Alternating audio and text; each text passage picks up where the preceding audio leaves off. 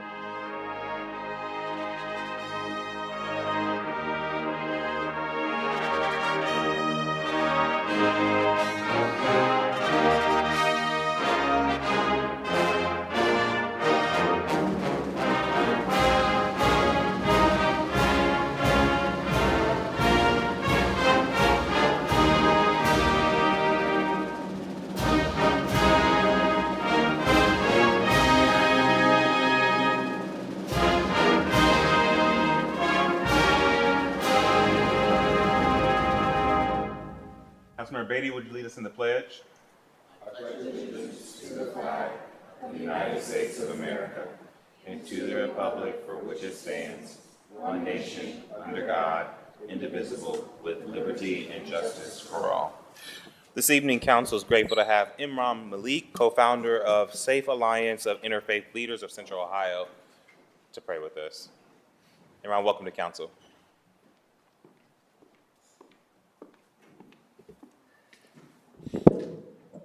Council President and Council leadership, thank you for having me here today. It is said in the book of Holy Quran that leaders come from people, and people's actions, are what guides the decision of the nations. So let's put our hands and our hearts together and join me in this small interfaith prayer, and we can hold our collective amen towards the end. So please bear with me. Dear gracious God, merciful God, you are the eternal source of all peace, prosperity, and healings. So bless us all with heavenly peace, tranquil prosperity, and blissful health of our minds and bodies at all time. Bless all who are here in presence in this room.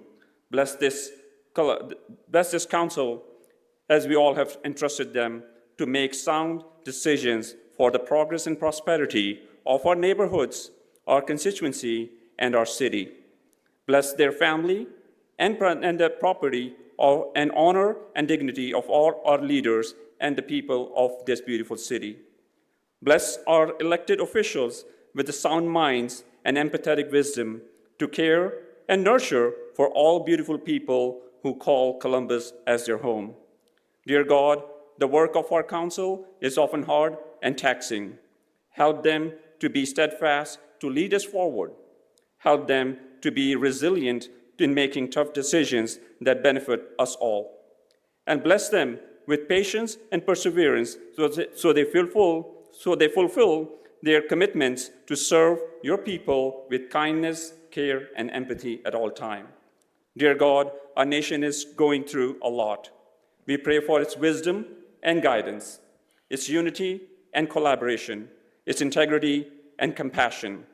Gracious God, we pray for your blessing on our city council.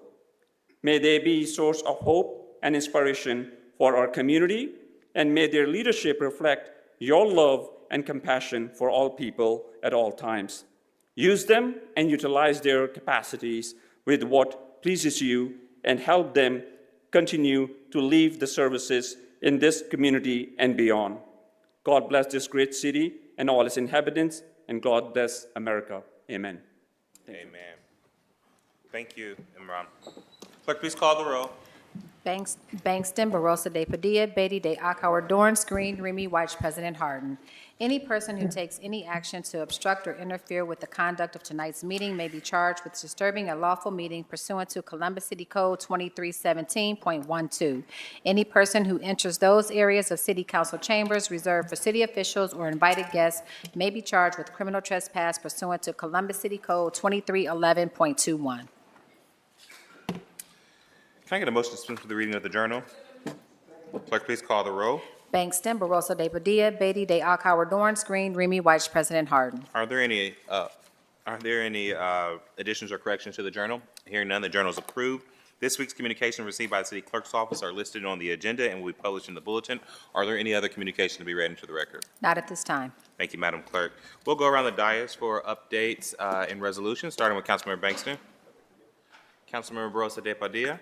Thank you, Council President. I have a few announcements this evening. First, I have 2 invitations, so grab your calendars and your pencils. First, join us for our Open Street 614 event on August 24th here in everyone's neighborhood, downtown Columbus, where we will walk, roll, and play safely in the streets. This is one of 3 events where we will truly make the streets open to all. Please check out our social media and our website to find out more. You can visit DCI's website. They have a ton of events on there, and we're proud to be one of them. Secondly, please join us on September 8th here at City Hall. It is our first meeting back from break, where we will kick off Latino Heritage Month and the annual illumination of City Hall and the Padrinos reception. Join us as we celebrate Latino leaders in the greater Columbus area who have demonstrated dedication to community building and commitment to preserving Latino culture. The Padrinos are like the Grand Marshals, if you will also preside over the 4th annual Latino Heritage Month Parade on September 13th. Head to our socials and website to find out more.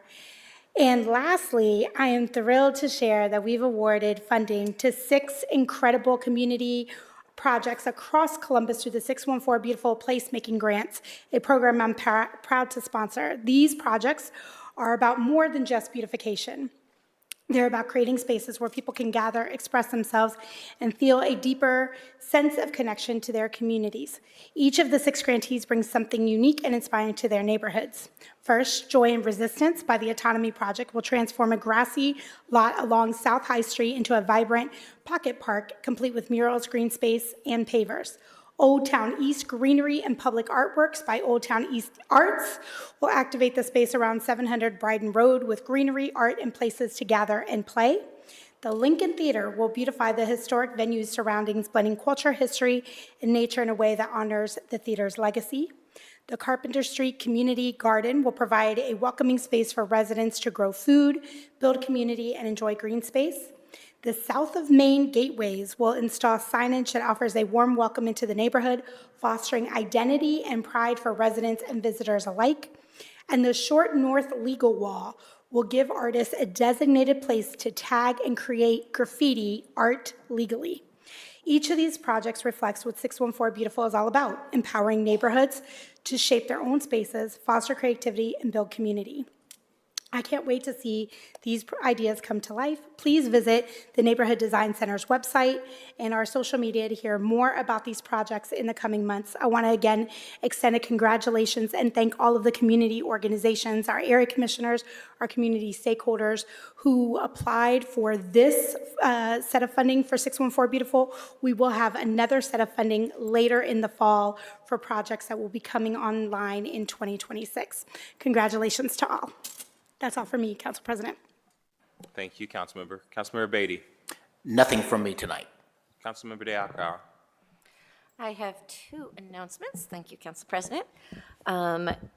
On July 31st, that is the deadline for the Getting Grant Ready Academy. So all you small, scrappy nonprofits out there working in health and human services and youth programming, if you'd like to participate in the academy, please be sure to submit your applications by this Thursday. And finally, on August 7th, we have our Rise Up C-Bus on Bethel from 4:30 to 7:30. It is in the front parking lot of Bethel International, and I will be holding community hours there. That's all for me.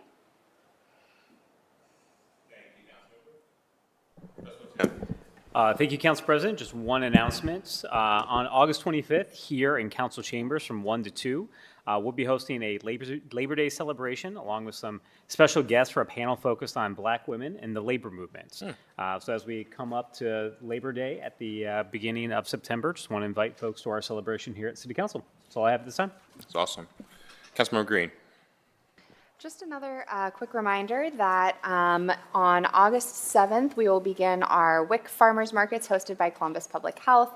Our clients who are a part of the WIC program can receive a $30 coupon. You can also stack your benefits with the WIC Farmers Market, but anyone can join and attend the Farmers Market and get fresh foods from it. And it was one of my favorite days of the year every year at CPH. So come on down and join us. And that's all for me. Thank you. Councilmember Remy. Thank you very much, Council President. Tonight I have one announcement. Good evening, everyone.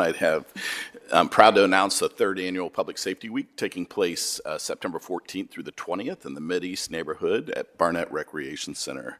Now in its third year, Public Safety Week is dedicated time to bring neighbors, city departments, fire and police, and community organizations together around the shared goal of building a safer Columbus. Please save the date. More information and a full schedule of events will be shared soon, and I look forward to working with our partners to continue strengthening the bonds between residents and the resources that keep our communities safe. And that is all I have. Happy August. Thank you, Councilmember. Councilmember White. Thank you, Council President. Just one quick announcement. I want to acknowledge that the National Weather Service has issued a heat advisory starting today and ending tomorrow night with heat index values potentially topping 100 degrees. I want to encourage folks to stay indoors if you can, otherwise stay hydrated, and if needed, visit a cooling center. Also want to acknowledge the city departments and community partners who really stepped up over the last couple of weeks when we've had heat advisories. Obviously, Columbus Recreation and Parks, Community Development for All People, First Step Recovery, and Third Watch for acting as heating and cooling locations. Also acknowledge COSI for donating, or I want to acknowledge COSI for giving tickets to support families in some of these cooling centers or in our shelter network, which really gave kids an opportunity to learn and explore while escaping the heat. Just want to keep reminding folks that this extreme weather is something we're likely to see normalized here in Central Ohio. The more we can do to kind of be prepared, the better we will be to be sustainable for our residents going forward. We are already having conversations on what warming centers look like. This is something that this council and this administration truly takes serious. So thank you to all those partners. Appreciate their continued work and support to kind of make sure our residents can stay safe during these challenging times. That's it for me. Thank you, Councilmember, and thank you for your leadership in making sure that we're all safe during the swings of the weather that we will be experiencing. I have first an announcement. You might see that this meeting is a little bit longer. That's because this is our last meeting before August recess, and so I just want to thank the administration, the directors we've been working with to prepare for recess. A lot of legislation coming through, a lot of conversations been had. Just appreciate that. Just want to let folks know that even though we will not be meeting here on Mondays throughout August, we are still working for you. So if you have issues, please reach out to council member offices, and we will probably see a lot of folks out next week for National Night Out. So I do, though, have a resolution, a very special resolution, and as I read this resolution, I would like to invite Ms. Rita Parise and her husband Tom down to the podium. So I have resolution 0173X-2025. It's to recognize and congratulate Rita Parise on her retirement and distinguished service to the city of Columbus. Rita is here with her husband Tom and co-workers from the Columbus Housing Division. Co-workers? Do we have co-workers too? Yeah. Oh, look, you have a great team. Today, I'm honored to recognize and celebrate the distinguished service of Ms. Rita Parise. She's retiring after 18 years as housing administrator for the city of Columbus and after 30 years in public service.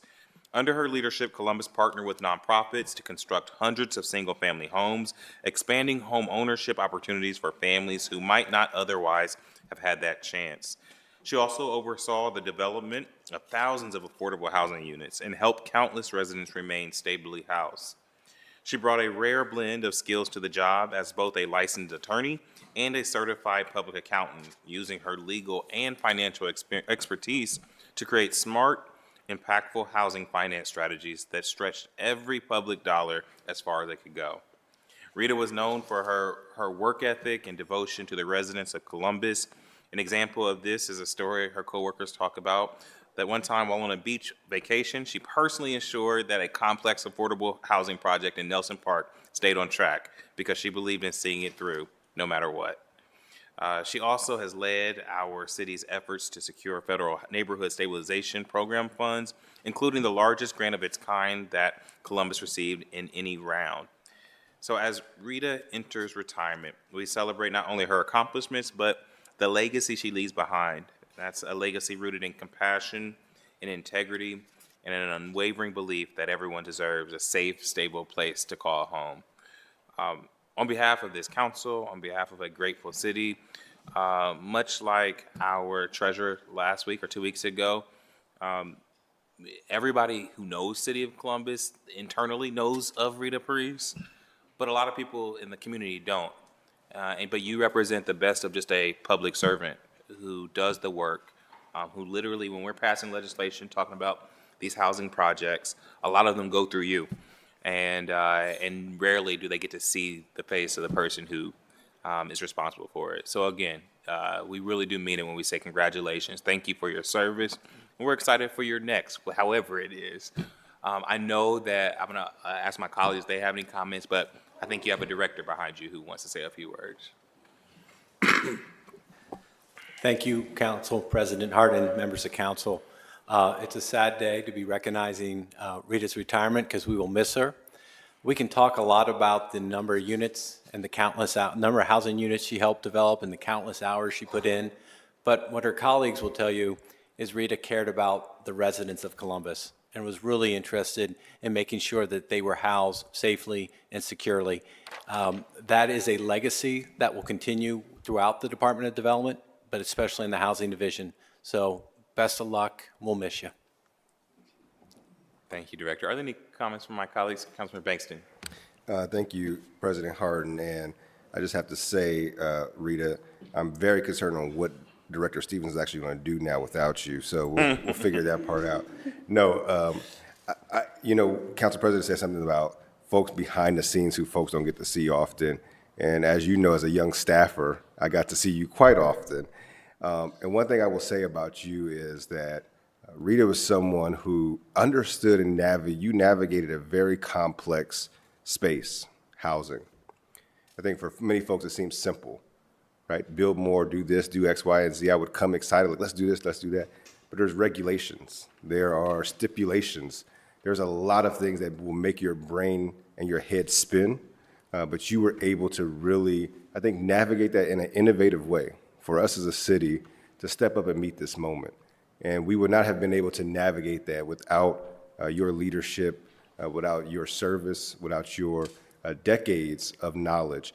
And so, yes, it will be missed, but I know that you have a great team behind you who you've left, I'm sure, a playbook to that I do not want to read. But I still have your cell phone number, so I will call you if I need to. But I just want to say congratulations. It is well-deserved, and this city is in a better position to continue to build on the momentum we have in the housing space because of your efforts. So thank you, job well done, and you are, again, the epitome of public service. Thank you. Councilman Beatty.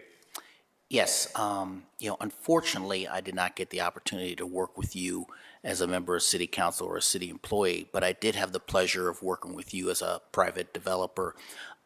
Rita and I, back in 2021, worked on a couple of different deals for affordable housing, and I can say that she was always respectful.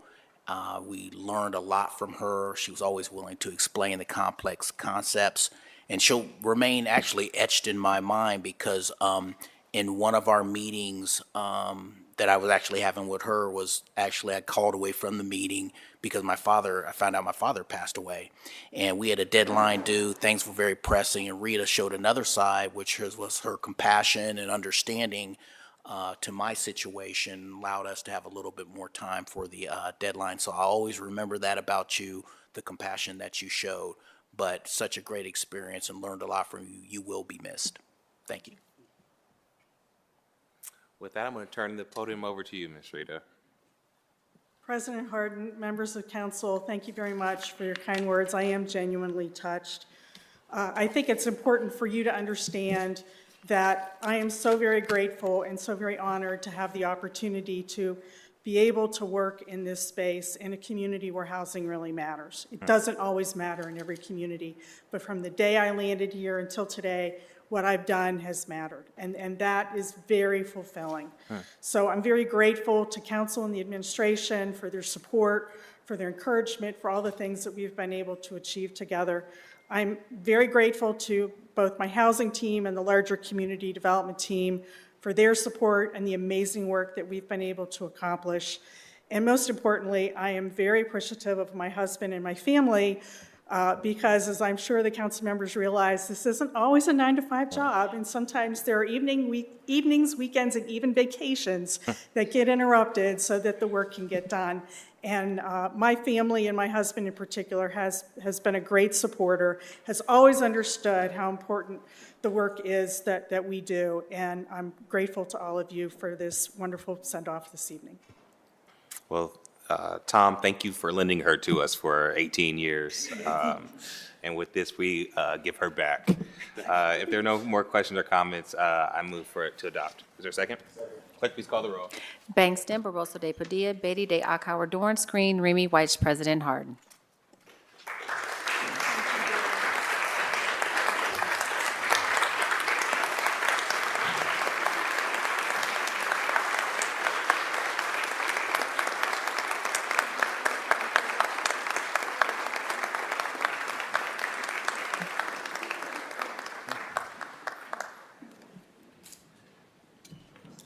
Are there any comments by our elected officials, the city attorney's office, auditor, treasurer's office? Seeing none, at this time, I request the following ordinance be removed from the consent action portion of the agenda. That is Finance and Governance Ordinance 2077-2025. Are there any other requests by members of council for the removal of an ordinance or resolution from consent portion of the agenda? Seeing none, may we now have a motion to waive the readings of title of third-day legislation by the city clerk? Clerk, please call the roll. Bangston, Barosa de Padilla, Beatty de Akauer, Dorance Green, Remy White, President Harden. Thank you. Will the clerk now read into the record ordinance numbers of 30-day legislation on tonight's agenda for first reading? In economic development and small and minority business, we have ordinances 1082, 1955, 2040, and 2100-2025. Neighborhoods, Recreation, and Parks Committee, we have ordinances 1931, 1934, 1941, 1944, 1947-2025. Workforce, Education, and Labor Committee, we have ordinance 2135-2025. Public Safety and Criminal Justice Committee, ordinance 2042-2025. Public Utilities and Sustainability Committee, we have ordinances 1891, 1974, and 1989-2025. Rules and Policy Committee, we have ordinances 2116, 2089, and 2101-2025. Thank you, Madam Clerk. We have no speakers on the first reading portion of the agenda. The following ordinances appear on our agenda as consent actions. Will the clerk now read those into the record? Resolutions of expression 183X, 175X, 176X, and 182X-2025. Finance and Governance Committee, ordinances 1711, 1872, 1961, 1997, 2004, 2027, 2062, 2074, 2115-2025. Economic Development and Smaller Minority Business, Resolution 179X, ordinances 1037, 2002, 2003, 2057, 2070, 2080, 2082, 2083, 2123, and 2124-2025. Public Service and Transportation Committee, we have Resolution 168X-2025, ordinances 1987, 1988, 2021, and 2079-2025. Neighborhoods, Recreation, and Parks Committee, ordinances 1789, 1927, 1929, 1930, 1933, 1936, 1938, 1940, 1946, 1948, 1949, 1950, 1952, and 2103-2025. Workforce, Education, and Labor Committee, ordinances 1634 and 2081-2025. Health, Human Services, and Equity Committee, ordinances 1831, 1832, 1833-2025. Public Safety and Criminal Justice Committee, ordinances 1965, 2014, 2015, 2063, and 2158-2025. Public Utilities and Sustainability Committee, ordinances 1811, 1864, 1879, 1906, 2032, and 2136-2025. Housing, Homelessness, and Building Committee ordinances 1837, 1908, 1909, 1918, 1994, 1995, 2067, 2084, 2085, 2086, 2106, 2114, 2117, and 2150-2025. Rules and Policy, we have appointments from the mayor, A 124, 125, 126, and 127-2025. Thank you, Madam Clerk. Are there any questions or comments for the consent portion of the agenda? Hearing none, may I have a motion for approval of these items designated as consent by voice? Is there a second? Clerk, please call the roll by voice. Bangston, Yes, with the exception of ordinances 1831, 32, and 33-2025, from which I'm abstaining. Barosa de Padilla. Beatty. Dayakauer. Dorns. Green. Yes, with the exception of ordinance 1987-2025, from which I abstain. Remy. White. President Harden. Yes, the consent portion of our agenda passed with the noted exceptions. We'll now proceed with the second reading of 30-day postponed and emergency legislation. First committee to come before council is the Finance and Governance Committee chaired by Councilmember Bangston. Councilmember, the floor is yours. Thank you, President Harden. And before I start, I just also want to thank our clerk's office tonight because we do have a new clerk in this role, and this is our meeting before August recess. So folks are jamming a lot of stuff in there. So thank you to the directors, but also thank you to our clerk and her team. I said, as long as it makes sense to you, then I'm good with it. So we're good to go. Yes, sir. With that, we will start Finance and Governance Committee with Resolution 0156X-2025 to accept the Capital Improvements Program 2025 through 2030 as described herein as the primary guide for future capital improvements budget ordinances and to declare an emergency. This resolution represents the city's annual capital improvements program, while the next ordinance, Ordinance 1790-2025, represents this year's capital improvements budget. As a refresher, the Capital Improvements Program, or the CIP as we call it, is the city's 6-year capital improvement plan for all departments for the period of 2025 through 2030. It outlines current year and future year anticipated investments in city capital infrastructure projects. The 2025 Capital Improvement Budget, or CIB, represents the first year of the city's capital improvement program and is subject to the passage of this resolution. Capital improvements refer to physical assets here in the city. That's our roads, our parks, sidewalks, and other physical infrastructure. Over the last 2 weeks, council held 2 hearings on the capital budget, done in concert with the administration's 3 capital budget town halls. Tonight, council will be amending the mayor's proposed budget to include the following items: $450,000 to support design of Freedom Park and Joanne Park, located in the Westland and Northeast areas of the city.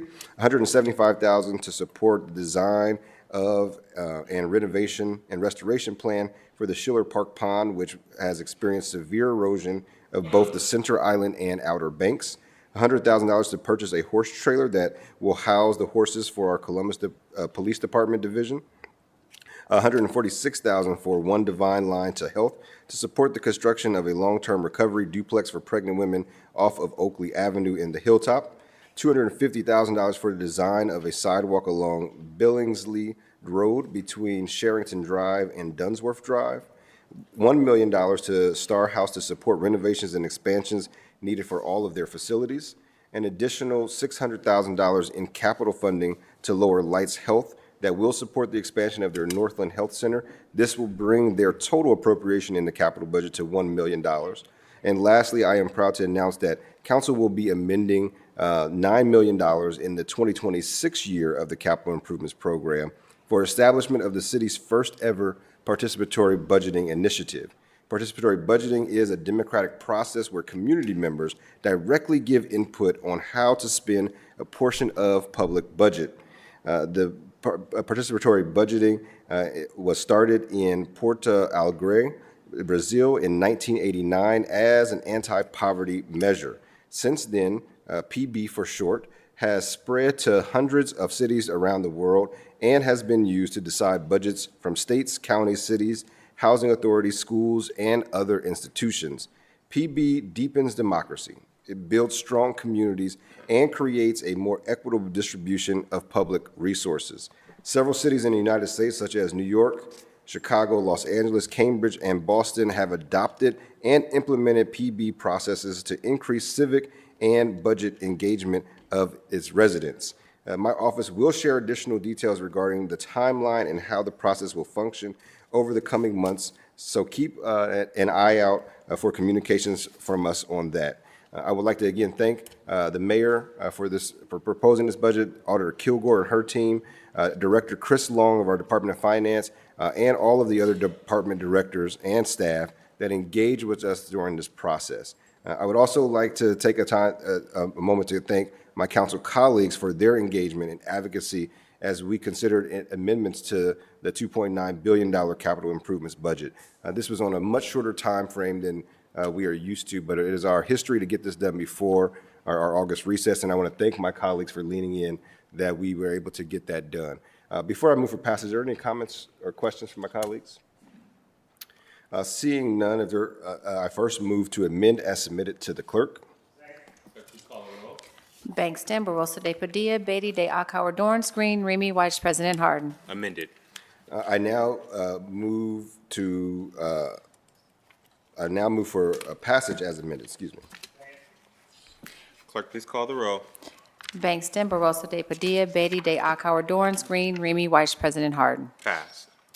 Thank you. And next, we have ordinance 1790-2025 to adopt a capital improvements budget for the 12 months ending December 31, 2025, or until such a time as a new capital improvements budget is adopted, establishing a project budget for capital improvements requiring legislative authorization in 2025 to repeal ordinance number 1907-2024 as amended and to declare an emergency. As previously mentioned, this ordinance adopts the 2025 capital improvements budget, and we do have one speaker on this ordinance, Council President, before I move forward. So at this time, I'm going to call Nate Wilkins. Mr. Wilkins?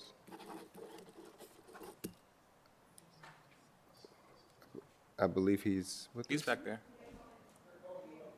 Oh, okay.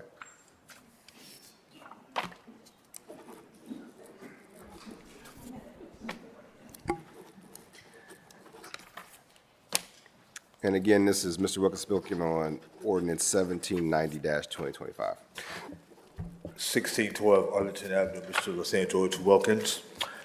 As a resident, I'm speaking in favor of this.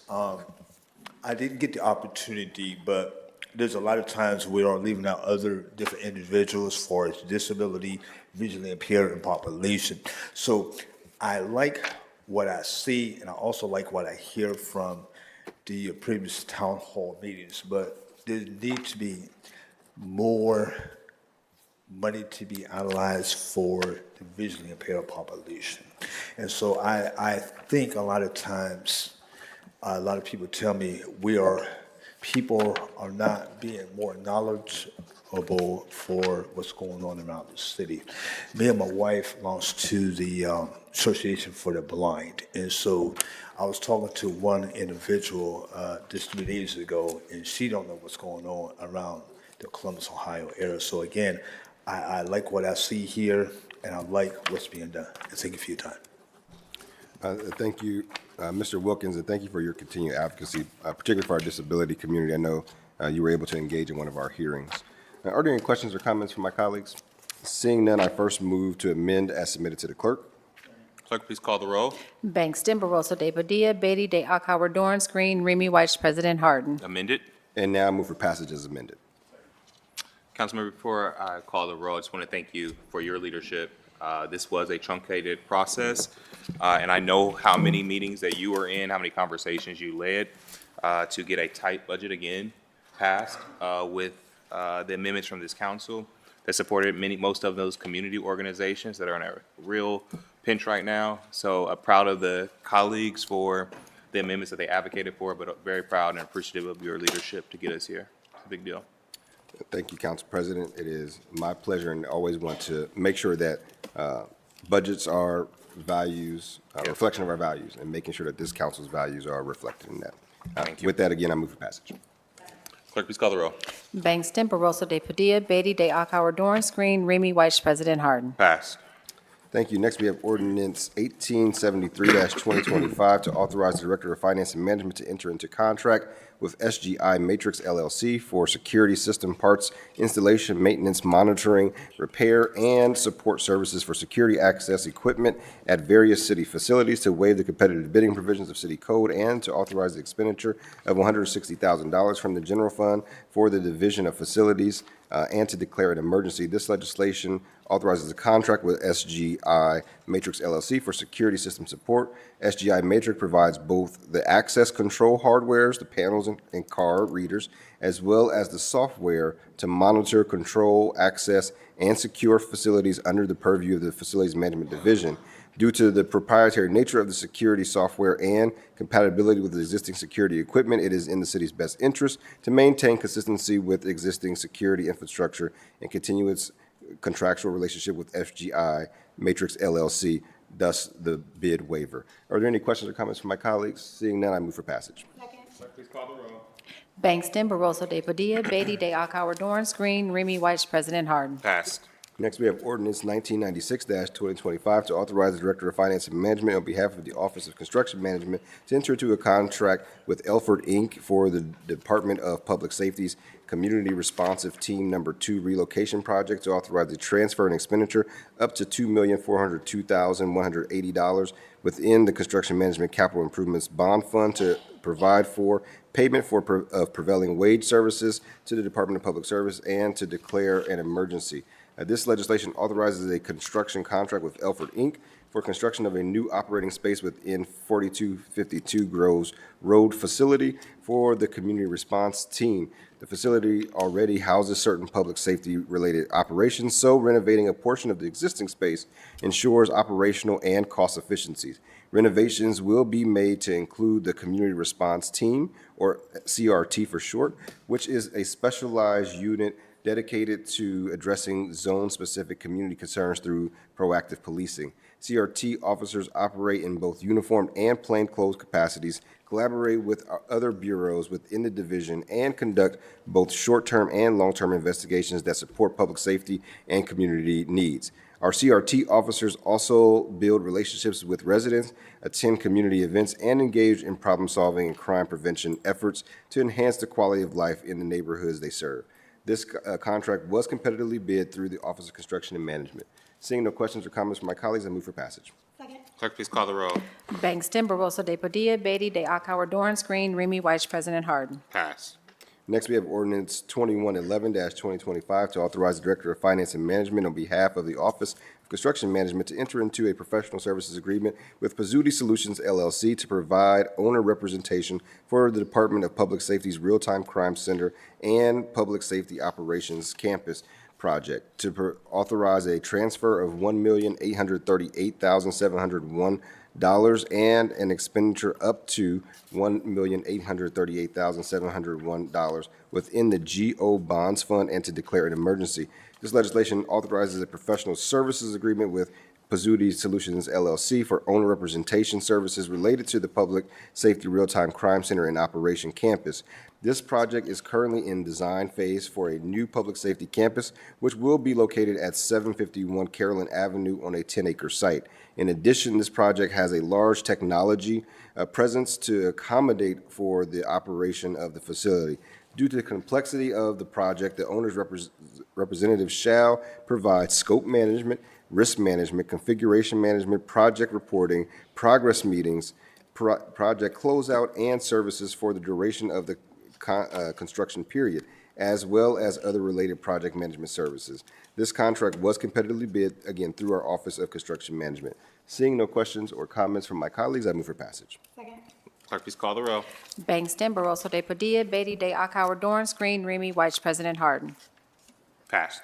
Next, we have ordinance 2112-2025 to authorize the Director of Finance and Management to enter into a contract on behalf of the Office of Construction Management with Smoot Construction Company of Ohio for the Department of Public Safety's Police Station 19 Hilltop area project, to authorize a transfer of $8,480,121.99 between the General Fund Income Tax Set-Aside Subfund and the Safety GO Bonds Fund to authorize the appropriation of $8,481,121.99 in the Income Tax Set-Aside Subfund and Safety GO Bonds Fund to authorize an expenditure up to $13,945,258 from the Safety GO Bonds Fund to provide for payment of prevailing wages, services to the Department of Public Service and to declare an emergency. This legislation authorizes a construction contract with Smoot Construction Company for the construction of a new division of Police Substation Number 19 to be located on Sullivan Avenue. Police substations serve as strategic hubs for distributing police resources, facilitating community engagement, providing administrative support, deterring crime, and improving the overall sense of safety in the area. Under this project, a new 13,500 square foot police substation will be built on a 4-acre site located at 1860 Sullivan Avenue. It will include updated technology, larger facilities for staff, and public amenities such as a community room. And just want to underscore how excited I am about this particular project. As a younger staffer, I had a chance to engage with the Hilltop community around the Envision Hilltop plan. This was one of those catalytic projects that the community directly asked for on Sullivan Avenue. So to see it come to fruition, again, chipping away at that Envision Hilltop plan and making sure that we are keeping up with the promises made there, I'm really excited about it. Are there any questions or comments from my colleagues? Seeing none, I move for passage. Clerk, please call the row. Bangston, Barosa de Padilla, Beatty de Akauer, Dorance Green, Remy White, President Harden. Passed. And next, we have ordinance 2051-2025 to authorize the issuance of limited tax bond anticipation notes in the amount not to exceed $23 million for the purpose of financing the cost of the purchase of IT hardware and software known as the Zero Trust Network Project, to authorize the expenditure of $25 million from the Info Services Operating Fund, and to declare an emergency. This ordinance and the next ordinance, 2095-2025, relate to the establishment of the city's Zero Trust Network. This ordinance issues $23 million in bond anticipation notes for the network. These notes provide the short-term financing to begin the process of implementing the Zero Trust Network. The next ordinance, 2095-2025, authorizes the city of Columbus through its Department of Technology to enter into a direct contract with AECOM to provide essential expertise in project planning, network architecture, device authentication, and phased implementation strategies, including the planning and development of a Zero Trust Network. Are there any questions or comments from my colleagues? Seeing none, I move for passage of ordinance 2051-2025. Clerk, please call the row. Bangston, Barosa de Padilla, Beatty de Akauer, Dorance Green, Remy White, President Harden. Passed. And next, we have ordinance 2095-2025 to authorize the Director of the Department of Technology to enter into a contract with AECOM Services of Ohio, Inc. for networking and Zero Trust implementation support services, to authorize the expenditure of $500,000 from the Department of Technology Information Services Operating Fund, to waive the competitive bidding provisions of Columbus City Code, and to declare an emergency. Seeing no questions or comments from my colleagues, I move for passage. Clerk, please call the row. Bangston, Barosa de Padilla, Beatty de Akauer, Dorance Green, Remy White, President Harden. Passed. Next, we have ordinance 2107-2025 to authorize the city attorney on behalf of the Department of Finance and Management to modify an existing agreement for special legal counsel services with Carpenter Lips LLP, to waive the competitive bidding and to increase funding, to authorize a transfer of $660,000 and an expenditure up to $660,000 within the general fund, and to declare an emergency. Carpenter Lips LLP is representing the city in an ongoing employment matter that necessitates an increase to the existing agreement. Are there any questions or comments from my colleagues? Seeing none, I move for passage. Clerk, please call the row. Bangston, Barosa de Padilla, Beatty de Akauer, Dorance Green, Remy White, President Harden. Passed. Thank you. Next, we have ordinance 2147-2025 to authorize the Department of Finance and Management to enter into a grant agreement with Ohio Ghana Festival in support of the 2025 Ohio Ghana Festival, and to authorize a transfer and expenditure within the general fund, and to declare an emergency. This ordinance provides $30,000 in grant funding to support the 2025 Ohio Ghana Festival, which will be happening next week, I believe, and we're really excited that we are going to be welcoming His Majesty the King of Accra, who will be here with us, and really looking forward not only to the cultural celebration that will happen, but also the economic development opportunities with that particular delegation's visit. Are there any questions or comments from my colleagues? Seeing none, I move for passage. Clerk, please call the row. Bangston, Barosa de Padilla, Beatty de Akauer, Dorance Green, Remy White, President Harden. Passed.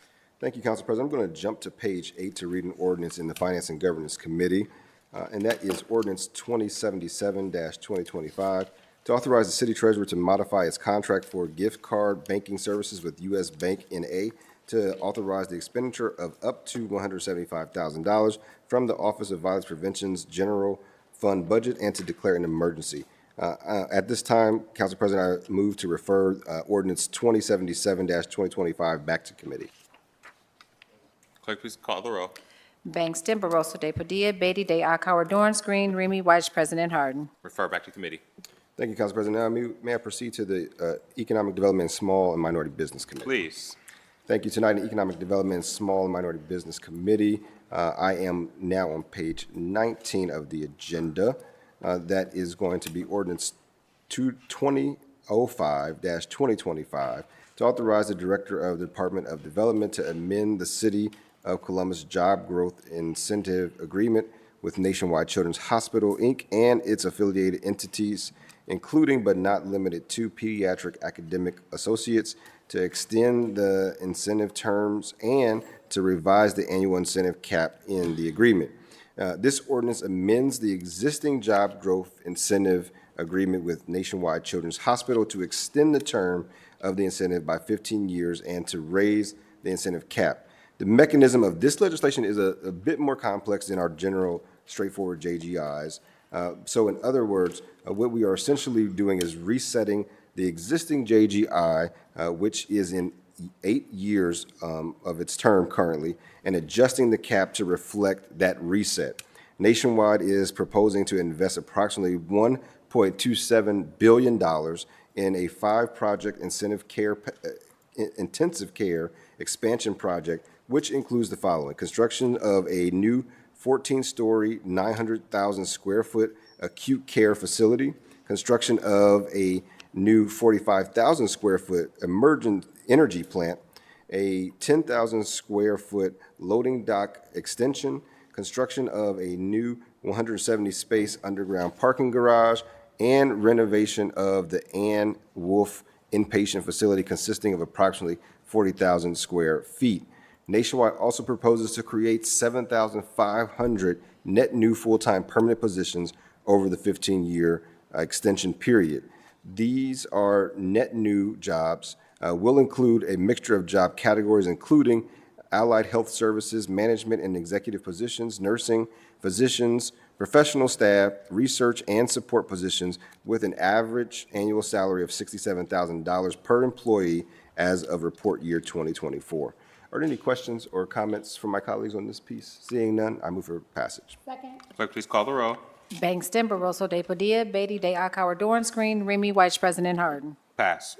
Next, we have Ordinance 2038-2025 to authorize a second amendment to the TIF agreement with Ohio Health to amend Ordinance number 1224-20 to amend Ordinance number 1224-2009 to remove certain tax parcels exempted by that ordinance from the Ohio Health TIF, to create the Olentangy 315 North TIF with one of those removed parcels, to declare the improvements to the Olentangy 315 North TIF parcel to be a public purpose and exempt from real property taxation, to require the owners of the parcels in the Olentangy 315 North TIF to make service payments in lieu of taxes, to require the distribution of the applicable portion of those service payments to the Columbus City School District, to deposit the City of Columbus remainder of those service payments into the Olentangy 315 North TIF Fund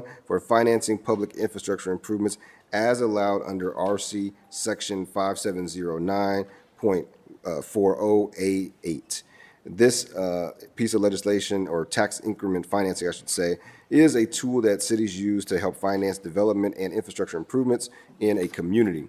A TIF effectively establishes a baseline on the property tax collected in a geographic boundary, when it begins. Then, any new tax revenue growth above the baseline is exempted from the property taxes for a period of time, and the money from the resulting TIF fund may be invested into public infrastructure improvements within and around the boundaries.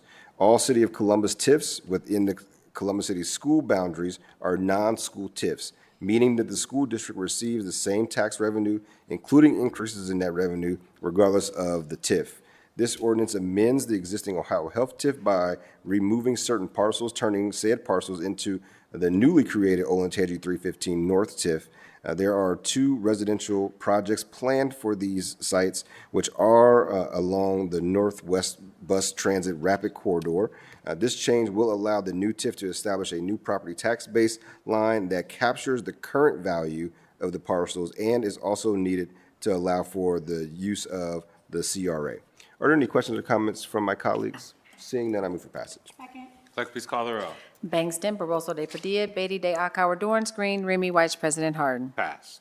And next, we have a similar ordinance in 2039-2025 to amend ordinance number 2189-2011 to remove certain tax parcels exempted by that ordinance from the Olentangy and North Broadway TIF to create the Olentangy 315 South TIF with those removed parcels and additional parcels removed from the Ohio Health TIF by separate ordinance, to declare the improvements to the Olentangy 315 South TIF parcels to be a public purpose and exempt from real property taxation, to require the owners of the parcels in the Olentangy 315 South TIF to make service payments in lieu of taxes, to require the distribution of the applicable portion of those service payments to the Columbus City School District, to deposit the remainder of those service payments into Olentangy 315 South TIF Fund for financing public infrastructure improvements as allowed under ORC Section 5709.4088, and to authorize the Director of the Department of Development to enter into an economic development agreement between the city and Crawford Hoying Ltd. and or its affiliates. Mechanically, this ordinance is exactly the same as the previous ordinance. The main difference is that this ordinance removes parcels from the Olentangy and North Broadway TIF to create the Olentangy 315 South TIF. These are companion pieces, if you will, for that residential development that we previously discussed. Are there any questions or comments from my colleagues? Seeing none, I move for passage. Clerk, please call the row. Bangston, Barosa de Padilla, Beatty de Akauer, Dorance Green, Remy White, President Harden. Passed. Thank you, Council President. At this point, I'm going to jump to page 2 of the agenda to read 4 additional ordinances in Economic Development and Small Minority Business Committee. We have first ordinance 1082-2025 to authorize the Director of Development to modify this agreement in an amount up to $200,000 with the Greater Columbus Convention and Visitors Bureau, Inc., doing business as Experience Columbus, for the purpose of providing support to the organization's efforts to market Columbus, to authorize the appropriation and expenditure up to $200,000 from the Neighborhood Initiatives Fund to advance funding per a predetermined schedule. Experience Columbus is the city's chief marketer and has become a pivotal partner in the development and execution of some of the city's incubation and development efforts in small business ecosystem. This funding simply modifies their contract to increase the amount of support that we are giving to them for this year. Are there any questions or comments from my colleagues? Seeing none, I move for passage. Clerk, please call the row. Actually, no, I apologize. I first move to waive second reading. Clerk, please call the row. Bangston, Barosa de Padilla, Beatty de Akauer, Dorance Green, Remy White, President Harden. Minute. And now I move for passage.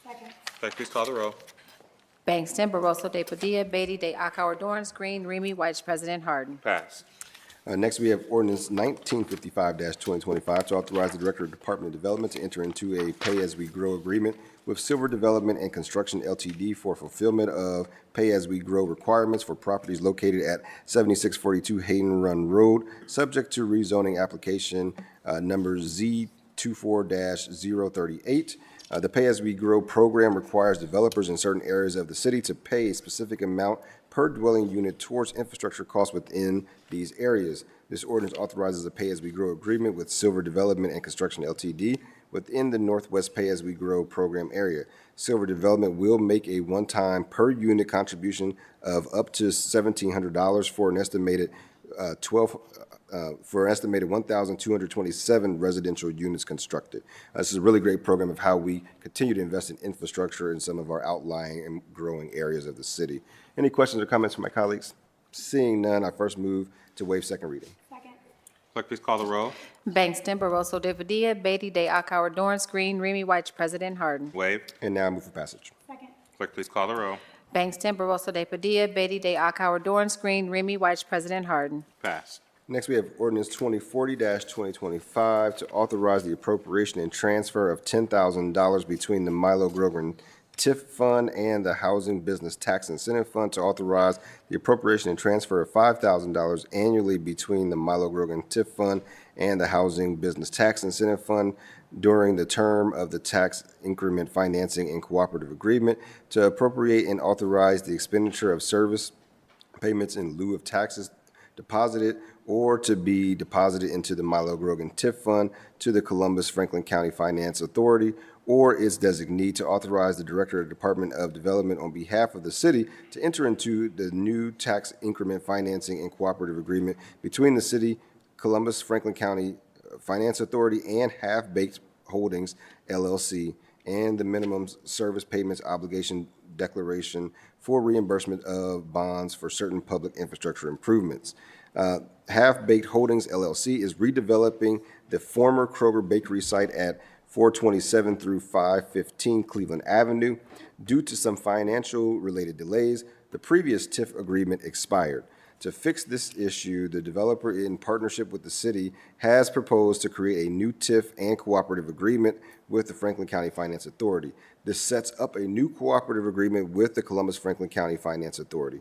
This ordinance also allows the developer to use the Milo Grogan TIF service payments for the reimbursement of bonds issued by Columbus Franklin County Finance Authority for the public infrastructure improvements identified in the cooperative agreement and prior TIF agreement. Seeing no questions or comments from my colleagues, I first move to waive second reading. Clerk, please call the row. Bangston, Baroso de Padilla, Beatty, De Akauer, Dorance Green, Remy White, President Harden. Waived. And now I move for passage. Clerk, please call the row.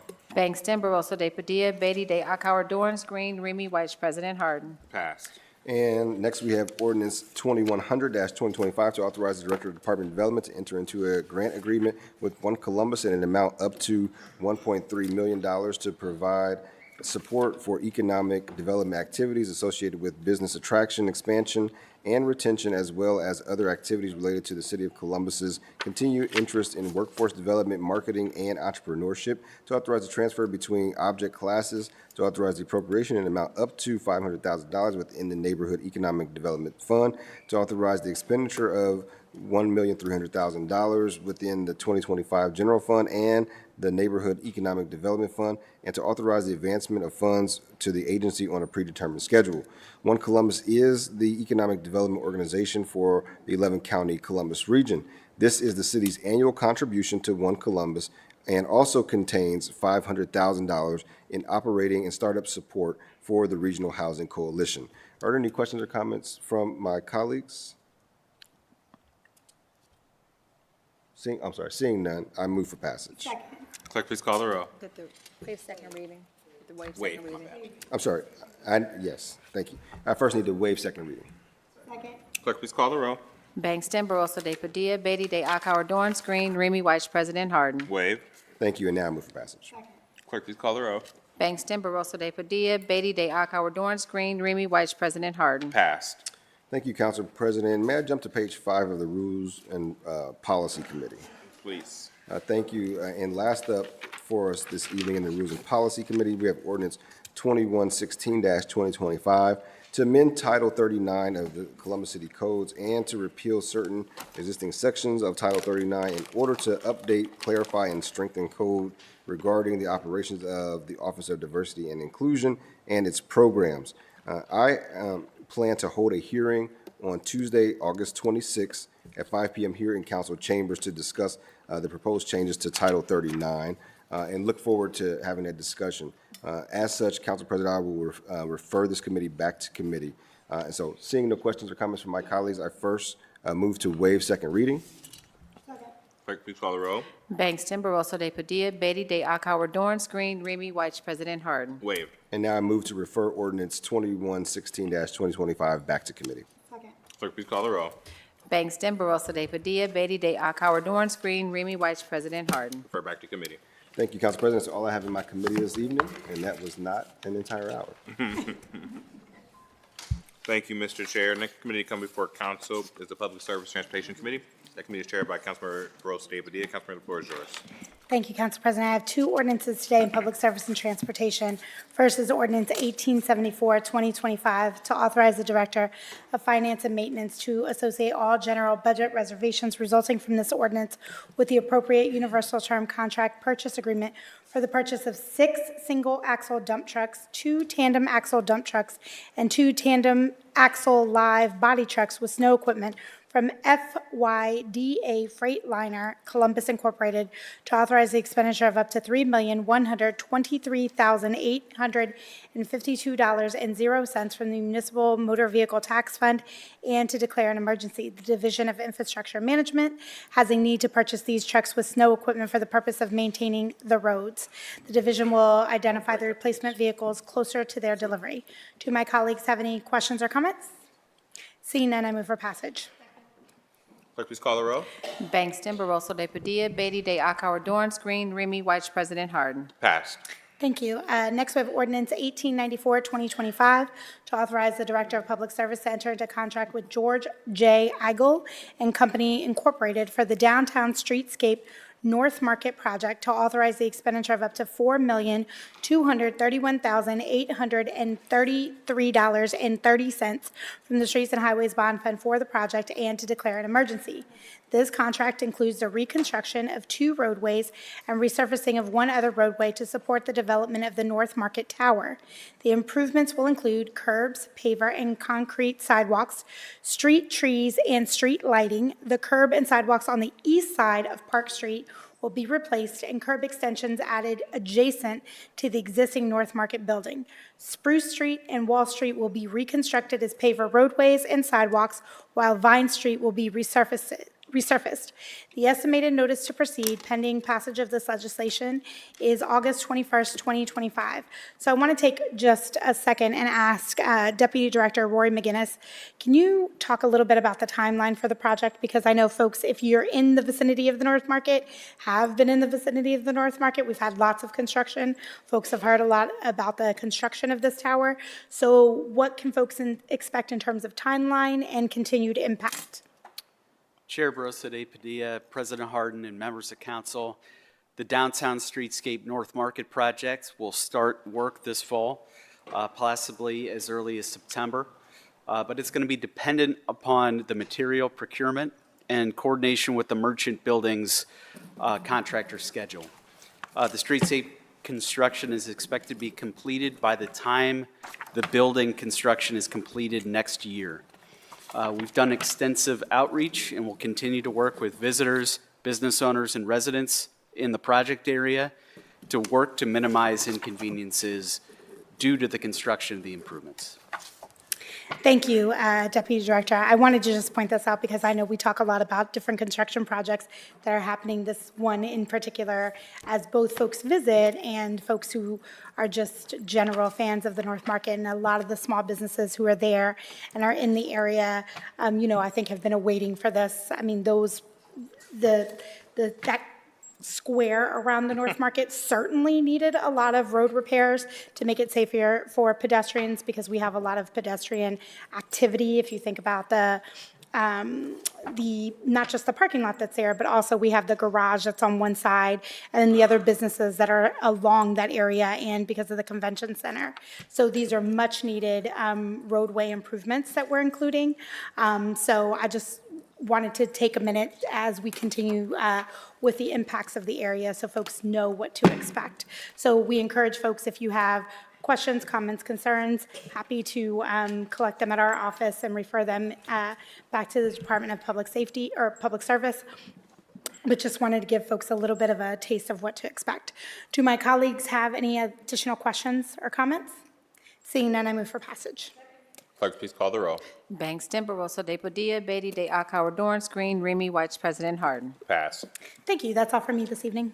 Thank you, Madam Chair. I'm actually going to ask my colleagues for a motion to recess. I know we have a big conversation to happen in the next committee, and I want to take a 15-minute recess, come back and start zoning promptly at 6:30 to continue to move us through this evening. So is there a motion to recess?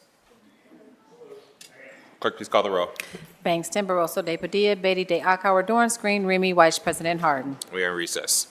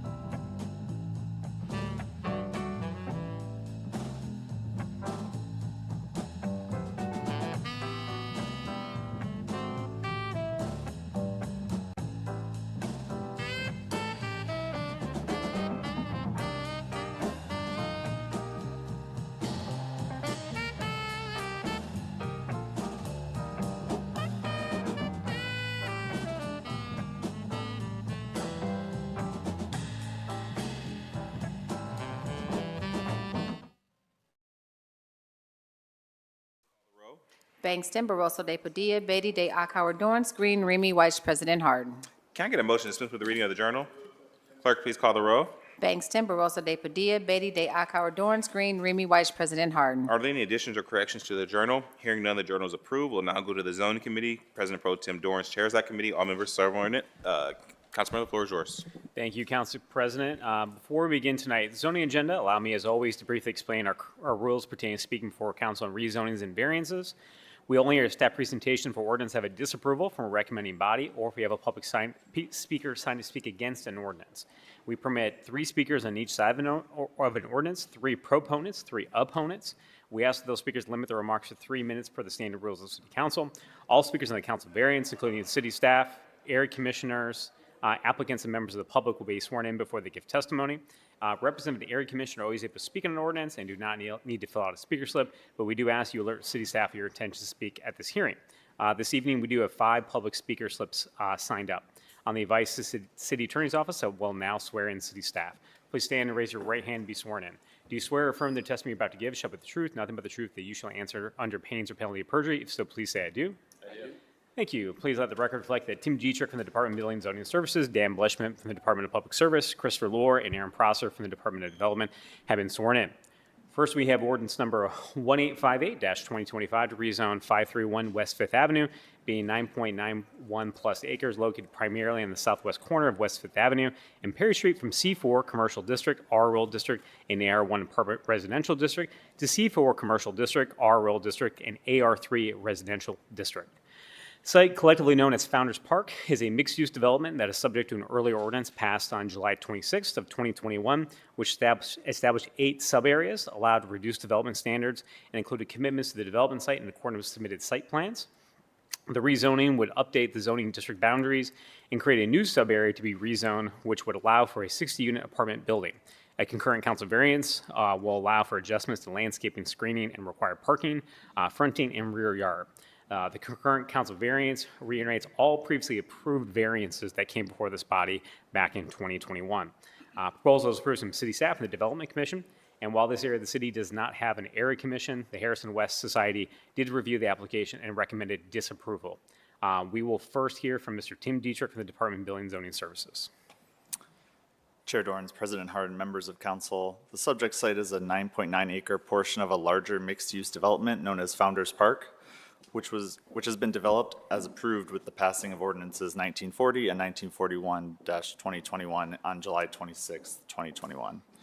The request before you tonight accomplishes 2 things. Firstly, this request will make small adjustments to the zoning boundaries of Subarea C and Subarea F. Staff notes that there are no physical changes proposed to these subareas. Secondly, this request will create a new subarea known as D2, which will be rezoned from AR1 Apartment Residential District to AR3 Apartment Residential District. This portion of Founders Park was previously approved to be developed with a 20-unit apartment building and a 7-unit townhouse-style building for a total of 27 dwelling units. The requested AR3 district will allow a 60-unit apartment building representing an increase of 33 dwelling units. North of the site is the Patel Memorial Institute in the LUCRPD Limited University College Research Park District. South of the site is a park in the C2 Commercial District and single and 2-unit dwellings in the R2F Residential District. East of the site are single and 2-unit dwellings in the R2F District, and west of the site is the Olentangy River.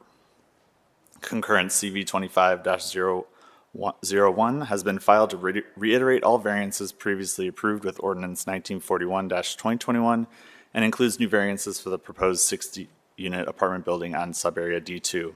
That request will be heard later on this evening's agenda. The requested C4 Commercial District and R Rural District will update zoning boundaries that were previously approved by Ordinance 1940-2021 regarding subarea C and subarea F. Additionally, a portion of existing subarea D, currently zoned AR1, will become a new subarea known as subarea D2 and will be rezoned to AR3, allowing a 60-unit apartment building.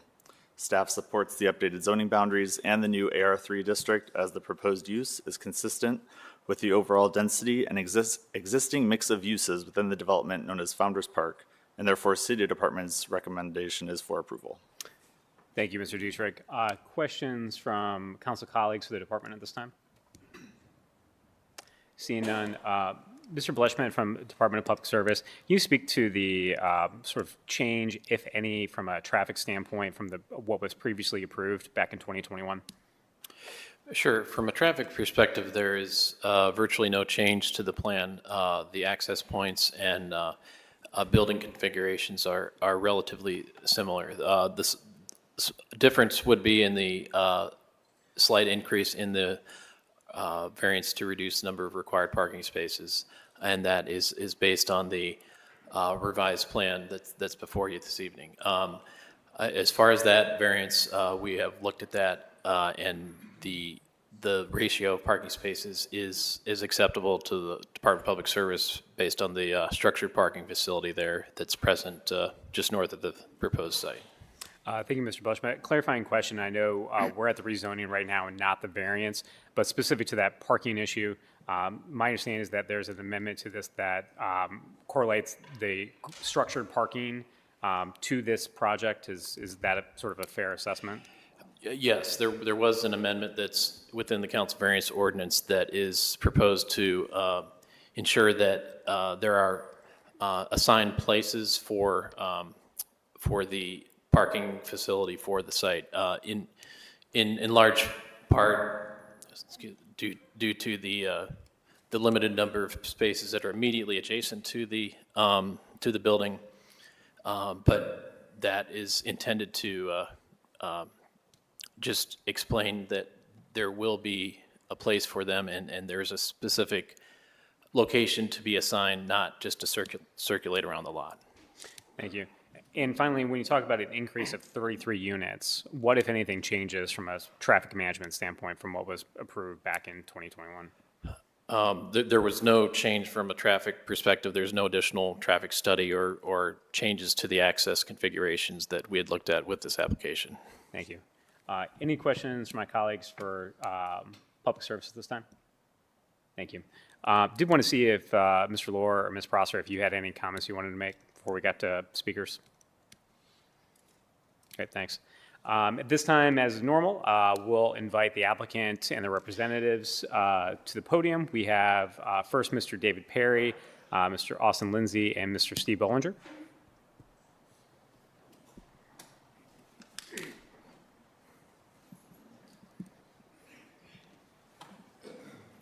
Mr. Bollinger, welcome to council.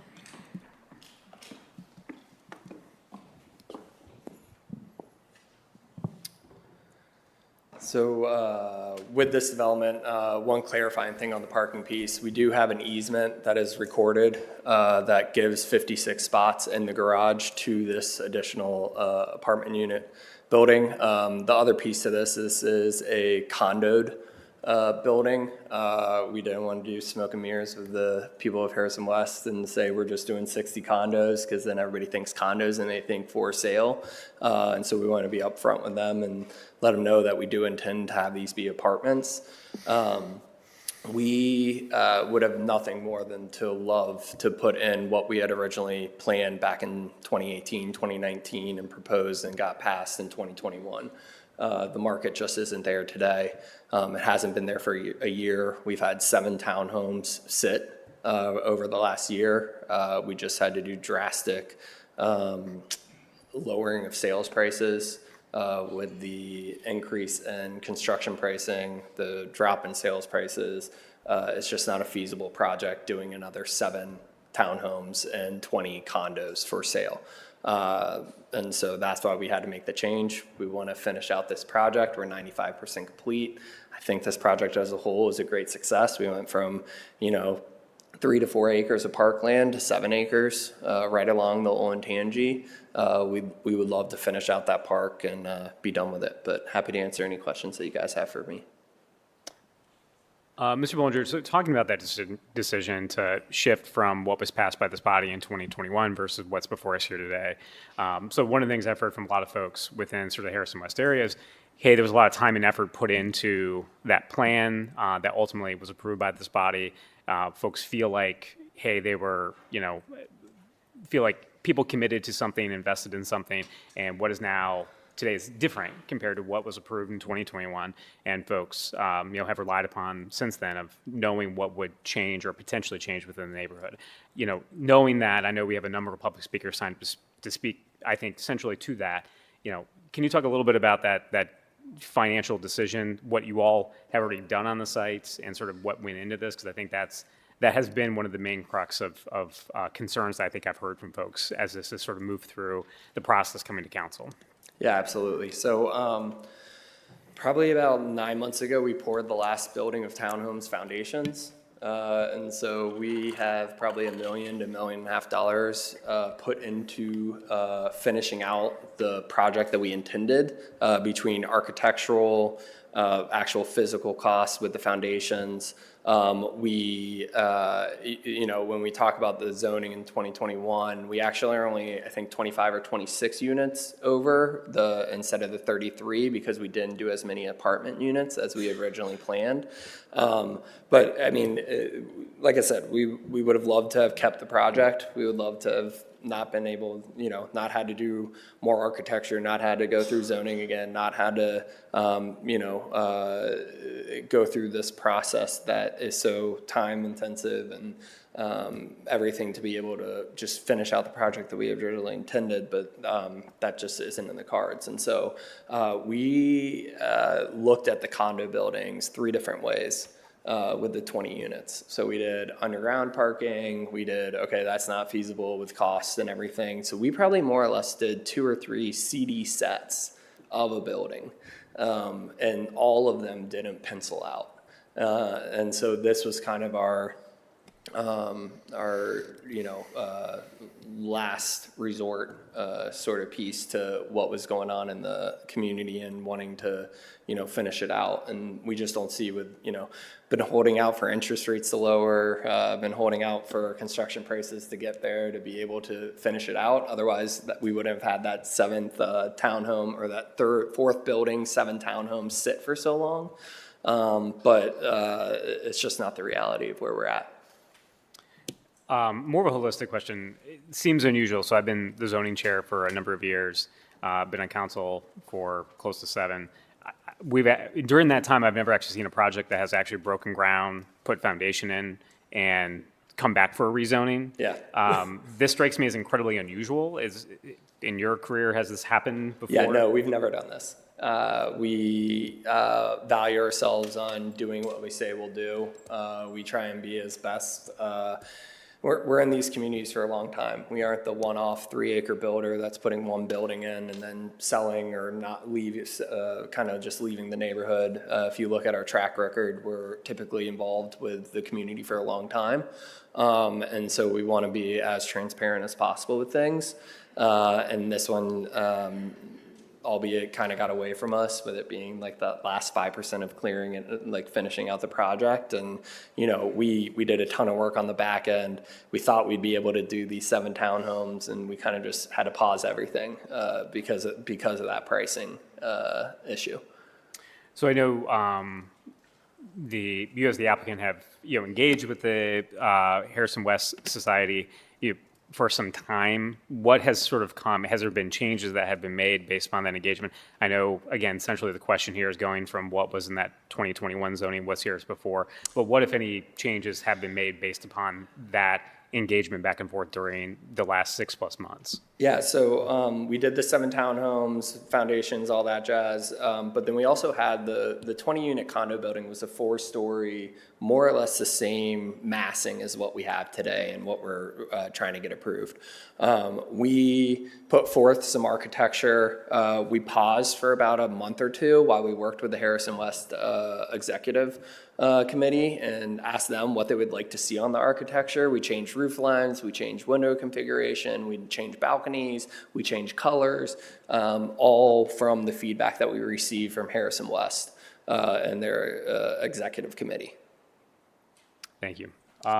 Questions to the applicant at this time from council members? Councilmember White. Thank you, Chair. Just one quick question. So let's say this doesn't happen. What are the alternatives? Do you power through and lose the money, or do you attempt to sell off the parcel? Sell off the parcel. To a sit on it. new developer who may decide that apartments is what they want to do anyway. Yep. Thank you. Other questions from council members of the applicant at this time? Mr. Billinger, I'll invite you to come back up. So we've got a number of public speakers. So when I invite you back up, you're welcome either to respond directly to the questions or concerns that folks have, or be able to summarize. But council members will have the opportunity to ask you questions then as well. Yeah, perfect. Great. Thank you. Thank you. The first public speaker to stand up to speak against this ordinance is Dr. Sumit Shah. Doctor, are you with us? Welcome to council, sir.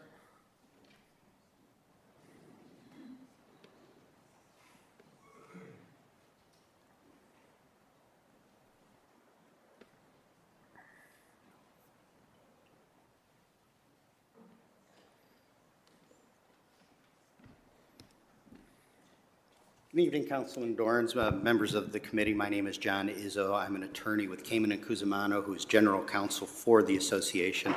I just wanted to thank the council for taking this matter seriously as you have, reviewing all the information.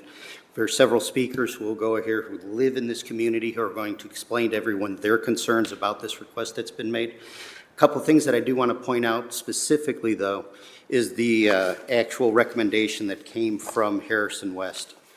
They have seen this as nothing more than a benefit or a change that only benefits the developer itself. They believe that this is commercial in nature, the request, and quite frankly, it appears that from reading their basis for the recommendation to deny it, is it has to do with the economic plans, yet these economic plans are being outweighed by what's happening in the community. And there's several speakers, so I'll go ahead and address that more fully. Thank you. First, I want to, good evening, my name is Sumit Shah. I am the HOA president at the MI Homes at Founders Park. We're currently the only non-developer controlled HOA in this community. I speak tonight not just on behalf of myself, but also on behalf of the 42 homeowners whose properties sit directly adjacent to the proposed rezoning site at the heart of this request, and we all share the same opinion and have sent, many of our neighbors and homeowners have sent letters to members of council. We urge you to reject this application, the rezoning application for the 60-unit building in place of the already approved townhomes and condos. We do believe it's a last-minute pivot that undermines more than a decade of planning, investment, and community trust. They, as has been shared, they're not only requesting a rezoning, but also a zoning variance to reduce the required number of parking for this structure. And this development was initially created to have a balance of homes, apartments, retail, senior living facility, hotel, restaurant. There were 42 single-family detached condos or homes that were slated. The 28 townhomes and then the 20 condo unit building, along with over approximately 350 apartment units, which have already been built. And that was approved, which we felt and the community at that time felt was a good balance, which is why the initial plan had unanimous approval from all the community groups and was done after a lot of planning and a lot of conversation. We felt that I guess real quick, related to the hardship on the townhomes not selling, we believe that claim is false. Just in the past 4 months, 3 of the townhomes have sold. In the most recent sale, which just happened last month, was 1239 Perry Street, which is one of the Thrive townhomes, which actually sold for $50,000 more than its original asking purchase price, and it was in contract within 13 days. In addition, 524 and 526 Riverfront Lane also sold within the past 4 months. And this is all despite a national housing slowdown that's occurring. I believe by our count and the auditor's site, they have about 6 out of 21 units that are still for sale. And based on conversations with realtors, there is demand for these, especially with the pricing adjustment We believe that market conditions, shouldn't dictate when rezoning is accepted or not, because each time rates obviously fluctuate. It's a normal course of business and decisions and risks that people who purchase homes as homeowners and invest into a community make, and also developers make when they decide to, get contracts to develop a site. And we do believe in the zone-in initiative that the city has, but we don't believe that this will significantly increase housing density in a meaningful way that makes communities more livable and affordable. We really believe this does neither. This is done on it is the last set of undeveloped parcel in Founders Park, but it also happens to be the prime parcel that's adjacent to the park that was publicly funded and developed. And I know that many individuals that we've talked to were waiting to purchase a townhome or a condo along this prime piece of real estate, and move their families there along the newly developed park. We have heard that from representatives that this is one of the reasons that the developer would like to transition to apartments, because they can charge a very high amount of rent in these for these apartments. We've also heard that these apartments, there's already talk of selling off the entire apartment building. I believe someone asked, what would you do if you didn't, if this was not approved? Well, the other Harrison West apartment building that the developer produced several years ago was sold off to White Oak, outside investment company, and at least that's what we've heard about this one as well, that it may be sold off. I just ask you to please consider the broader implications of this decision. We know you're under pressure to approve more housing, and we truly want to support Zone In. We just believe that this last-minute pivot, after so many individuals have made plans to move their families to this area, make home purchases, and settle, is not really doing the whole process justice.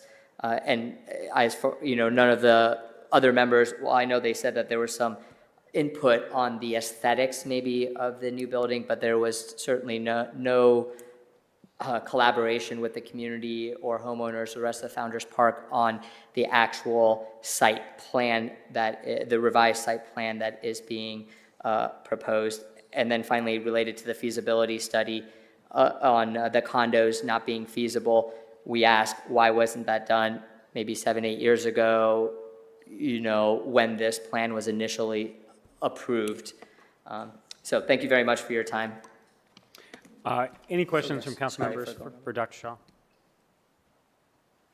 So, Doc, I did have a question. I mean, and, if you come down here at 6:30 on Monday nights, we have a lot of these kind of discussions back and forth. I think one of the things that strikes me as, somewhat remarkable, I think, with a very remarkable situation that we have before us tonight, is that oftentimes we get sort of stuck in some of these sort of back and forth with folks about, folks not wanting apartments because they don't want renters, or folks that, don't want density within their community. Within this area, there's always been an expectation of there being fairly significant density, being so close to the urban core and being a historic neighborhood. And then also at the same time, there's always been plans for apartments and for rentals. So when we talk about an increase of, 33 units, and I know, a lot of your comments were about people making plans and wanting to, live in sort of a specific area that they knew had been planned out. I'm just curious when, what is, before us here tonight is essentially the ask of, hey, can you increase the unit count by 33%, or I'm sorry, 33 units, and those be rentals? There are plenty of rentals within sort of, this development and within sort of the adjacent area. And that's always been expected based on what was passed back in 2021, but also sort of how development patterns have continued within that area. And it just strikes me as sort of interesting that, I think a lot of the dialogue that my office received around this has been focused on, sort of rentals or apartments, when in fact that's always sort of been expected to be within that area. And I just want to ask that question out loud and give you an opportunity to respond to it. Yeah, no, absolutely. And we understand that this is a mixed-use development. There's already, as I said, nearly 350 apartment units there. Day to day, we see severe parking shortages that cause both a safety issue and just really have overwhelmed an already severe parking shortage. Out of the 350 units, I believe a lot of those units are not purchasing parking in the garage, which often goes over $100 a month, which makes sense given how expensive the parking is in this garage that is going to sustain this new apartment building as well. The existing townhome buildings, again, we're going to have, each of them would have an attached two-car garage. So I think a lot of our concerns lie in, of course, emotionally, we feel a betrayal of what was planned for the development. We have colleagues and family members who want to move here and purchase a home there along the park. They will no longer be given an opportunity to do so. So that is something that affects us. But then I think what we've seen day to day, having lived there for now 2 or 3 years, many of us, since this site was first developed, is we see the chronic illegal parking. We see apartment residents not paying for parking because it's so expensive, but instead circling the neighborhood, speeding through, parking illegally. We've left notes, they park in another place. We give it a few days and they come back and there's more and more people, and that's a daily battle. I know that the developer has talked about enforcement.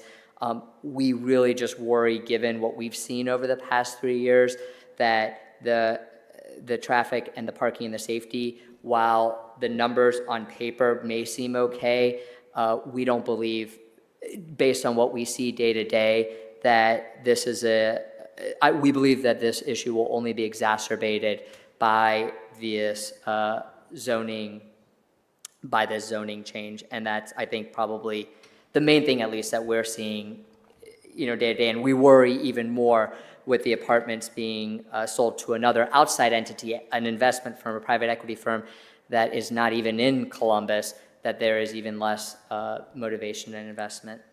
So those are it is a very good question, but those are our main concerns. The other thing, Councilmember Dorns, is the fact that folks who own property tend to be more invested in the property there as opposed to folks who rent. That's not to say that if you rent, you don't take care of your property, but the studies show that if you own the property, you tend to take better care. And in this case, it would be not just of the property itself, but it would be the surrounding area, whether it's the streets, the parking ordinances, or what have you. Thank you both. And I know we were able to have another conversation about this, and whether or not this legislation moves or doesn't move here tonight, I want to make sure that we continue to talk about some of that quality of life stuff. That it's hard to say, ever any individual thing as, the causation is a zoning or a development. That does not mean that those are not valid neighborhood concerns, that we should make sure that we're having folks in the neighborhood talk to the right people within the administration to see if there is, whether it's enforcement or other things that can and should be dealt with in order to make sure that we're being thoughtful about how the city's approaching quality of life within the neighborhood. So I appreciate that. Yeah, and we really just want to emphasize and make sure everyone's aware of the hardship of not being able to sell the units. All we have is the data to look at. You can go on the auditor's site, and 3 homes have sold in the past 4 months out of the, I guess there were 8 or so, or 9 available for sale, and 1 sold for over $50,000 more in 13 days. So based on that recent trend, in a nationwide and citywide housing sales slowdown right now. So. Any other questions for colleagues? Seeing none, thank you. Thank you. Next speaker to come before council is Ms. Gretchen Tinnerman.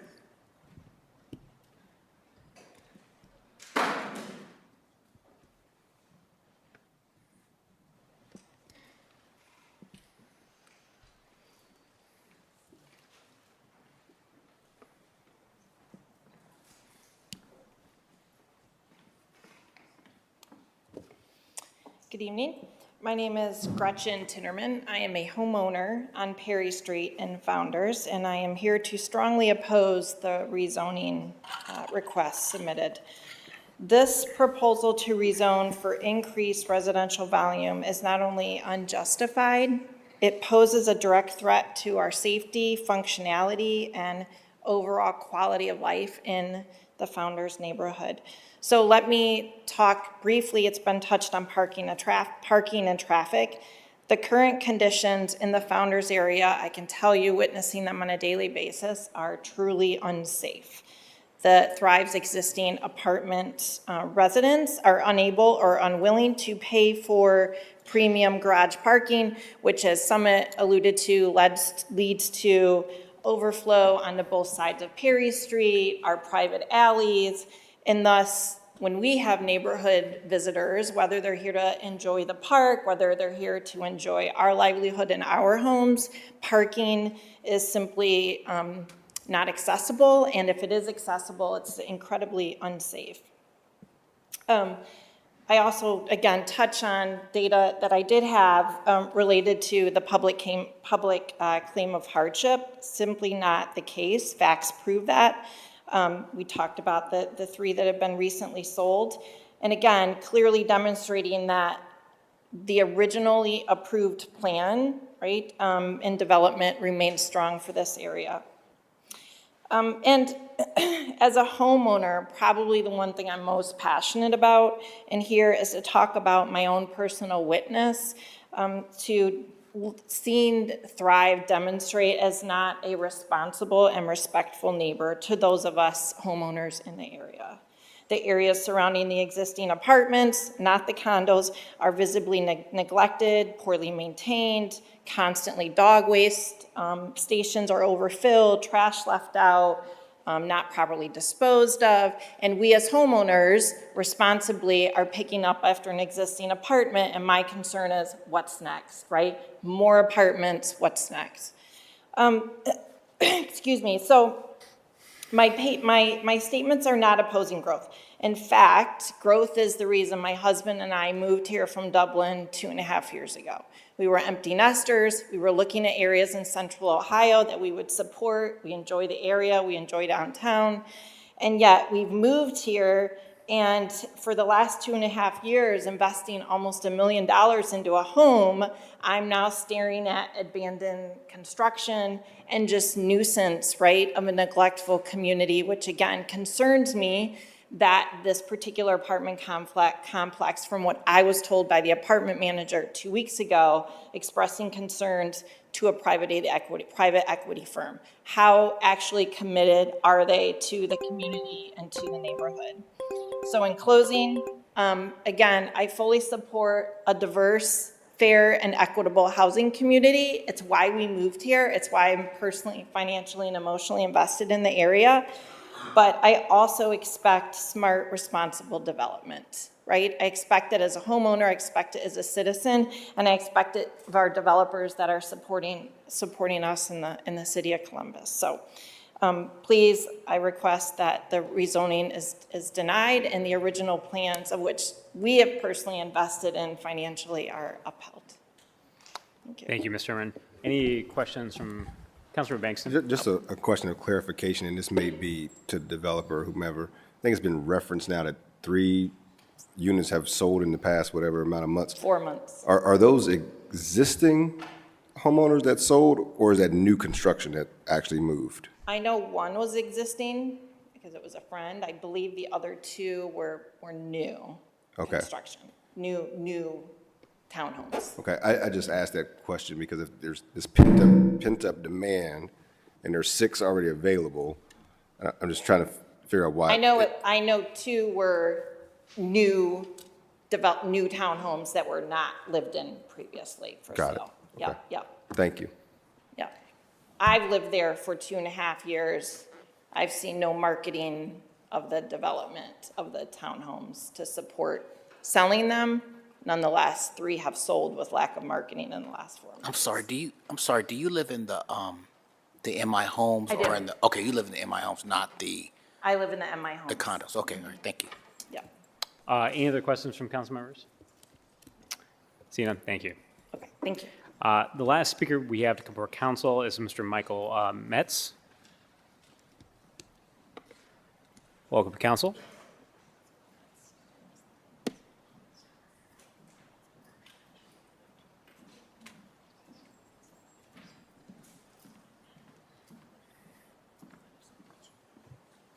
Good evening, council members and President Harden.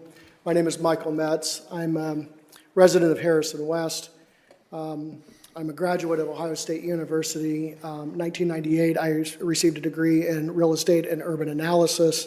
And I originally moved to Columbus in 1991, so I've been here for quite a while. I've lived downtown at Market Mohawk. I lived in Italian Village. I've lived in Victorian Village, and I bought my home in Harrison West in 2005 on West 4th Avenue.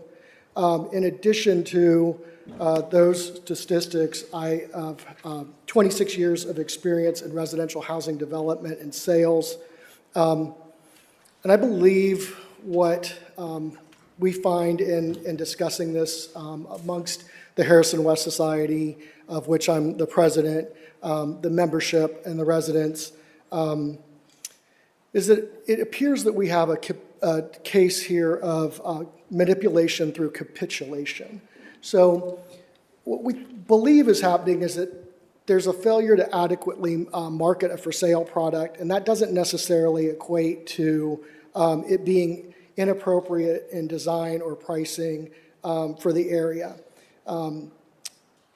They started with the buildings that were adjacent to Perry Street, built the first two, and then the third, and then building a building behind that. They've got the foundation down for a 7-unit townhome. You can't see that that construction is underway.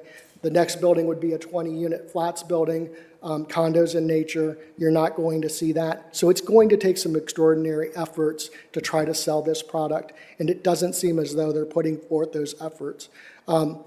There's what appears to be a lack of a model home, a staffed model home, a decorated model home, signage, open inventory home on a frequent recurring basis, co-op efforts with local neighborhood real estate companies and agents. I've talked to several that are actively selling properties in our community, and they sell at price, above price, within a short duration, even given the current market conditions with the higher interest rates. Additionally, I would give you a case of Jeffrey Park in Italian Village was another Thrive development, which in 2005, when the market, if you would, crashed or substantially went down, Jeffrey Park sat virtually untouched for, I would estimate, a 10-year period of time until market conditions changed. And once those conditions changed, they started developing and selling product again. We believe that they also are prioritizing their other developments in Grandview Yard, Grandview Crossing, the Quarry, and they're prioritizing that over their development in Harrison West. Additionally, I would say that they are attempting to preempt the zoning of Phase 2 and pivot to the assumed guidelines that are going to come along with Phase 2. There's nominal additional housing increase. The way the developer explained it to us, the pivot of adding the additional 25 or 30 additional apartment units was really only a net gain of 18 beds. There's insufficient parking on the surface lot. One of the other concerns that we have is the parking garage was designed to empty out onto Tisdale, which goes to a traffic light on West 5th Avenue, and that traffic can go east or west from 5th to Perry to Olentangy. They're putting in access from the rear of the garage to the surface lot on the back side of the apartment units, where there will be 16 surface spaces. That parking surface will empty out onto the alley behind the owned townhomes, which is a private alley, that would then go from the private alley onto the private street, which is Riverfront Lane. Riverfront Lane comes out onto Perry Street, and it's the continuation of 4th Avenue to the west. So if that traffic is able to exit the garage, go across that surface lot, across the alleys, across the private streets, the overall plan for the community never took into consideration that Third Avenue at Perry only has a two-way stop north and southbound, and Perry going north to Fifth only has a one-way stop with two right turn and a left turn lane onto Fifth Avenue. Traffic on Fifth doesn't stop, traffic on Third doesn't stop. So when we talk about, I believe it's called Plan Zero for pedestrian safety, right? Those are the considerations that we're asking you to consider, that there is an impact here. Councilor Barosa de Padilla. I have a quick question. When you say private street, do you mean residential? So it's private in nature in that the development, which was the former Battelle site, is all private. It's not a city street. So Fourth Avenue terminates at Perry. When you cross Perry, it becomes Riverfront Lane, and it's controlled by the Community Market Authority that oversees the hotel, the senior center, the apartments, the townhomes, the MI. We're already seeing that street has been marked with no parking signs.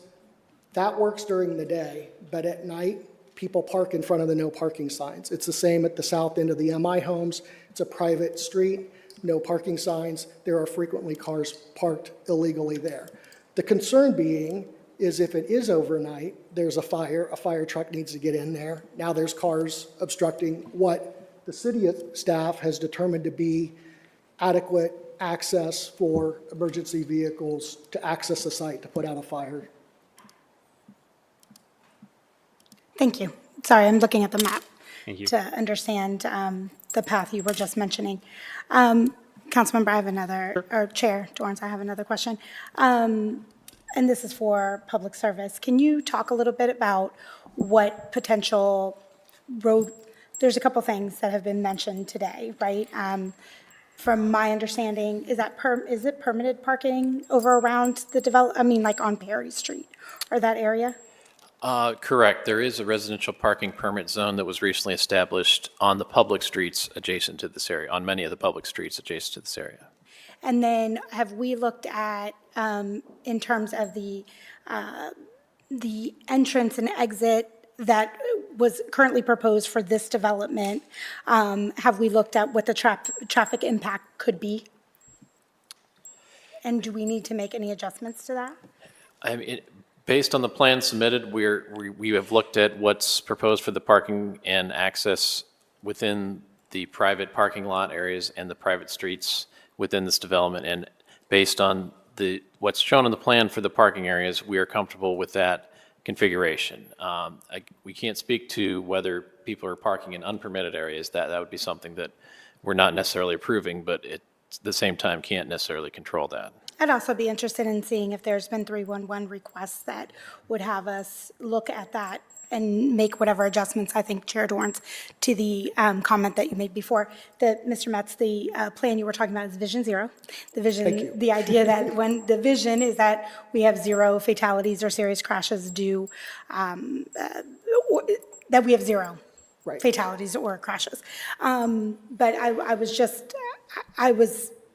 one thing I would encourage the neighborhood to do regardless is that part of this is how we look at different areas of the city and what triggers responses from us, right? There's two pieces. There's the infrastructure changes that we can make as a city, and then there's enforcement that would be CPD. That would also help us to have a conversation to say if there is ticketing or even our parking attendants that would then go out and look at if there is illegal parking that is happening in the neighborhood.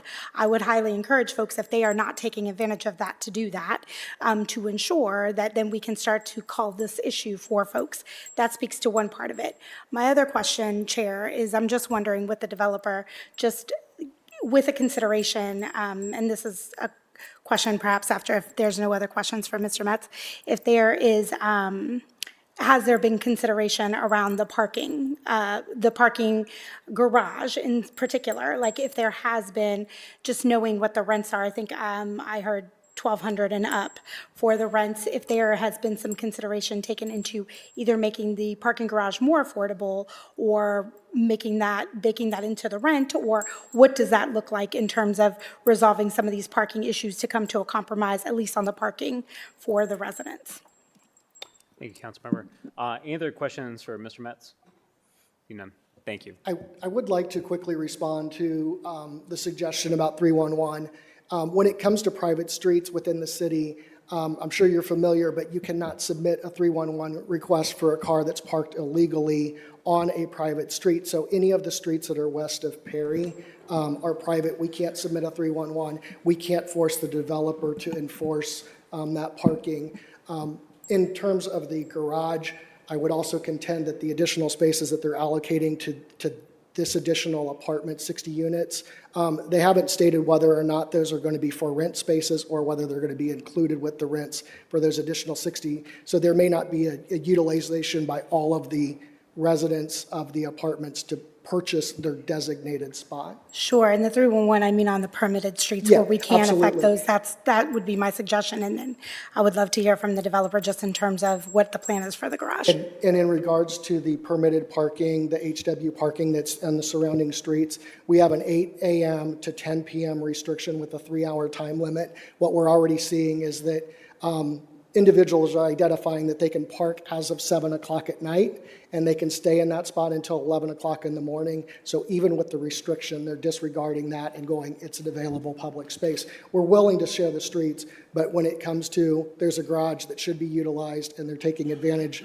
of the city streets and creating unsafe conditions as far as vision clearances at the intersections, parking in front of hydrants and crosswalks. The last thing that I would say is we would ask that if you aren't compelled to vote down this application this evening, that you take that you table this motion and form a working committee consisting of the city staff, developer, Harrison West Society, and residents of the neighborhood to address the concerns and see if there's a viable path forward. I thank you for your time. Thank you.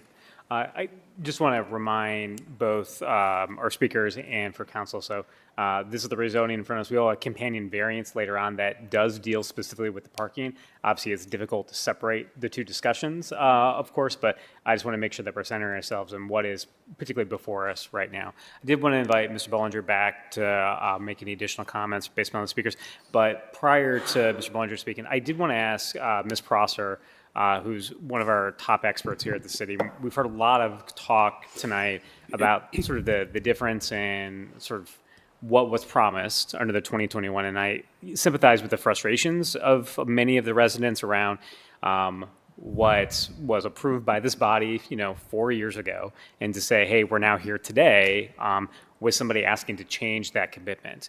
And a lot of talk has been about whether or not the products that have been built to date have sold or not sold. I just want to ask you, Ms. Prosser, as somebody who is our top expert here at the city, how different, in your opinion, is sort of the housing market today from a new construction standpoint in 2025 compared back to 2021? So, obviously we have an applicant here who I'm going to ask some questions of on this topic, but for someone who's disinterested in this case, just from your vantage point, when you talk about things changing from what was proposed in 2020 to 2025, from your view, what, if anything, has changed from a cost standpoint of bringing new housing online? And we think about 4 years is not that long of a time, but given the realities of everything that has gone on in the last 4 years, I'm assuming a lot has changed from a cost standpoint. Yes, Chair Dorans, members of council, always welcome the opportunity to talk about the challenge that is bringing new housing to our community. It is as expensive to build new housing as it's ever been.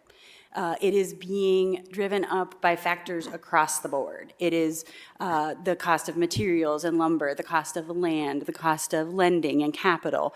All of it is as high as it's ever been. And we continue to see those pressures on those inputs for the construction that then have to be captured on the back end through revenue. And as we've talked a lot with council, when we have these lower density projects like a townhome product, they are not as able to easily absorb that increase in cost.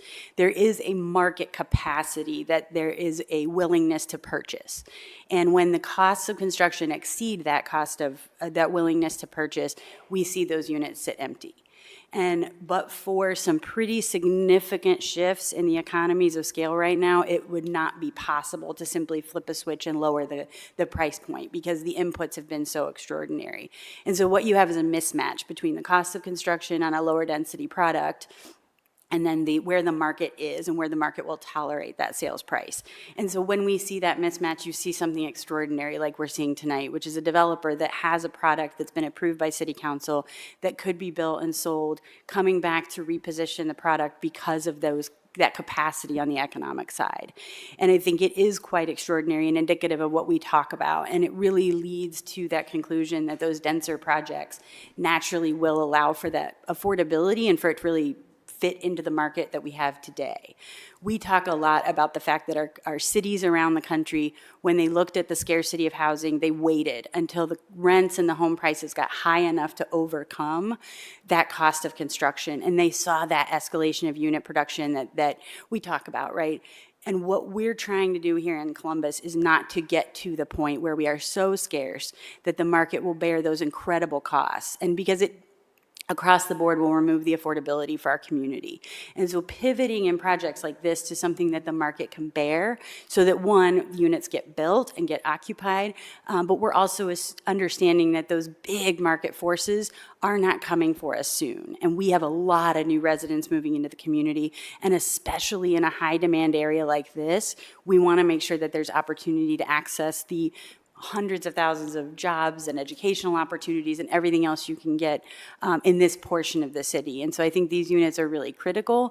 I think we're going to continue to see volatility. I don't know that we'll see much more of this kind of pivoting on a project because I think hopefully we won't see that kind of shifts in the marketplace. But in the last 4 years has been about as big a shift as you can get in terms of cost of construction. And again, we're working really hard to make sure that our answer to that isn't increase in price, either for home ownership or for those rents. So always appreciate the opportunity to answer any other questions. Thank you.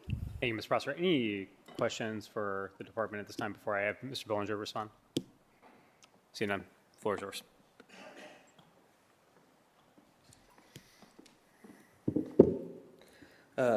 Thank you, council members. I just want to give a few stats. I'm going to start with the sales price and everything that's associated with that. So we had a townhome at this site sit for 891 days. So that is us carrying interest. That is us waiting for a buyer to come. When it comes to marketing, we have 3 projects between Jeffrey Park, Founders, and Corey Trails. Jeffrey Park and Corey both have modeled furniture. And so what we do instead of modeling everything is it's the same exact floor plan. We take people through all of our sites. We have a whole team built for marketing. So I just think that is a false narrative. And then when we talk about sales price, our sales price was in between $915,000 and $730,000 with these first homes. We have lowered the prices there. That is why 2 of the homes sold. Both homes sold for $685,000. This is after them sitting for a year. Another piece, the 13-day, I don't know if that's true off the top of my head, but what I do know is we don't list all 7 homes on the market at the same time. So is it possible that one of the homes was put on the market 2 months ago or a month ago and it got in contract within 13 days? Absolutely. But it got in contract because we were at $685,000 when we had originally started these homes at $730 and going up to $915. So that is the proof that there is a price point that can bear these costs, but we are making no money on this. And frankly, we are losing money on the fact that we're doing this. And so if we were to go and build these next 7 townhomes, to Ms. Prosser's comments, we would be losing money, and that's not, we're a for-profit developer. We want to be able to bring something to the community that is great, but at the same time, we had to pivot from what we were doing. Otherwise, we would be losing our shirts. I want to address the sales. We did sell the first phase a week and a half ago. We closed on it. It was kind of in limbo. It is with the local company. It's called White Oak. They are a private equity company here, local in Columbus, Ohio. And so we did sell that. We are transparency in talks about building and selling this one to them. But that we put the easements in place in regards to the parking before we sold. That was a quick hit as far as them coming in. They received some capital from MetLife, probably giving away too much information, but here we are. And they needed to disperse the funds quickly. And so they found founders that loved the asset, and we ended up selling it. The third piece is the parking piece. As I said in our Harrison West meetings, these roads are owned by the NCA that is associated with the development. We are happy to enter into agreement with the HOAs there and call it Shamrock Towing or a towing company to come and be the people that are monitoring these parking spots. As part of this development, we will be finishing out the roads. We will be striping them. We will be putting signage in. And so all these type of aspects, including the park, get wrapped up when we finish this project. And so I think those are the three main issues that I heard raised, and happy to answer any questions that you guys might have for me. Yes, I had one other question. When the first public speaker came up, he made reference to a feasibility plan. Was that a third? There was not a feasibility So plan? the feasibility was purely us going through 3 iterations of architecture and getting pricing and understanding we'd have to sell these condo flats, the 20 units, for a minimum of $700,000 for what we're proposing with the podium, parking underneath, and everything. And so there was no hiring out a third-party feasibility study. Okay, and is this phase financed separately, particularly with the new plan? Yeah, this will be a completely separate financing. Okay, and that financing's been approved with underwriting by the bank, or? Not completely. Obviously, with zoning, banks are hesitant, but we do have an LOI that we feel comfortable with the bank to, as soon as this is approved, permits are submitted and approved, site compliance is approved, we will be able to move forward with financing. Okay, so at this point, the team is confident on your internal underwriting that the 60-unit building will be a success. We can execute on, yep. Okay, thank you. Other questions from council members for the applicant? Yeah, just a clarifying question on this sale price point. I mean, talking about 4 years ago, what was the cost to construct that same unit today? And I don't know if you have the hard numbers. I don't have the hard numbers, but what I can tell you, and I was project lead on Quarry Trails, a single roof at Quarry Trails went from $33,000 to $54,000.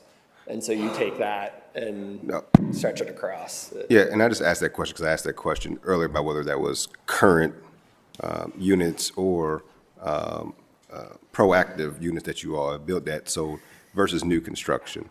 Because that does make a huge difference of if the cost to build that now is twice as much as what it was, that now the sell point is much higher than what even the existing one is, regardless of the equity that has occurred over that time. And I just give that example because, I mean, I purchased my home back in 2021, got in right under interest rates and cost of everything. And when we closed that day, my builder told me it would have cost another $40,000 for the current house I live in, which at that price point I wouldn't be able to afford, say, at home that I'm in currently. And so I just think that new construction cost versus what's existing or what was proactively built is just different. So I just want to keep that in mind. So we stopped on those 7 townhomes because we were seeing a 32% increase in cost. Yeah. And so that's when we said we have these 7 sitting. Nobody's buying them right now. It would be insane for us to, try and increase everything by, 30% plus in order to get these built. Mm-hmm. Thank you. Other question from council members? Seeing none. Thank you. Thank you. I appreciate the engagement from the community on this one. We've had lots of back and forth with folks. I mean, ultimately, the question before council is whether or not we would change a rezoning that this body passed back in 2021, which the practical effect would be to allow 33 new units to be constructed compared to rentals versus owner-occupied townhomes. This is an area that has a mix of rentals and owner-occupied as is. I think a lot of the questions and concerns that folks have brought here tonight, like I understand.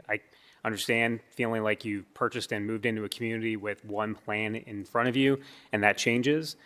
Given what has happened in the housing market, every single zoning that comes before this body is actually market-driven. People do not bring zonings to Columbus City Council that do not actually reflect what market conditions are.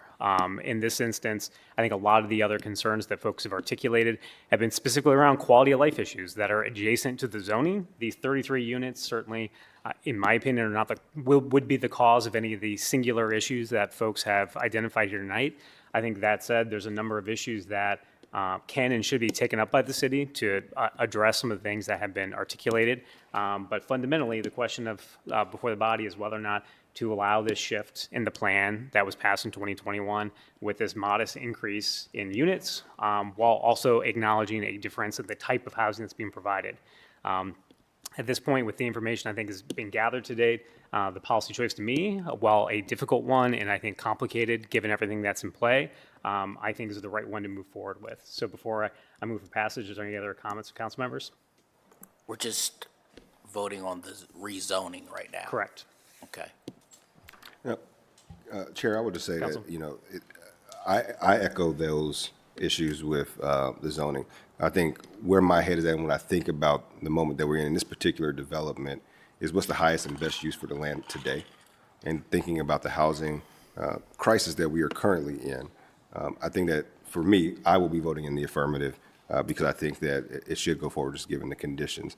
And again, I think someone brought up the example of another project that sat empty for 10 years. I don't think that we want another project like this that is pretty much almost done to sit empty on the front of a park when it could be active housing for folks who need it, regardless of the price point. I think if it is a higher price point, I think that it's going to get yield folks who may or may not, depending on whether they rent or not, but at that price point, take better care of the properties, whatever that may mean for folks. But I just wanted to clarify, as for me, it's about highest and best use of the land and our current need for housing today. Any other questions or comments from council members? Seeing none, I move for passage. Clerk, please call the roll. Bangston, Barosa de Padilla, Beatty, de Akauer, Dorance Green, Remy White, President Harden. Pass. Thank you. Next, we have ordinance 1979-2025 to rezone 4970 Lindora Drive, being .92 plus acres located in the southeast drive of Lindora Drive and Carbondale Drive from C4 Commercial District to LAR1 Limited Apartment Residential District. We had planned to bring this legislation for a vote here this evening. However, there's been some additional discussions between the city, the applicant, and the area commission within that area to allow some of those conversations to continue and hopefully mature. I move to postpone this legislation until September 8th, 2025. Clerk, please call the roll. Bangston, Barosa de Padilla, Beatty, de Akauer, Dorance Green, Remy White, President Harden. Postponed. Thank you. Next, we have ordinance 2034-2025 to rezone 7642 Hayden Run Road, being 142-plus acres located on the north side of Hayden Run Road, southwest Hareton Drive, 4,000-plus feet west of Cogsway Road from R Rural District to LR1 Limited Apartment Residential District and CPD Commercial Plan Development District. The site consists of 3 parcels developed with agricultural uses. Requested district will allow mixed-use development with 11 sub-areas.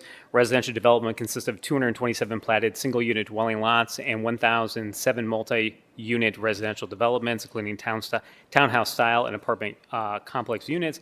Remainder will consist of commercial development. A concurrent variance that will allow for modified development standards will be considered later on our agenda this evening. Proposal is approved in City Staff, Development Commission, and while there's no area commission that it covers this area, the Hayden Run Civic Association has reviewed and approved of the proposal. Are there any questions or comments? Seeing none, I move for passage. Clerk, please call the roll. Bangston, Barosa de Padilla, Beatty, de Akauer, Dorance Green, Remy White, President Harden. Pass. Thank you. Next, we have ordinance 2044-2025 to rezone 753 Harmon Avenue, being 1.59-plus acres located in the southeast corner of Harmon Avenue and Griggs Avenue from C4 Commercial District to M Manufacturing District. The site consists of 1 parcel developed commercial warehouse. Requested district will allow construction of a warehouse for equipment storage. Proposal approved from City Staff, Development Commission, and the Franklinton Area Commission. Do my colleagues have questions or comments? Seeing none, I move for passage. Clerk, please call the roll. Bangston, Barosa de Padilla, Beatty, de Akauer, Dorance Green, Remy White, President Harden. Pass. Thank you. Next, we move into the council variances portion of the agenda. First, we have ordinance 1859-2025, providing variance provisions of section 3332.02 R rural district, 3332.035 R3 residential district, 3333.02 AR12, ARLD, AR1 apartment residential district uses, 3356.03 C4 permitted uses, 3309.14 height district, 3312.21A landscaping and screening, 3312.21 D1 landscaping and screening, 3312.274 parking setback line, 3312.49 C required parking, and 3312.53 minimum number of loading spaces required, 3321.05 B12 vision clearance, 3321.09 B screening, 3332.54 area district lot width requirements, 3332.06 R rural district requirements, and 3332.13 R3 area district requirements, 3331.18 BD basis computing area, 3332.19 fronting, 3332.21 D building lines, and 3332.25 maximum side yard required, and 3332.26 minimum side yard permitted, 3332.27 rear yard, and 3332.38 G private garage, 3333.18 fronting, 3333.18 building lines, 333.24 rear yard, 3333.255 perimeter yard, 3349.04 ABC height area and yard regulations, and 3356.11 C4 district setback lines, the Columbus City Code, for the property located at 531 West 5th Avenue to allow mixed-use development, reduced development standards in the C4 Commercial District, AR1 Apartment Residential District, AR3 Apartment Residential District, I Institutional District, R3 Residential District, and R Rural District, and revoke ordinance number 1941-21, passed July 26 of 2021. After that mouthful, we will now, this is the companion variance to the rezoning we just heard a few moments ago in Founders Park. This requested council variance reiterates all of the variances that were passed in 2021 for various sub-areas of development, thus all the talking, including new variances specifically being considered by this body, which are to landscaping, screening, parking, and fronting and rear yard. Again, while there's no area commission within this area, the Harrison West Society has reviewed the application and has recommended disapproval. Because of that disapproval, Mr. Tim Dietrich, the Department of Building and Zoning Services, will give a presentation. The subject site, collectively known as Founders Park, is a mixed-use development that consists of 8 sub-areas and were mostly completed per ordinances 1940 and 1941-2021, both passed July 26, 2021. The applicant requests the addition of a 9th sub-area, sub-area D2, to be developed with a 60-unit apartment building, which represents a significant enough change to the zoning language and site plan approved in 2021 that a new council variance is required. Variances to landscaping and screening, fronting, rear yard, and required parking are included. Additionally, the request reiterates all previously approved variances for the other 8 sub-areas of Founders Park. Staff concurs with the applicant's analysis of the 7 practical difficulties in achieving the new apartment building within sub-area D2, and notes that remaining variances are reiterating those previously approved. The requested council variance reiterates previously approved variances and also includes new variances to landscaping and screening, required parking, fronting, and rear yard for a 60-unit apartment building in sub-area D2, which are consistent with the existing development pattern at Founders Park and with similar multi-unit residential developments located within urban neighborhoods of the city, and therefore City Department's recommendation is for approval. Thank you, Mr. Dietrich. I'm going to invite the applicants back for a presentation on the variances. Again, there's a number, every variance that was approved by this body in 2021 is also part of this legislation. There's only several that are new, and that's primarily what this body is considering. We're considering all of the variances, of course, but those are the ones that have been previously approved by the body, so there's only a handful that are before us here today. So Mr. Bollinger, because this is a variance, I'm going to swear you in now. So if this is the first time for folks watching our committee hearing, we don't have to swear folks in for rezoning because that's a piece of policy legislation. When we're doing variances, council is sitting in a quasi-adjudicatory body, so this is, for lack of a better term, almost a courtroom for variances. So that is why I'll be swearing you in, and our public speakers as well. So just wanted to make that clear for folks that may be wondering why we're doing things differently for a variance than compared to what we just had for rezoning. So with that, please raise your right hand to be sworn in. Do you swear or affirm the testimony you're about to give shall be the truth, nothing but the truth, as you shall answer under pains of penalty of perjury? If so, please say I do. I do. Floor is yours. Thank you again, council members. The variances, albeit tools to allow for the project to be developed. We feel that this is in keeping with what the development is. A lot of them are just carryovers from 2021. We've talked enough, I think, about the 60 units. So really, again, open up the floor to you guys and see if you have any questions for me. Councilmember Barroso de Padilla. So I think before you talked about the potential of partnering for enforcement, but I'm not sure you answered the question about lowering prices for the garage. I'm asking because it's adjacent to the variance parking question. Actually, Councilmember, this is actually specific to the parking variance, so you are spot on. Appropriate, thank you. You're in the right lane. Good job, me. So, yes? Yes, there has not been thought given to that. I will go back to the transparency of we very well might be selling this once built, and that would not be our decision on how they handle the garage. We just needed to make sure that we enforced the easement, and it was allowing for the number of spots that were needed. So we will leave that to the management company to determine what the fair market value is for those. So, because so I understand the management company would then receive the revenues from the parking Yes. garage. Okay. Other questions from council members to the applicant? Mr. Bollinger, so about specifically to the parking variance, so one thing, here itself, this is a dense urban site, so the production of 1.5 parking slots per unit is rather difficult. There was, based upon just the amount of space and what's being called for here. Again, as I asked Mr. Bleshman earlier, there's an amendment within this legislation regarding the assignment of spots within that garage. So the question there, so those, again, I appreciate the transparency talking about what the cost of that parking is. But there is and this is a question that has come up, I think, from members of the public about this specific case, about whether or not there would be spots specifically assigned to residents. Question of payment is separate, but that if someone were to rent a unit, that they would have a specific spot assigned to them. So it's not as if, one day they're, hey, it's ComFest, so it gets all filled up, and there's nowhere for them to park. Do they have a spot that is assigned to them? So again, and this is one of the reasons why this variance exists, is that you're not providing that parking space literally on that sub area.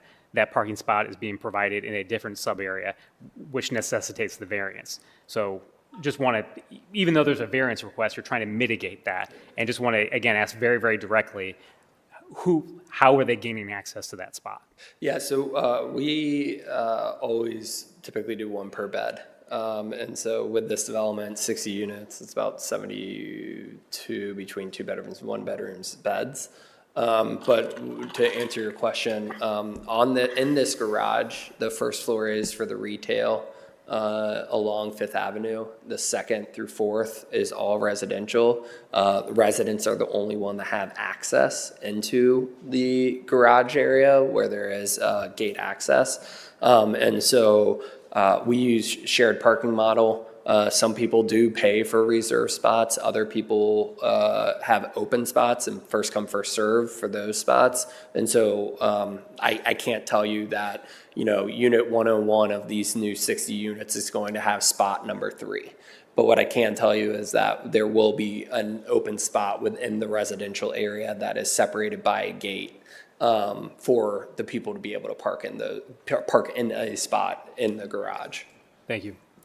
Chair, I would not be doing my job either as the Chair of Public Service and Transportation if I did not say that this is also on the Coda Bus line. I think this is also adjacent to some of our major job centers like OSU, like the Wexner Center, like Battelle, et cetera. And so the interest of some folks, and it will be a future LINCA site. So as folks think about where they want to live, they want to change how they live.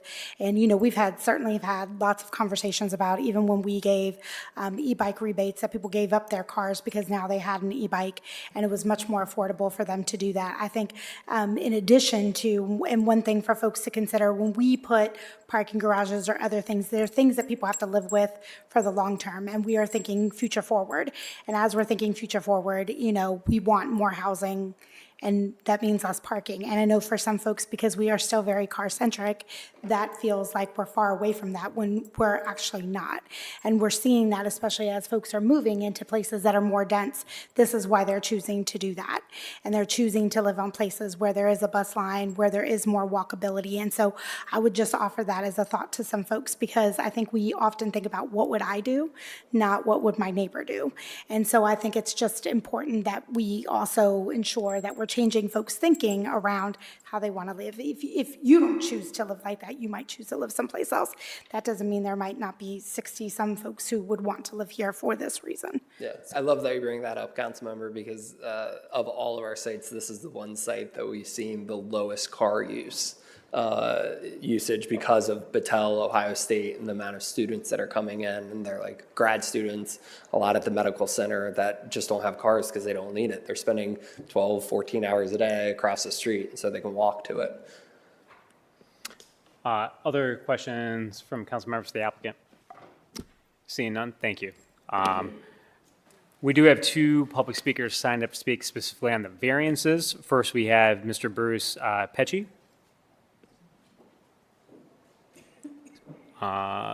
Is Mr. Pecci here? Let the record reflect, Mr. Pecci was not here when we called his speaker slip. The next is Mr. Ronald Davis. Mr. Davis, welcome to council. You have a long walk, but I will swear you in when you get down to the podium.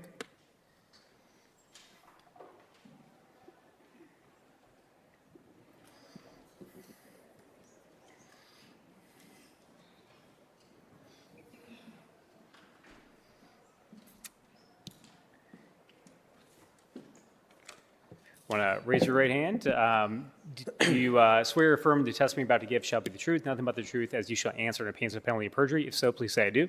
I do. Floor is yours, sir. All right. There's a lot of new information has come to light for me, so some of these things are going to have to be adjusted on the fly. My name is Ronald Davies. I'm a PhD student at The Ohio State University, studying computer science, specifically in generative AI and synthetic mobility data. I have two main components here that I want to get through, which primarily revolve around the documentation that they filed seems a little bit inconsistent, and the parking variance being requested. While I agree with the mobility and accessibility options available because of its proximity to Battelle and as well as to certain grocery stores like Giant Eagle, it's not sufficient given the amount of volume of people they're expecting to add at the price point that they're asking to add people in at. So let me.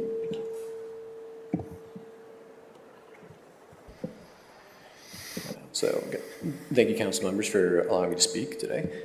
This proposal requests an 82% reduction in the required parking, which should be 90 for the the count is 60 units, where it's down to 16 in the local area and 54, I believe, in the allotted parking garage.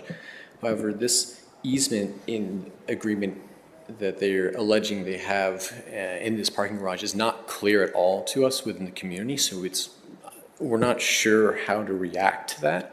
In addition, the knowledge of their sale changes the dynamics of this entire equation for us. And I think it should also change the equation for all of you voting today to at least consider a delay to answering and responding at this time. I will also jump to discussing the hardship filing that's necessary for making this zoning change request. I believe filed with the help of attorney Mr. Castor, who may or may not be here today. In that filing, they state that there are no physical limitations on the parcel to continue development, and yet they also claim that the originally approved site plan is now infeasible. That's not a hardship per se in the ways that I would understand it as a community member. That is a business adjustment reacting to a business risk that should be calculated in at least some portion of the model going into this. In addition, they have been a part of the development of this community, to the best of my knowledge, since 2021, if not slightly before that. I believe they purchased in 2018, and that predates even my ownership within this community of 2021. So the zoning changes should not be new to them. They've been a part of the zoning change as far as at least the 2021 changes that were approved. And I also, to be clear, the changes from CV21, those are not an issue that I'm referring to at this time. The Columbus zoning code is fairly clear. Financial convenience is not a justification for rewriting land use rules. If it were, we'd probably not have significant and enforceable zoning laws. Additionally, the variance checklist on page 7 asserts that this change will not increase congestion, and that doesn't seem to be backed up by any particular report that I can refer to. There's no analytical numbers I can probably find, and I haven't found any of their resources to be necessarily readily available for being able to adjust and correct for this.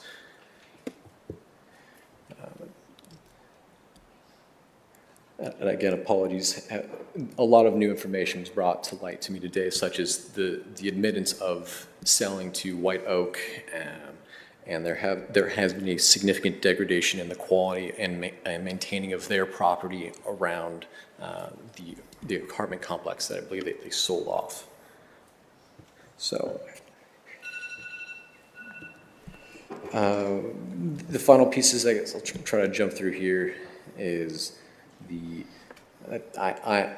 is through my belief that this request fails on some fairly basic levels of zoning rules and laws that I'm familiar with, which are limited, and enforcing and enabling this and allowing this will set a precedent for other groups to make significant zoning variances, and we're talking about 82% when we're talking about the parking reductions without the easement. And again, the easement is not clear has not been something that's clearly stated. So if you are familiar with it, maybe you can pass on and continue with this, but it's not something I'm comfortable with accepting at this time. It's in a parking garage. It's unclear which parking spots. They could be on the top floor, which would be several stairs down, which is an accessibility issue, or it could be on the bottom floor in the most ideal locations. But who knows what pricing rules are subjected to? Who's now the maintaining body of this facility since they've sold off this property? I would urge you to reject or at least postpone a final vote on this. I don't know if that's possible. And I thank you all for your time today. Thank you very much. Any questions from council members? For Mr. Davies? Thank you. Seeing none, I'm going to invite the applicant back up. Again, I think you mentioned this in your presentation regarding the easement with regard to the parking, non-parking on the site that is to be dedicated to it. I think from Mr. Davies' question was, how has that been memorialized given the question of potential change in ownership? If you could sort of speak to that. Yeah, so there is a recorded easement that is allowing for 56 spots dedicated for these 60 units to use 56 spots within the garage. So a change in ownership that does not disrupt that easement? No. Okay. Any other questions from council members to the applicant at this time? Thank you. Thank you. Seeing none, I first move to accept the entire staff report into evidence as an exhibit. Second. Bangston, Barosa de Padilla, Beatty, De Akauer, Dorance Green, Remy Weiss, President Harden. Accepted. Next, move to adopt the findings of staff as the findings of council. Second. Clerk, please call the roll. Bangston, Barosa de Padilla, Beatty, De Akauer, Dorance Green, Remy Weiss, President Harden. Adopted. Next, move to amend as submitted to the clerk. Second. Clerk, please call the roll. Bangston, Barosa de Padilla, Beatty, De Akauer, Dorance Green, Remy Weiss, President Harden. Amended. And finally, move for passage as amended. Clerk, please call the roll. Bangston, Barosa de Padilla, Beatty, De Akauer, Dorance Green, Remy Weiss, President Harden. Passed. Thank you. Next, we have ordinance 1980-2025 to grant a variance provisions of section 3312.21A landscaping and screening and 3312.27 parking setback line of Columbus City Codes for property located at 4970 Lindor Drive to allow reduced parking lot landscaping and parking setbacks for an apartment building in the LAR1 apartment residential district. This is a companion variance to the rezoning I postponed earlier tonight, so I move to postpone this piece of legislation until September 8th, 2025. Second. Clerk, please call the roll. Bangston, Barosa de Padilla, Beatty, De Akauer, Dorance Green, Remy Weiss, President Harden. Postponed. Thank you. Next, we have ordinance 2031-2025 to amend ordinance number 1827-2024 passed July 1st, 2024 for the property located at 1479 North High Street to repeal section 1 and 2 and repeal the new section 1 and 2 to update the parking space reduction variance for a proposed multi-unit residential development. An ordinance passed by council in 2024 allowed a multi-unit residential development with reduced development standards on this property. The ordinance amends sections 1 and 2 of the earlier ordinance to update parking space reduction variance to reflect the adjusted number of parking spaces given the increase in bedrooms on the revised site design. No other aspect of the earlier ordinance are changing with this amendment. The proposal is approved from city staff and the University Area Commission. I first move to accept the entire staff report into evidence as an exhibit. Clerk, please call the row. Bangston, Barosa de Padilla, Beatty, De Akauer, Dorance Green, Remy White, President Harden. Accept it. Next, we move to adopt the findings of staff, the findings of council. Clerk, please call the row. Bangston, Barosa de Padilla, Beatty, De Akauer, Dorance Green, Remy White, President Harden. Adopt it. Thank you. And finally, move for passage. Clerk, please call the row.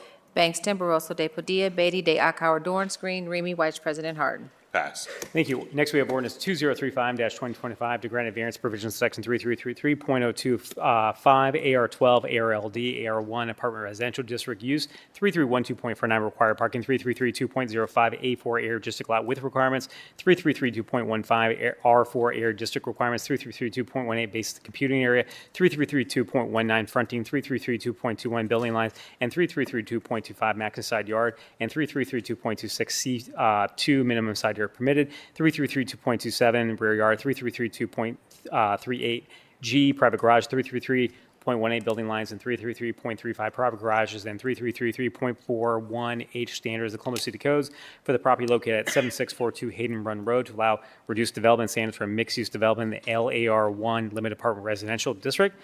This is a companion variance to the rezoning we heard earlier tonight on our agenda. The variance would allow a modified development standard for a lot width, lot area, side yards, building lines, required parking, fronting garage height, and townhouse building units for each of the 5 proposed residential subareas. Proposals were from City Hall staff and the Hayden Run Civic Association. I first move to accept the entire staff report into evidence as an exhibit. Clerk, please call the row. Bangston, Barosa de Padilla, Beatty, De Akauer, Dorance Green, Remy White, President Harden. Accept it. Next, we move to adopt the findings of staff as the findings of council. Clerk, please call the row. Bangston, Barosa de Padilla, Beatty, De Akauer, Dorance Green, Remy White, President Harden. Adopt it. Next, I move for passage. Clerk, please call the row. Bangston, Barosa de Padilla, Beatty, De Akauer, Dorance Green, Remy White, President Harden. Pass. Thank you. And finally, I have ordinance 2045-2025 to grant a variance provisions section 3332.035 R3 residential district, 3312.49 required parking, and 3332.05 A4 air district lot with requirements, 3332.13 area R3 area district requirements, and 3332.18 D basic computing area, 3332.19 fronting, and 3332.25 B maximum side yards required, and 3332.27 rear yard, and 3332.38 F1 private garages of the Columbus City Codes for the property located at 1252 Atchison Street to allow two single-unit dwellings on one lot with reduced development standards in the R3 residential district. Site consists of one parcel developed with a single-unit dwelling. Requested council variance will allow a carriage house above the attached garage in the rear of the site. Council variance is necessary because the current zoning district does not allow 2 single-unit dwellings on one lot. Proposal is approved from city staff and the Near East Area Commission. I first move to accept the entire staff report into evidence as an exhibit. Clerk, please call the row. Bangston, Barosa de Padilla, Beatty, De Akauer, Dorance Green, Remy White, President Harden. Accept it. Next, move to adopt the findings of staff, the findings of council. Clerk, please call the row. Bangston, Barosa de Padilla, Beatty, De Akauer, Dorance Green, Remy White, President Harden. Adopt it. And finally, move to passage. Clerk, please call the row. Bangston, Barosa de Padilla, Beatty, De Akauer, Dorance Green, Remy White, President Harden. Passed. All we have in tonight's zoning agenda, Council President. Thank you, Mr. Chair. Seeing no further business coming before for the zoning committee, is there a motion to adjourn? Clerk, please call the row. Bangston, Barosa de Padilla, Beatty, De Akauer, Dorance Green, Remy White, President Harden. Meeting is adjourned. We will reconvene a regular meeting at 8:20.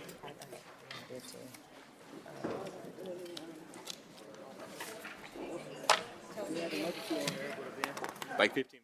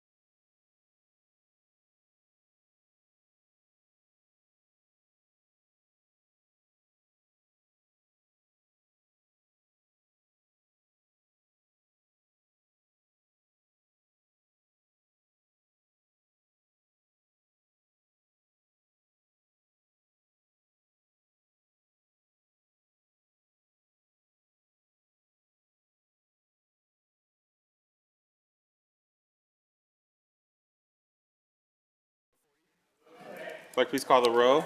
Bangston, Barosa de Padilla, Beatty de Akauer, Dorance Green, Remy, Vice President Harden. We are back in meeting 40. The next committee to come before council is the Neighborhoods, Recreation, and Parks Committee, chaired by Councilmember Deakar. Councilmember, the floor is yours. Thank you, Council President. I'm going to try and break a speed reading record here, since it's a late night for y'all.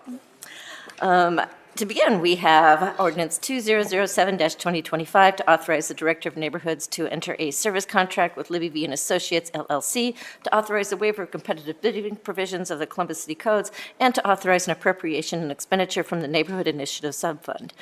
I am excited to begin with this ordinance tonight. This ordinance authorizes funding for year 2 of our Getting Grant Ready Academy.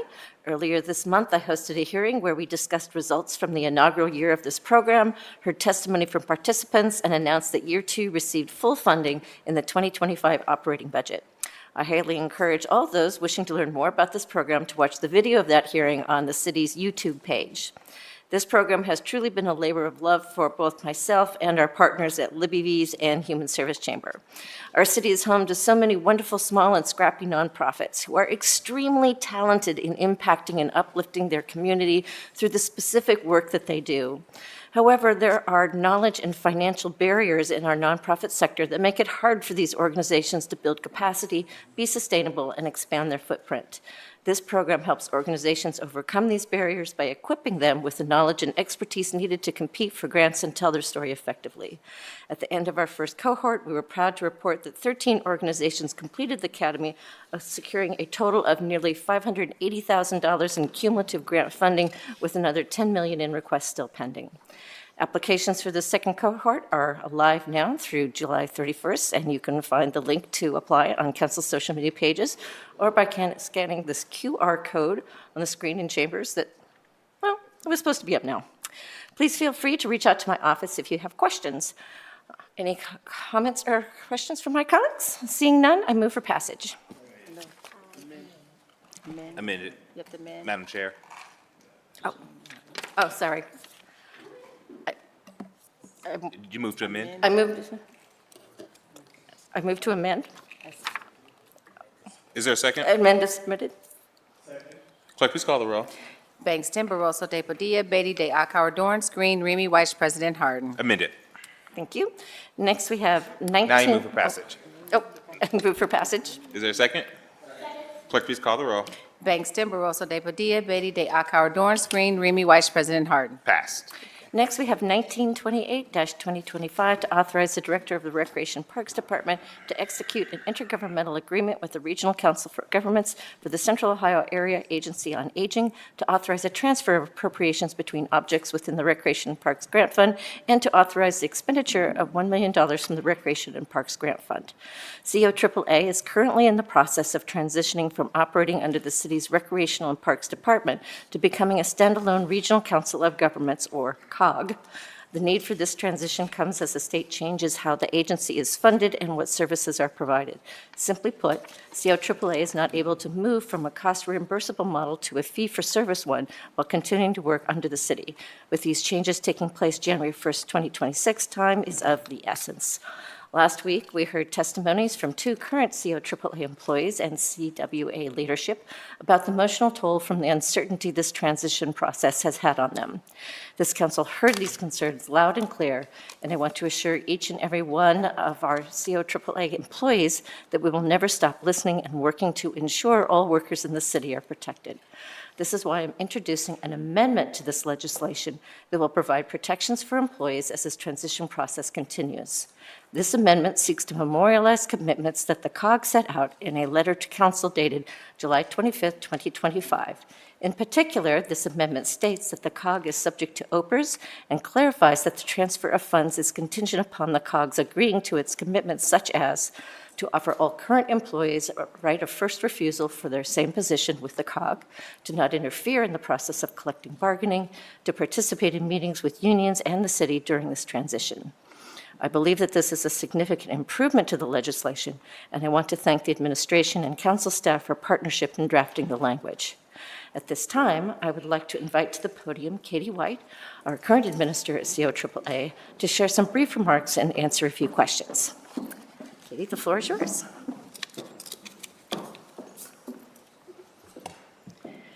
Good evening, Council. Spending a lot of time here recently. Nice to see you all again. Thank you for having me here, Chair Day-Acauer, President Harden, President Pro Tem Dorans, and council members.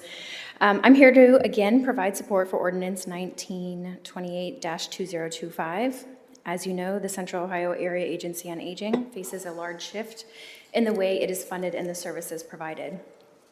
In January 2026, Ohio will launch what is known as MyCare NextGen, an overhaul of the long-term services and supports case management that COAAA provides to nearly 11,000 individuals across 8 counties in Central Ohio. It is necessary for COAAA to align with our peers across the state as we enter this new chapter. Ordinance 1928-2025 is about ensuring a future that is best for the agency, which means those that work there and those we serve. The funding this evening before you allows the Council of Governments to initiate steps to start operations, meaning hiring legal counsel, HR and payroll systems, and working with a benefits brokerage firm. Once answers are firm, regular communication from the Council of Governments can occur regarding these updates, decisions, and details. Passage of this ordinance will enable the Council of Governments to take all necessary steps in alleviating staff concerns and providing clarity on labor relations, insurance, and other crucial issues that I know are so important to all of you, me, and the staff. I urge you, as you consider the ordinance this evening, to make your decision about protecting the services of older adults and people with disabilities across 8 counties in Central Ohio, and also, of course, to the 400-plus employees of those providing the services. Happy to answer any questions. Thank you again. I just have a couple of clarifying questions. Can you speak to the challenges around making specific commitments at this time, such as benefits like sick leave? Thank you, Councilmember, for the question. So because the Council of Governments is setting up, this ordinance would allow the Council of Governments to then hire legal representation, hire a brokerage firm in order to be able to provide those details. We're sort of a chicken and egg situation right now, but it's my understanding that the funds will support hiring legal counsel, insurance and benefits brokerage, as well as an HR and payroll system to provide those baseline operations to start the agency. Okay, thank you. And there's so much to this process. So if you could just reiterate what further activities, legislation, or actions can this council expect to be coming up here in the next few months? To come to council, sure. So this is the first sort of startup funds that the Council of Governments is asking for that will allow us to purchase all of the services I discussed, and then the Council of Governments can start communicating with staff. So that, I don't think anything else will need to come back.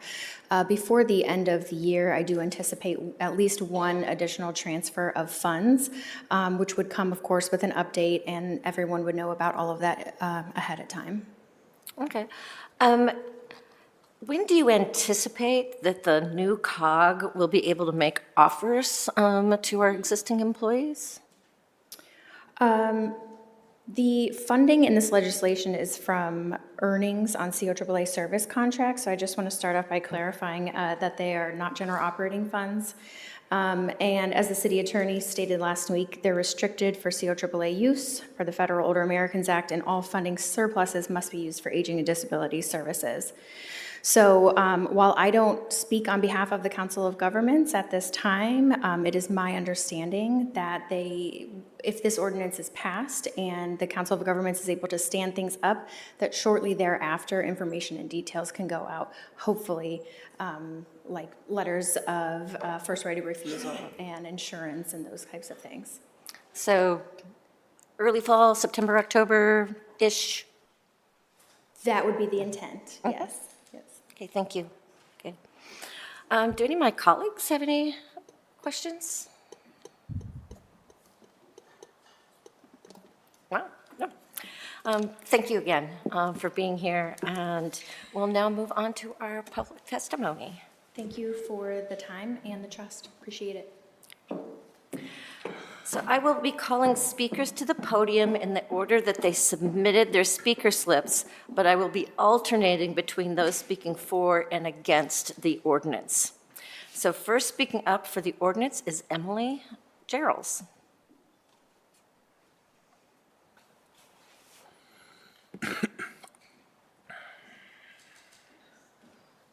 Welcome to council. Thank you very much. Hi, my name is Emily Gerald. I'm a member of ASME 1632 and employed with the Central Ohio Area Agency on Aging, or CAAA for short, licensed social worker. I've been honored to serve older and disabled adults at the CAAA for the last 6.5 years as both a case manager and a care coordinator assistant. The agency does amazing work, and this work is very much needed, especially with the aging and disabled population continuing to grow. When we were first informed of this transition to the COG, I and many of my colleagues had mixed emotions. On the one hand, this change makes the most sense because I feel like it would be better suited for the CAAA as we serve not only City of Columbus, but 8 surrounding counties. On the other hand, it's uncertain if we will have the similar protections we have now, such as the positions, the pay, PTO that we've accrued, and seniority, things like sick vacation time, things like that, and union representation. Like several of my colleagues had expressed last week, there's been little to no transparency about this transition and the potential outcomes. I'm a little frustrated with the lack of communication and an already intense political climate and economic hardship for a lot of our consumers and employees, or just in general, the general population. And before voting on this legislation, I'm glad that I asked that it clearly be communicated and stated that the employees will retain their similar benefits as they currently do. I fear that these protections are not guaranteed, I fear that many will leave the agency. I'm aware of several of my former colleagues who left. One of the reasons was because of the uncertainty. And I just want to make sure that we still are guaranteed those protections, because I feel that the more people that leave the agency, the higher the workload for the remaining employees and the increase of burnout. The agency will have to spend more time and resources trying to fill these vacant positions, and the community we serve will be the ones that ultimately suffer.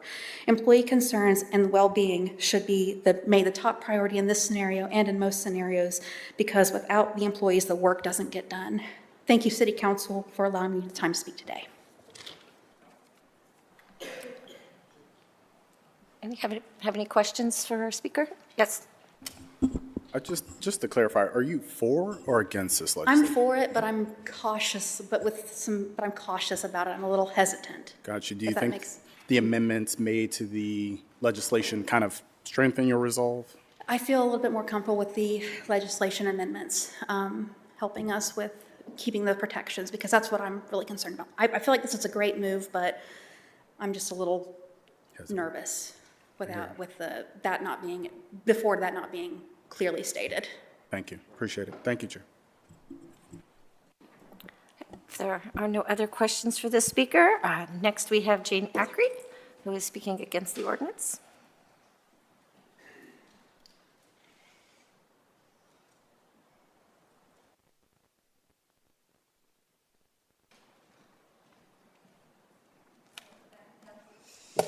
Good morning.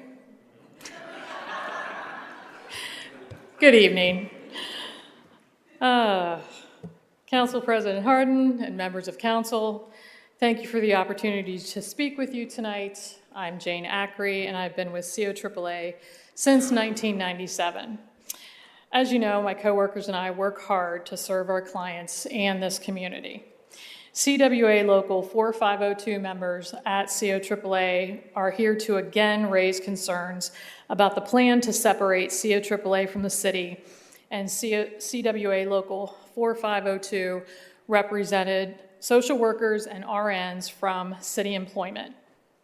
Since I last spoke to this body, we understand that the COG has said it is willing to offer all current city employees in COAAA positions a right of first refusal for their same or similar positions with the COG based on their current terms of appointment, and that we will be paid at our current rate of pay effective December 31st, 2025. But this doesn't go far enough. It's a great first step in the right directions, but many issues and questions remain. What happens to our pay after December 31st? How long will our pay remain at the current level versus a potential pay cut? For a month, 6 months? Is it guaranteed after December 31st? Before the announced separation, our pay and employment status was seamless and secure, but not after December 31st of this year. Our jobs are rewarding, but also stressful. My coworkers also want to be assured that they will have insurance benefits, vacation, sick time, and paid time off benefits that are not less than or inferior to what we have today. And we mean actual paid time off, not starting over with nothing.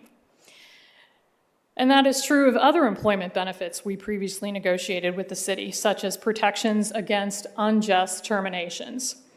We know these are not necessarily questions for council to answer, but they are questions for labor relations to answer, and we believe they should be answered and fully resolved before this separation is made final.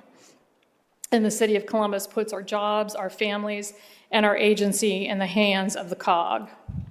We believe the separation of COAAA employees can and must be conditioned on ensuring that COAAA employees do not lose what we have because of a separation that is not required by law or regulation, but is instead a choice.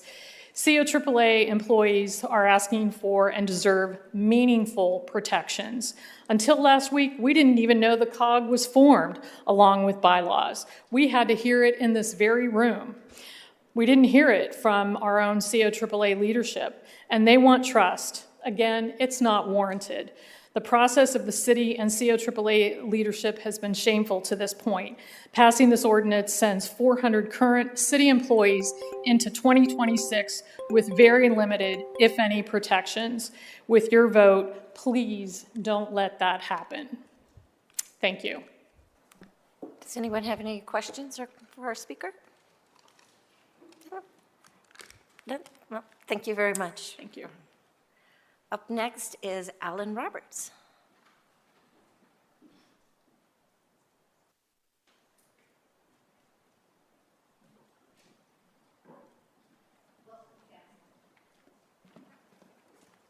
Good evening, and thank you, Council, for having me and allowing me to speak this evening. My name is Alan Roberts. I am a licensed social worker with the Central Ohio Area Agency on Aging, and I'm here today to express my strong support for Ordinance 1928-2025 and to share a perspective that's been largely left out of the ongoing discussion. So I strongly support this ordinance and this transition because I believe it's going to make us a stronger COAAA to provide the support we need across the region. Recent union communications have created fear and confusion among staff. This messaging has been consistently negative and paints agency leadership in an unfair light. There's been little room for open dialogue for employees like myself who support the agency's direction. There's been no room for diversity of thought. While the union claims to represent all eligible employees, non-dues paying members like myself have been excluded from meaningful conversation. There's been no effort to engage us or educate us about what union representation could look like after the transition. In contrast, COAAA leadership has been thoughtful, as transparent as they can be, and professional throughout this process. In the beginning, when we first found out about the transition, they asked all staff for input. What would you like to see? What would you like to see if the transition were to happen? And then shortly after, we received communication that we were no longer able to hear from that it had to come from our union, which is rightfully so. I believe in labor. However, those of us who do not share the same thought or are dues-paying members have been left out completely outside of the vague emails we've received. So many of us trust the intentions and believe in the agency's future under independent operation. I support continued negotiation, but it must be collaborative and honest and not fear-driven. I urge Council to support this ordinance as a necessary and responsible step forward, and I ask you to recognize that many employees believe in this direction, and we believe in the agency leadership that's guiding it. Thank you for your time. Does anyone have any questions for our speaker? Thank you, Mr. Roberts. Our next speaker is Will Harmon.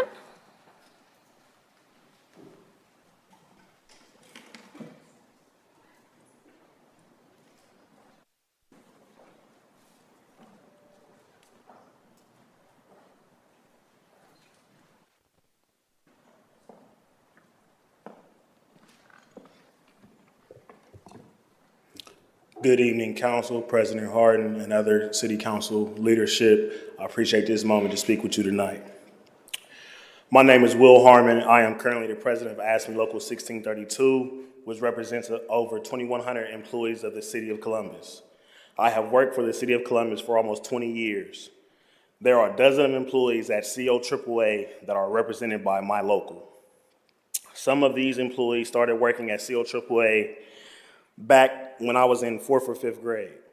And these employees have stuck with the city through good times and bad times. These employees have served the aging and elderly citizens of this city with pride for decades. These employees have earned their positions, their benefits, their terms and conditions of employment. There is no good reason that these employees should just be handed an employee handbook in September to find out whether they have any sick leave, how much vacation they will lose, what will happen if they get injured at work, what if their family members get sick, will they be able to afford medical insurance, does seniority count, etc. From a personal point of view, I want to guarantee that the COG will honor MLK Day, Juneteenth, Labor Day, and all the holidays currently recognized by the City of Columbus. Furthermore, Local 1632 and ASME bargained a contract that included a 5% wage increase that's set to take place in the spring of 2026. This bargain included the employees of COAAA, and the local feels strongly that these employees are owed what was bargained on their behalf.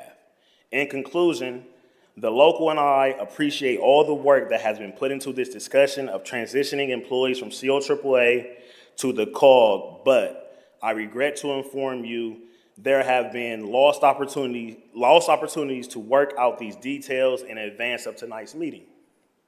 So we are in need of your help to make this transition as smooth as possible by stepping in and stepping up for the employees of COAAA. Again, the best way to assure success for the clients served by COAAA and the workers at COAAA is to guarantee them the wages, the benefits, and terms and conditions of employment on January 1st as they enjoyed on December 31st. I encourage the President Harden and the rest of the council to strongly consider not approving these funds for the benefit of the COAAA employees, so we can further this discussion and get more things detailed out so my members and the employees of COAAA can have a more solid understanding of this transition. Thank you. Does anyone have any questions for Mr. Herman? None? Okay. Thank you. Y'all have a good night. And our final speaker is Joseph Sheener.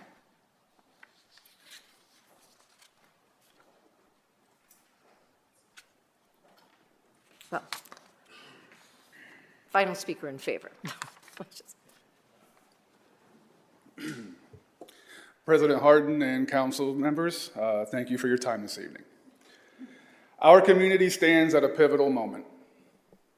Your upcoming vote to allow the Central Ohio Area Agency on Aging, COAAA, to transfer funds to the newly formed Council of Governments will not only shape the future of the agency, but also the futures of thousands of vulnerable individuals who depend on us for life-changing and sometimes life-saving support.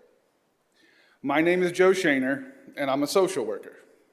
Since joining COAAA in 2019, I've witnessed firsthand the critical difference we make in the lives of your constituents.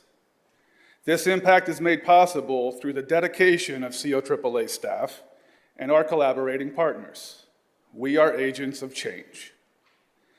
COAAA helps coordinate essential services from in-home care and meal delivery to medical transportation and behavioral health referrals. Every day, These supports help individuals in our communities avoid hunger, isolation, pain, suffering, and even premature death. To continue serving the 8 counties in our region, it is vital this transition move forward. COAAA needs the flexibility, autonomy, and sustainability to fulfill its promise, its mission, and meet the growing needs of our neighbors, our friends, and our families. The demand for our service continues to rise.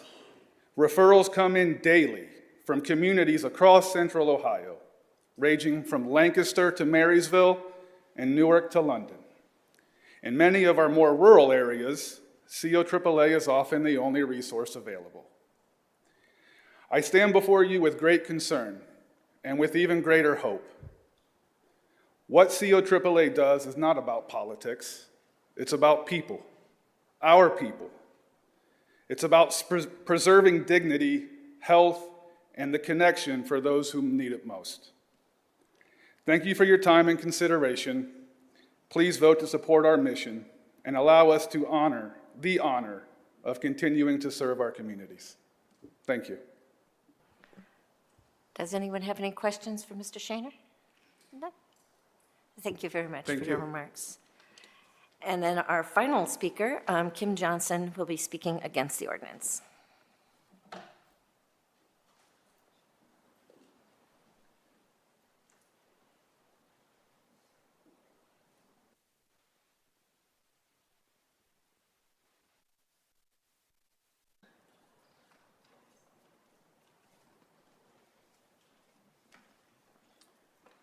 Good evening. My name is Kim Johnson. I've been working with COAAA 36 years. I have been working in each division, the clinical side, the IT side, now I'm in the provider side. I have seen so much. When it comes to the agency, there's so much going on, so much. When they came to us about this transition, it was a shock to me, real shock. Being there 36 years, it was just like, wow, never seen this before. I have seen budget cuts, but not being moved from the city. My main concern with dealing with me is what's going to happen to my PRS, my health insurance, my salary, my 5% raise for next year, everything that falls under HR stuff. That's my main concern. When you talk to the COAAA employees, they are very upset because of this transition. It was just a shock. If they could have came to us back, just tell us, like in January, this is what's going to happen. February, here's March, this is what's going to happen. We get to April, we had a division meeting. We thought it was going to talk about my care. No, it was not about my care. It was about the transition, leaving the city. Everybody was upset. People that I talked to was very upset. People are still upset. People talking about leaving. I'm not going to leave because I've been there too long. I'm not leaving. I love my job. I love doing what I'm doing. We got so many clients, so many providers. I love my job. But it's just the way they did it was not right. So I wish y'all vote no on it because it's not right. It needs to be, if you're going to vote for it, it needs to be, it needs to be It needs to be more details, more about it. How they're going to do it when it comes to the employees. The clinical side for the consumer is fine, but when it comes to the employee, it's not fine. Don't just want to say thank you very much. Any questions? Thank you. Thank you for coming down. Thank you. Thank you for your years of service. That's an incredible service record. Thank you. Yeah. So thank you all for coming down and speaking this evening. I will note for the record that we also received 5 written testimonies in support of the ordinance. In closing, I would just like to remind everyone that this ordinance does not signify the end of these conversations. I encourage union representatives and COAAA employees to continue advocating here at Council. While this amended ordinance, in my view, considerably enhances the clarity and assurances that workers can rely on and adds legal teeth to our ability to hold COAAA true to its word, I understand that there may be additional, well, not maybe, there are additional items of concern that are not reflected in this ordinance. However, it's my belief that this transition process needs to be allowed to proceed so the new legal entity can be up and fully functional by January 1st, 2026. The sooner the COG is able to receive these funds and get set up, the more quickly they can provide clarity to workers on what comes next. We here at Council will continue to stay engaged, checking in on this process and ensuring that the COG stays true to its commitments. Council will continue to stay engaged. That's just really important. We want everyone to understand that we will stay engaged as COAAA transitions to a model that can best serve our aging residents. We welcome COAAA employees and union leaders to continue to be in dialogue with us here at Council about their concerns as this process moves forward. Do my colleagues have any questions or comments? Chair Diakar. Thank you. First, I want to say thanks to the employees that came down tonight. As the chair mentioned, the level of service that you all have devoted to the city, to our residents, to our seniors, not only in Columbus, but across Central Iowa is incredibly important and to be commended. So thank you for that service. When the first piece of legislation came before council regarding this transition back in April, myself and other council members made very clear that managing this transition for the workers was something that was central towards this body and our work towards this. I want to thank the chair and certainly other folks who worked over the last week to get the amendment that's included in this legislation here tonight. That's a step in the right direction. Unfortunately, in my opinion, it does not go far enough to provide the clarity that I think these workers deserve after, in many instances, decades of service. So while I appreciate that amendment and certainly supportive of it, there's a lot more work to be done, and we need to get that work done in order to provide that clarity and support to our staff and folks that have devoted themselves to the city. So I unfortunately tonight, while understanding that this transition needs to happen to make sure this agency can continue to exist and serve seniors, I will not be in support. Madam Chair, I know that you hit on this in your opening, but would you mind if I ask John Snooze, who worked with you in the administration, to come up and go through the amendment again? I think it's important to know what council negotiated in terms of additional protections, and then I'll speak more about how I feel about this.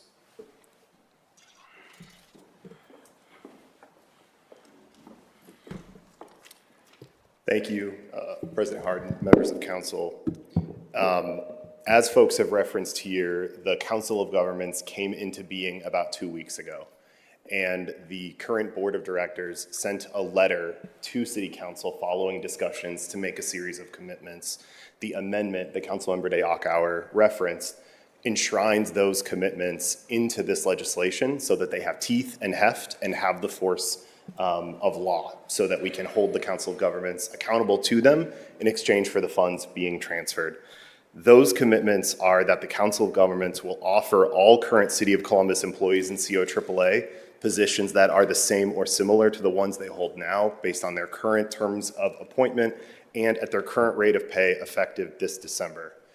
It also binds the Council of Governments to not interfere with the organizing rights that these employees have and to voluntarily recognize a union if a majority of members at the new COG choose that they want to form one. It also commits the COG to participate in OPERS. Determination of OPERS is actually a state decision, not a COG decision, but it's widely understood by the lawyers that the new COG would fall under OPERS, and so this legislation denotes that as well.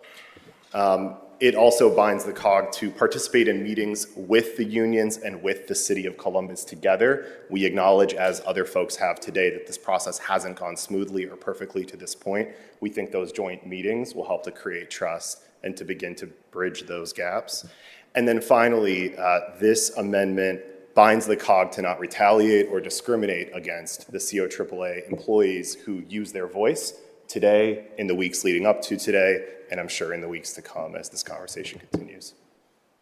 Thank you, John. Does anybody have any questions for John on the amendment piece? And I'm going to turn it back over to the chair. Council President, and it might actually be a city attorney question. What does this mean based on their current terms of appointment? I'm not exactly sure what you're asking me. I'm sorry.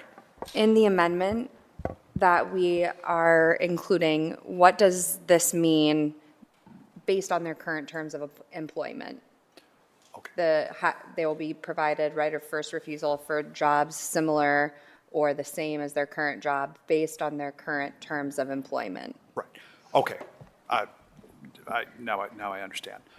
Council President, members of council, what that would do is give the employees at COAAA right now the ability to continue their jobs once the new entity is set up. So if they are and I don't know if this exists, but let's say a social worker one, the new entity is set up, they would be going over in that same or similar type of a job, unless they themselves said, no, I don't want it. So there is a commitment from the new employer to bring people over in their same positions or equivalent types of positions. Basically what that does is it would prohibit the new entity from just replacing everybody by doing postings for the 400 jobs or however many positions there are. Yeah, so when I originally read that line based on the current terms of employment, I interpreted that to mean that would be encompassing of their, like they would get to roll over their vacation time if they had it or whatever. Is that an incorrect interpretation of that? Is it just the employer that's setting the terms? Under Ohio law, the employer cannot single-handedly set terms, assuming, of course, that the employees at the new entity decide that they want to have a union represent them. The new employer is obligated to engage in bargaining with them. So the new employer does not get to unilaterally decide what the rate of pay is, what the vacation accrual is. Those are terms and conditions of employment that under Revised Code 4117, the collective bargaining law, would have to be worked out between the management side and the labor representative. So then how are they saying that statement then in the letter? They're saying that statement because they're going to be offering positions. So they are offering jobs to the new entity will be offering jobs.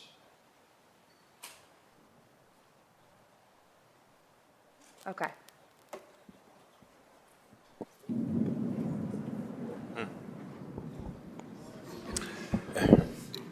So to just follow up on that question, so essentially it is giving you a level of job security, right, unless you choose to not have that job. But then the amendment and certain pieces that we put in the amendment gives the assurance that the benefits and other portions of it would have a carryover, like OPERS and other things that Mr. Tanous mentioned. And then there's some things that would then need to be negotiated, like vacation time or other things, potentially. Yep. So as Mr. Tanous mentioned, OPERS is a state decision. So we can't pass a law that says these positions have to be covered by OPERS. But it's pretty clear that this should be considered an OPERS position. So yes, all of that stuff is there. As far as the specifics on rate of pay next year, is there going to be a 5% increase? That is something that new entity and the labor representative would have to talk about. I think that, and I said this last week, the idea that we were going to transition this many employees from city employment to a new organization that was just set up the week before, it was always going to be difficult. And there's always going to be this gray area that is created when we did this transition. And I think I said this last week too, that we asked folks to trust us in this process. But the thing about trust, it's not given, it's earned.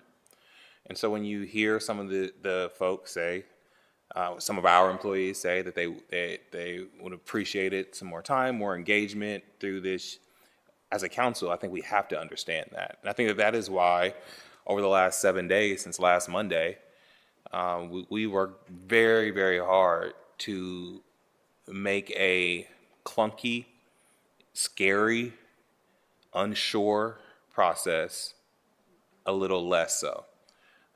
We know that it's not perfect. We know it's not perfect. We know that we couldn't get everything legally put in, and trust me, we tried. There are different stipulations. There are different reasons why we could not get it all in at this point. But we also know that this is not the last time that they'll come before council for something, before this process is over.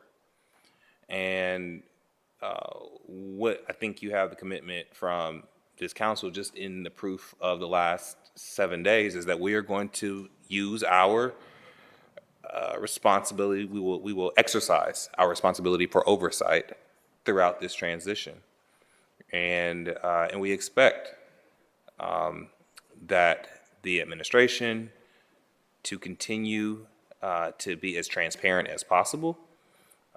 These are people's livelihoods that we're talking about. Ms. Johnson worked there for 36 years. I mean, you have to understand her when she says, "Would trust you." I mean, that's a lot of trust.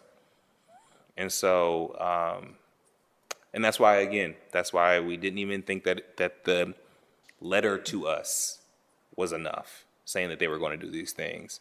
That's why we pushed and worked to put it actually in legislation to codify this amendment that these things will be done.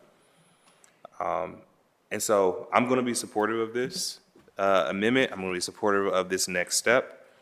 But I want to encourage ASME and CWA to keep fighting. Because you're not just fighting for clinicians, you're fighting for people. And you're fighting for families. And you're fighting for their ability to take care of our grandparents and our folks that are aging. So keep fighting. And council will continue to have your back. But I support this amendment going forward. Are there any other comments? Seeing none, then I move to amend as submitted to the clerk and request a voice vote. Please, clerk, please call the roll. Bangston. Yes. Barosa de Padilla. Yes. Beatty. Yes. Dayakauer. Yes. Dorans. Yes. Green. Yes. Remy. Yes. White. Yes. President Harden. Yes, amendment passes. And now I move for passage as amended and request a voice vote. Clerk, please call the roll by voice. Bangston. Yes. Barosa de Padilla. Yes. Beatty. Yes. Dayakauer. Yes. Dorans. No. Green. No. Remy. No. White.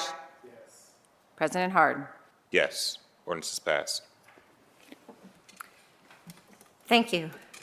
Next, we have 1932-2025 to authorize the Director of Recreation and Parks Department to enter into contract with Builderscape Incorporated for the playground renovations 2023-2024 project to authorize a transfer of $689,333.19 between the General Fund Income Tax Set-Aside Subfund and the Recreation and Parks Bond Fund to authorize the appropriation of $689,333.19 in the Income Tax Set-Aside Subfund and Recreation and Parks Voted Bond Fund to authorize the appropriation of $1,667,681.11 within the Recreation Parks Permanent Improvement Fund to authorize a transfer of $1,667,681.11 within the Recreation Parks Permanent Improvement Fund to authorize the expenditure of $2,357,014.30 from the Recreation and Parks Permanent Improvement Fund and Voted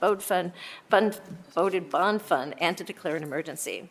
Rec and Parks is constantly evaluating the age and condition of their park amenities to ensure residents have the best possible recreation equipment at their disposal. Through the Playground Renovations 2023-2024 project, the department will begin work on replacing numerous playgrounds in city parks that are 20 to 25 years old and beyond their service life. This initial phase includes 8 parks: Albany Crossing, East Haven, Carnes, Mifflin, Nelson, Saunders, Westgate, and Williams Creek. To point out some highlights from this project, East Haven will receive a new playground, Saunders Park will receive a new adult fitness equipment area, the Westgate Park will receive an additional set of playground equipment. The project is anticipated to issue a notice to proceed this fall, with total completion expected in summer 2026. Do my colleagues have any questions or comments? Seeing none, I move for passage. Clerk, please call the row. Bangston, Barosa de Padilla, Beatty, de Akauer, Dorance Green, Remy Weiss, President Harden. Passed. Thank you. Next, we have 1935-2025 to authorize the Director of the Recreation and Parks Department to modify an existing contract with Marker Incorporated, DBA Marker Construction for the Marion Franklin Pool Replacement Project to add additional funding to authorize a transfer of $9,278,866 between the General Fund Income Tax Set-Aside Subfund and the Recreation and Parks Bond Fund to authorize the appropriation of $9,278,876 in the Income Tax Set-Aside Subfund and Recreation and Parks Voted Bond Fund to authorize the expenditure of $9,278,876 from the Recreation Parks Voted Bond Fund and to declare an emergency. Marion Franklin Pool is one of the last 2 pools in our city that has not yet received a renovation. Earlier this year, Council authorized the design contract for this pool, and on the consent agenda tonight, Council passed an ordinance for the demolition of the existing pool at the close of this current swim season. I'm excited to announce that this ordinance officially authorizes the construction contract for the complete rebuild and renovation of the Marion Franklin Pool. The department recently released a design rendering for the new facilities that you can view on the screen now. This exciting project includes a brand-new multi-feature pool with lap lanes, a dive well, aquatic play areas for all ages, and a fully renovated bathhouse. Designed with accessibility, safety, and fun in mind, the new facility will serve as a vibrant community space for families, neighbors, and visitors across the Far South neighborhood. Construction will begin following demolition at the end of 2025 swim season, and the project is expected to be complete by the start of the 2026 swim season. Do my colleagues have any questions or comments? Seeing none, I move for passage. Clerk, please call the row. Bangston, Barosa de Padilla, Beatty, de Akauer, Dorance Green, Remy Weiss, President Harden. Passed. Thank you. Next, we have 1942-2025 to authorize the Director of the Recreation and Parks Department to enter into contract with Amerisco Incorporated for the HVAC Controls Upgrades Phase 2 project to authorize a transfer of $996,807 between the General Fund Income Tax Set-Aside Subfund and the Recreation and Parks Bond Fund to authorize the appropriation of $996,807 in the Income Tax Set-Aside Subfund to authorize expenditure of $1,153,000 from the Recreation and Parks Grant Fund and the Voted Bond Fund, and to declare an emergency. This project is a continuation of departmental efforts to modernize end-of-life HVAC equipment throughout facilities in order to improve energy efficiency and user comfort. The scope includes the replacement of HVAC control systems at the Whetstone, Dodge, and Blackburn community centers, as well as the maintenance headquarters. The project will also integrate all of these systems into Columbus Recreation and Parks' centralized control server, improving operating efficiency of facilities and allowing them to be remotely managed. The final phase of this project that is yet to come will include Bretnell Community Center, Berwick Community Center, and Beatty Community Center. These upgrades improve environmental quality, increase system reliability, and reduce energy use, helping the department meet the city's climate action plan goals. Do any of my colleagues have questions or comments? Seeing none, I move for passage. Clerk, please call the roll. Bangston, Barosa de Padilla, Beatty de Akauer, Dorance Green, Remy White, President Harden. Pass. Thank you. Next, we have 1943-2025 to authorize the Director of the Recreation and Parks Department to enter into contract with Marker Incorporated DBA Marker Construction for the Case Road Park project, to authorize a transfer of $8 million between the General Fund Income Tax Set-Aside Subfund and the Recreation and Parks Bond Fund, to authorize the appropriation of $8 million in the Income Tax Set-Aside Subfund and Recreation and Parks Voted Bond Fund, to authorize the expenditure of $8 million from the Recreation and Parks Voted Bond Fund, and to declare an emergency. The department has named this project the Case Road Park. Many of us know this project simply as the Sheep Farm. In 2018, Recreation and Parks acquired the former Ohio State University Agricultural Extension Sheep Farm at 2425 West Case Road. For several years, the department had identified the 58-acre site as a community park space, as the parcel is one of the largest remaining undeveloped open spaces in the entire Northwest community. At the same time, the surrounding neighbors have played an active role by providing support for the city's investment to buy the site and develop a signature green space for an underserved area. The property is surrounded by a high density of housing with over 1,000 households within a 10-minute walk. The central core of the property will feature a community park with both active and passive amenities. These include sports fields, playgrounds, sports courts, walking trails, meadows, and naturalized areas with associated parking and other supporting infrastructure. A City of Columbus forestry outpost will occupy the northeast corner of the site.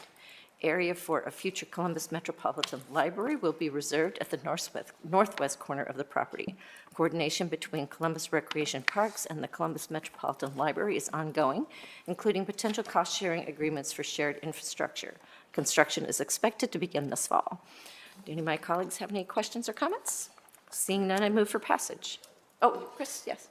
You got to be quick. Yeah, I just wanted to acknowledge the work that the department is doing. This is one of the issues that came up when we were running in 23. Folks wanted to know what was happening to the sheep farm, and so it's exciting to see this move forward. So you'll have a lot of friends in your district who are excited to see it, and those who live in mines as well.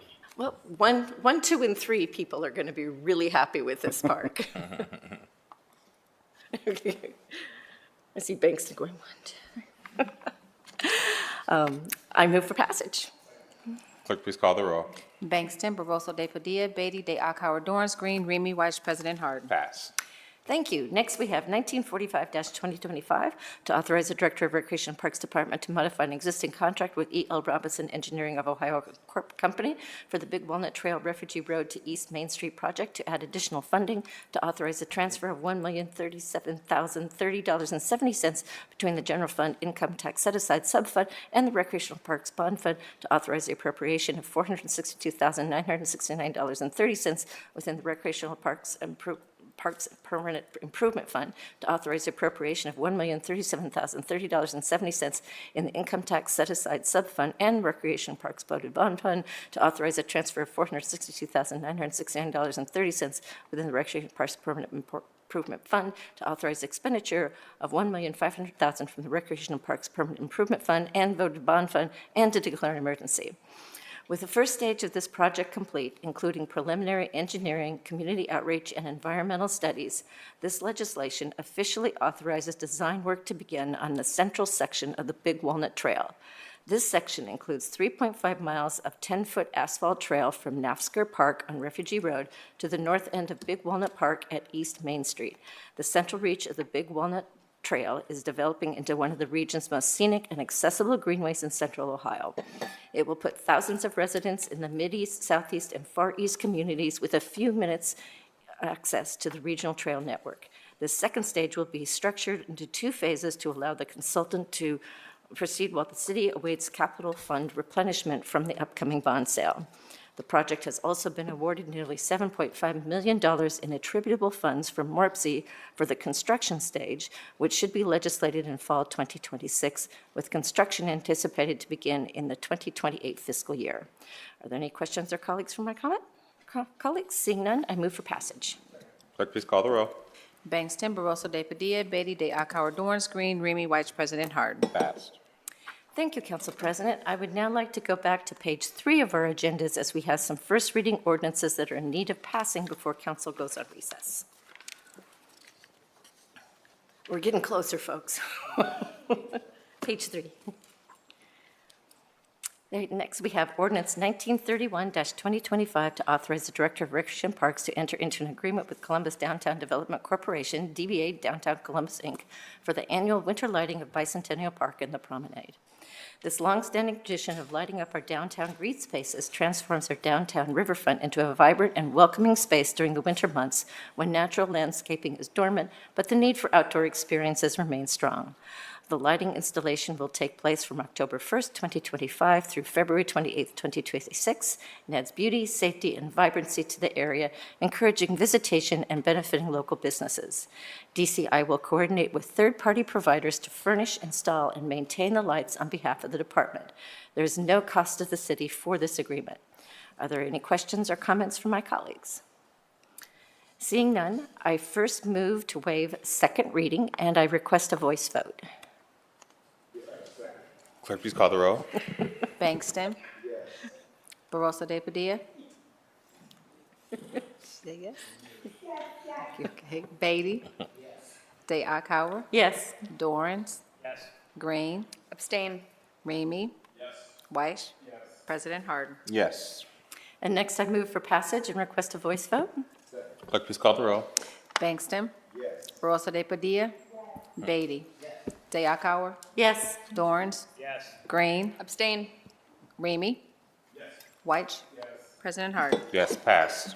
Thank you. Next, we have ordinance 1934-2025 to authorize the Director of Recreation and Parks Department to enter into contract with Pummel Construction Incorporated LLC for the Reservoir ADA Kayak Launches Project, to authorize the transfer of $182,689 between the General Fund Income Tax Set-Aside Subfund and the Recreation and Parks Bond Fund, to authorize the appropriation of $182,689 in the Income Tax Set-Aside Subfund and Recreation Parks Voted Bond Fund, to authorize the appropriation of $216,805 within the Recreation and Parks Permanent Improvement Fund, to authorize the transfer of $216,805 within the Recreation and Parks Permanent Improvement Fund, and to authorize expenditure of $399,494 from the Recreation and Parks Permanent Improvement Fund and Voted Bond Fund.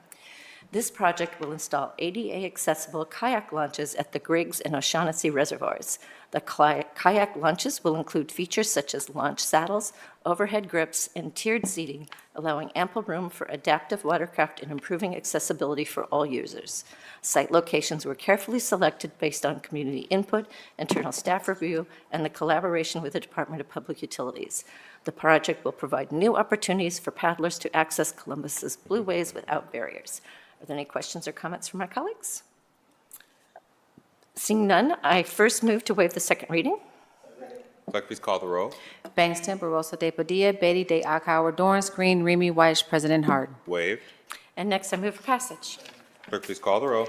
Bangston. Barosa de Padilla. Beatty. De Akauer. Dorans. Green. Remy White. President Harden. Passed. Thank you. Next, we have ordinance 1941-2025 to authorize the Director of the Recreation and Parks Department to enter into contract with Miles McClellan Construction Company Incorporated for the North Bank Pavilion interior renovation and fountain conservation project, to authorize a transfer of $876,134 between the General Fund Income Tax Set-Aside Subfund and Recreation and Parks Bond Fund, to authorize appropriation of $876,134 in the Income Tax Set-Aside Subfund and Recreation and Parks Voted Bond Fund, and to authorize expenditure of $876,134 from the Recreation and Parks Voted Bond Fund. North Bank Pavilion is one of the department's premier rental venues, generating more than $250,000 annual in revenue. While past investments have improved the facility, several original elements, including the HVAC system and the decorative fountain, are now outdated, non-functional, or failing. This ordinance supports a full interior renovation and the removal of the existing fountain, which has presented persistent safety and maintenance issues. The area will be repurposed to expand the rentable event space, responding to frequent requests from users. Additionally, the project will replace the aging HVAC system, which is beyond its useful life and nearing failure. These upgrades will help preserve the venue's status as a high-quality rental and recreational space. Construction is scheduled to begin in late fall 2025 to avoid disrupting the peak rental season, which runs from April through October. Are there any questions or comments from my colleagues? Seeing none, I first move to waive second reading. Clerk, please call the roll. Bangston, Barosa de Padilla, Beatty, De Akauer, Dorance Green, Remy Weiss, President Harden. Amended. And Waived. next I move for passage. Clerk, please call the roll. Bangston, Barosa de Padilla, Beatty, De Akauer, Dorance Green, Remy Weiss, President Harden. Passed. Thank you. Next, we have ordinance 1944-2025 to authorize the Director of Recreation and Parks Department to enter into contract with Strouser Paving for the Big Walnut Crosswalk to Cherry Bottom Road project to authorize the appropriation of $77,355 within the Recreation and Parks Permanent Improvement Fund, to authorize the transfer of $77,355 within the Recreation and Parks Permanent Improvement Fund, and to authorize the expenditure of $77,355 from the Recreation and Parks Permanent Improvement Fund. This project includes safety and accessibility upgrades to the pedestrian crosswalk located on Cherry Bottom Road, approximately 200 feet south of White Flower Lane. Improvements will include the installation of a rapid rectangular flashing beacon, or RRFB, and the construction of an ADA-compliant shared use path. This new path will create an accessible connection between the existing curb ramp on the east side of the crosswalk and an existing shared use path in Blended Woods Metro Park. The RRFB provides a visual alert to drivers when a pedestrian is crossing, and the ADA-compliant path ensures access for all, including individuals using mobility devices. These improvements will also provide direct pedestrian access from the future Big Walnut Trail into Blended Woods Metro Park. Metro Parks is a funding partner on this project and will reimburse the department $25,000 towards the total cost. Are there any questions or comments from my colleagues? Seeing none, first I move to waive the second reading. Clerk, please call the roll. Bangston, Barosa de Padilla, Beatty, De Akauer, Dorance Green, Remy Weiss, President Harden. And Waive. next I move for passage. Clerk, please call the roll.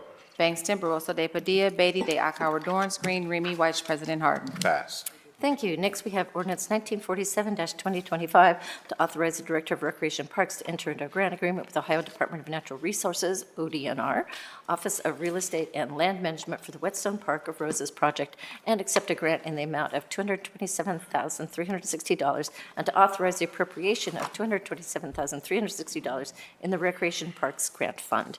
Grant funds from ODNR will be used to install field lighting at 2 baseball and softball diamonds at Whetstone Park, allowing for extended daily play and additional games during colder seasons.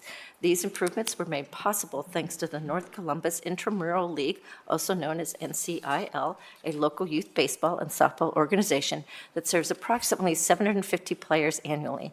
NCIL submitted the original application for funding, and upon the grant award, Columbus Recreation and Parks stepped in to serve as the official grantee and project administrator.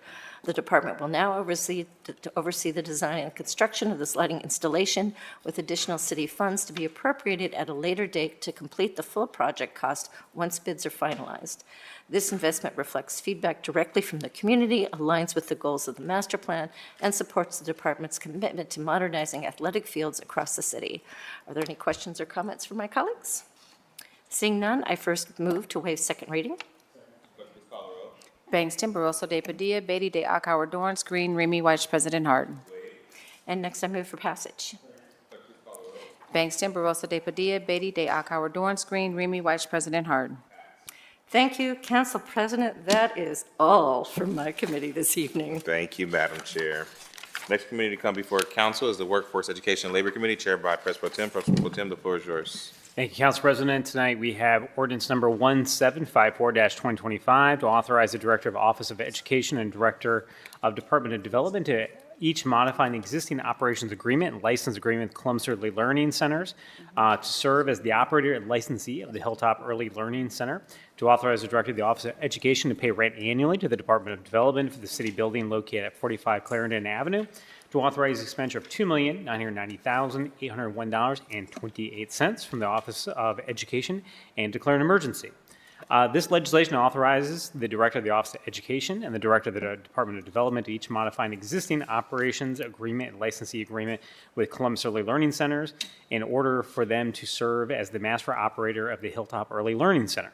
The Hilltop Early Learning Center represents a deep investment in the West Side, offering high-quality childcare, a full-service health center operated by Nationwide Children's Hospital, counseling services, a food pantry, and more for West Side families, whether or not they have a child enrolled in pre-K center or not. The term of the modified operations agreement shall be from September 1, 2025 through August 31st of 2026, with an option to renew the contract for up to 2 additional one-year terms running from September 1st, 2026 through August 31st, 2027, and September 1st, 27 through August 31st, 2028. Do all my colleagues have questions or comments? Seeing none, I move for passage by voice. Clerk, please call the roll. Bangston? No, second read. So Bangston? Barosa de Padilla? Beatty? Dayakauer?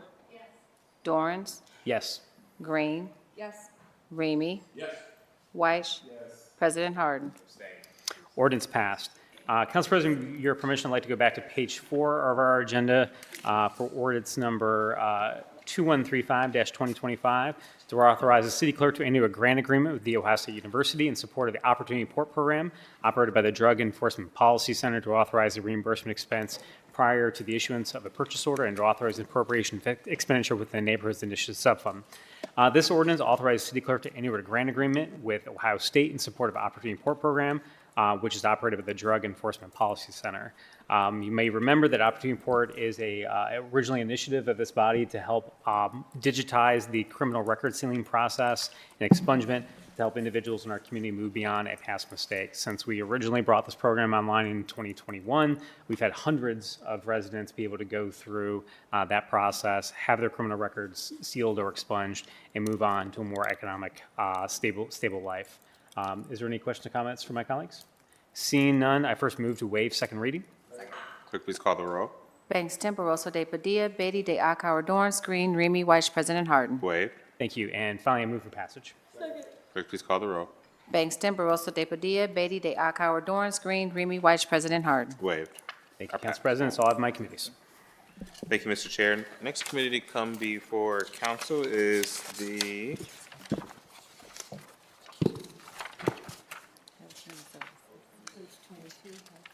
Health and Human Services Committee and Equity Committee, chaired by Councilmember Green. Councilmember, the floor is yours.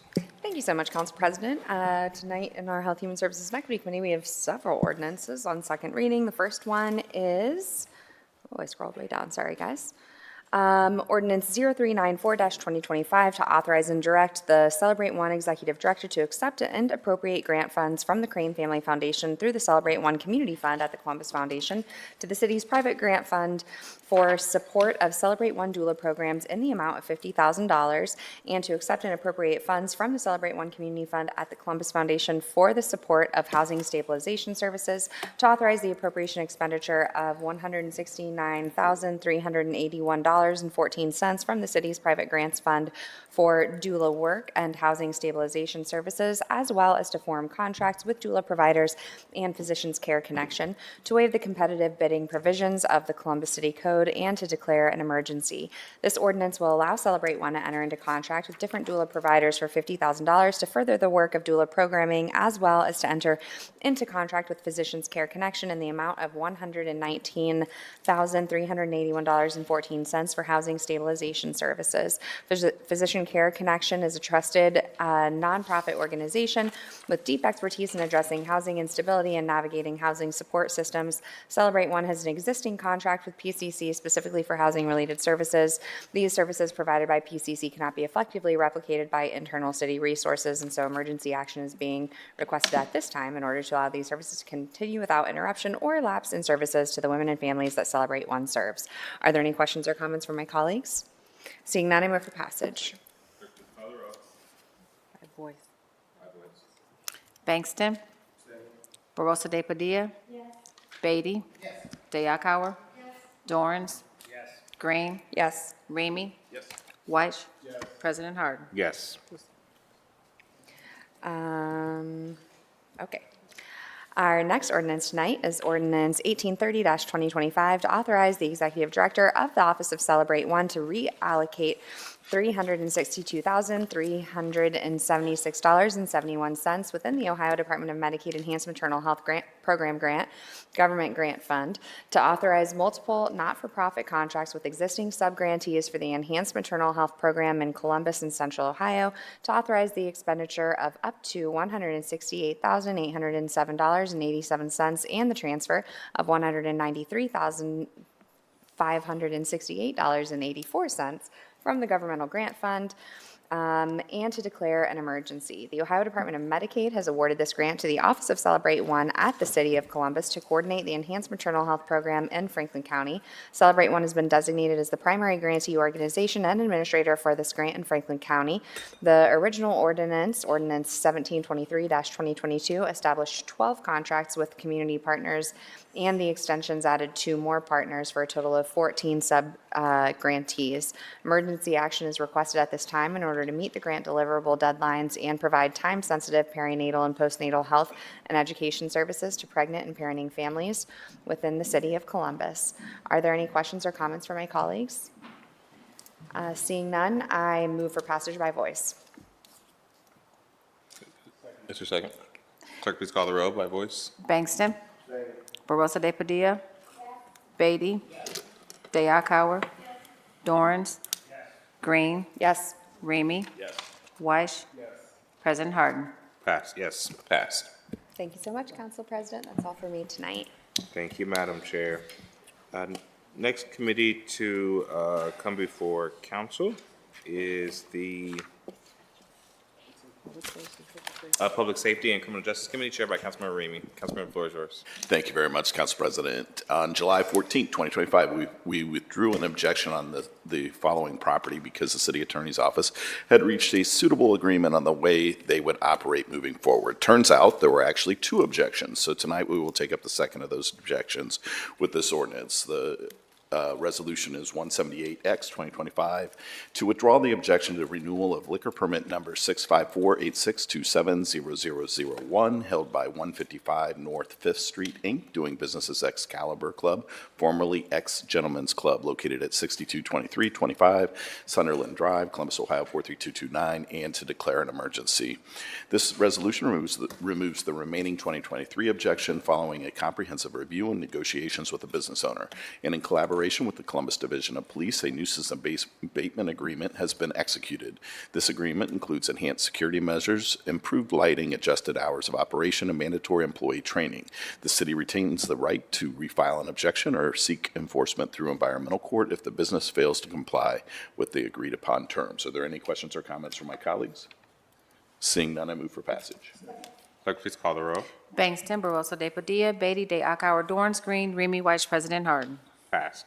Next, I have ordinance 1999-2025 to authorize the Director of Finance and Management on behalf of the Office of Construction Management to enter into a construction contract with General Temperature Control Incorporated to replace walk-in freezers at the police property room for the Department of Public Safety, to authorize a transfer of an expenditure up to $1,236,000 to provide for payment of prevailing wage services, to waive competitive bidding provisions of Columbus City Code, and to declare an emergency. This ordinance addresses the urgent need to replace aging walk-in freezers at the police property room. These units are vital for the preservation of biological evidence and perishable materials, which must be stored in climate-controlled conditions to maintain forensic integrity. The current systems are failing, posing significant risk to evidence storage. The projects include funds for prevailing wage compliance and the use of General Temperature Control, Inc. ensured expedited installation through a waiver of competitive bidding due to the time-sensitive nature of this work. Are there any questions or comments from my colleagues? Seeing none, I move for passage. Clerk, please call the roll.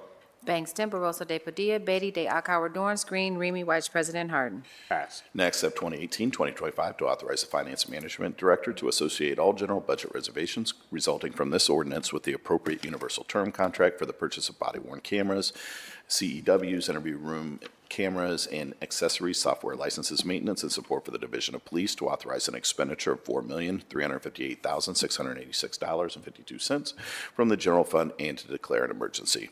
This legislation allows the city to continue its commitment to transparency, accountability, and officer safety by authorizing the purchase of critical public safety equipment from Axon Enterprise, Inc. This includes body-worn cameras, conducted electrical weapons, interview room systems, evidence management software, and ongoing support. These tools are used daily by officers and investigators and play a vital role in both public interaction and legal proceedings. Axon was awarded this contract through a competitive RFP process with 6 vendors submitting bids. Are there any questions or comments from my colleagues? Seeing none, I move for passage. Clerk, please call the roll.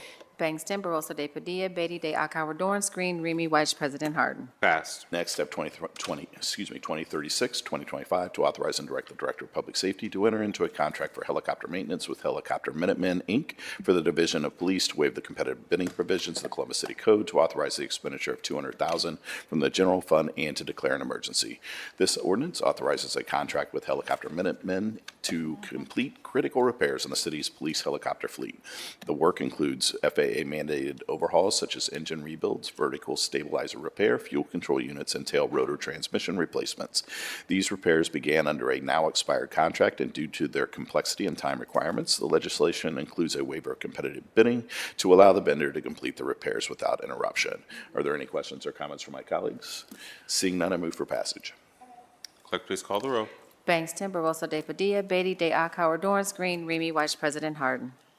Passed. Next up, 2025, to authorize the city attorney to enter into 2 contracts with Lindsay Automotive Inc. and MDDR Enterprises Incorporated for the purpose of supporting and expanding the Project Taillight Public Safety and Crime Prevention Program, to appropriate and expend $250,000 within the Neighborhoods Initiative Subfund, to authorize reimbursement of expenses incurred prior to the issuance of a purchase order, and to declare an emergency. This ordinance supports the continued expansion of Project Taillight, a proven and effective public safety initiative that provides free vehicle safety repairs, including brake lights, turn signals, and mirrors, to low-income Columbus residents. The program is designed to reduce the number of traffic stops and citations that disproportionately affect vulnerable populations, while simultaneously promoting safer streets for all road users. I am proud to support this legislation once again this year.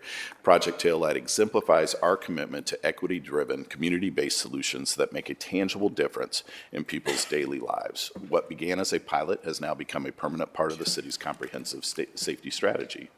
Funding from this ordinance will be used to contract with two very trusted and experienced local vendors, Lindsay Automotive and MDDR Enterprises, to perform the necessary repairs. As the program continues to grow, a new online application system is scheduled to launch in fall of 2025, improving accessibility and streamlining service delivery for residents across Columbus. Solicitor General Rich Coglianese, would you like to speak to the success of this program? Thank you, Council President Harden, Chair Ramey, members of council. Our office has been very, very proud to sponsor, with the help of council, Project Taillight, as Chair Ramey pointed out. The purpose of this program is to make sure to prevent members of disadvantaged communities from getting tickets for traffic stops, broken taillights, things like that. Members are eligible for this program if they make less than 200% of the federal poverty level, driving cars that are at least 7 years old. We have served through this program approximately 500 people already. And because of the generosity of council and our partners, we have been able to expand on what started as a test program. We are very, very fortunate in the city to have this, although we don't keep statistics specifically on marital status or children as a part of this program. Conversations with participants have revealed to us that the primary audience for this program are single mothers. So again, we are very thankful for council funding this program, and Chair Ramey for your advocacy. Thank you very much, Solicitor General. Are there any questions or comments from my colleagues? Thank you. Seeing none, I move for passage. Clerk, please call the roll. Bangston, Barosa de Padilla, Beatty de Akauer, Dorance Green, Remy Weiss, President Harden. Passed. Next, I have 2125 to authorize the creation of the PFAS Settlement Fund to accept funds from the city's settlement of claims in the multi-district aqueous film forming foams product liability litigation and to declare an emergency. This legislation creates a dedicated fund to receive and manage settlement proceeds from the city's litigation against manufacturers of PFAS containing firefighting foam. The city filed claims through outside counsel on behalf of the Department of Public Utilities and Department of Public Safety, alleging long-term contamination and resulting damages. The PFAS Settlement Fund will enable proper accounting and fund management, allowing the city to quickly process and allocate incoming settlements during the council recess. Solicitor General, can you speak to the intended use of the PFAS funds and the timeline for this? Yep, thank you. Council President Harden, Chair Remy. As you mentioned, the city did sue 3M and various other manufacturers of PFAS. These forever chemicals exist all over the place, and as a result, the Department of Public Utilities has worked very hard testing our water supplies to see where these chemicals are. We have been working with our outside counsel and their consultants. We've been filing the forms that are required of us to make sure that we get the best recovery we possibly can for the city. Currently, we have been working with the settlement administrator, dealing with also the addition of the new water plant and those contracts to submit claims. We believe that there is a possibility that the first check may come while council is in recess. That is why we asked that this be established as an emergency. There is no guarantee that that time frame works, as folks who have ever worked with class actions understand. Telling you when you're going to get a check is a guessing game, but we believe that there is a possibility a check may come in during the August recess, and to be safe, we just wanted to make sure that we had the authorization to accept it. Thank you very much. Are there any questions or comments from my colleagues? Seeing none, I move for passage. Bangston, Barosa de Padilla, Beatty de Akauer, Dorance Green, Remy Weiss, President Harden. Next, I have 2138 to authorize and direct the city attorney to settle the lawsuit known as Vernon Salisbury versus City of Columbus, case number 224 CB 1425, to appropriate funds within the Street Construction Maintenance and Repair Fund, to authorize the expenditure of $120,000 and to declare an emergency. This ordinance resolves all legal claims in the case of Vernon Salisbury versus City of Columbus pending in federal court. Mr. Salisbury was a former city employee, alleged unauthorized recording during an internal investigation and age discrimination in violation of federal and state law. Solicitor General, could you speak to further about this case, please? Absolutely. Council President, Chair Remy. The plaintiff in this case was a supervisor over at the Department of Public Service. The department was informed that there was an inappropriate amount of internet usage at this person's computer.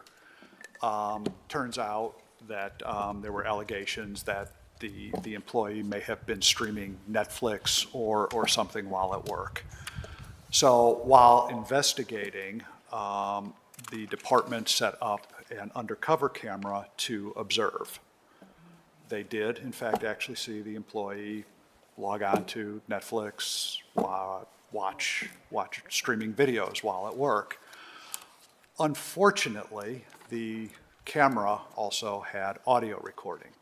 And so in addition to the video, they were also recording audio. That is in violation of state and federal wiretap laws. Of course, there is no consent at all for that. Litigation resulted, and this is a case where, were we to lose, we would be responsible for full attorney's fees to the other side in addition to any damages. And so our office made the recommendation to settle this case at $120,000, which is what was agreed to by the plaintiff. We think that this is a better use to settle now, as opposed to go through summary judgment filings where we will potentially have to pay the other side to write their briefs, do trial. So we think that, that by settling the case early, we actually can save the city money. Thank you very much. Are there any questions or comments from my colleagues? Seeing none, I move for passage. Bangston, Barosa de Padilla, Beatty, de Akauer, Dorance Green, Remy Weiss, President Harden. Now, if we could go back to ordinance on the first read on page 4.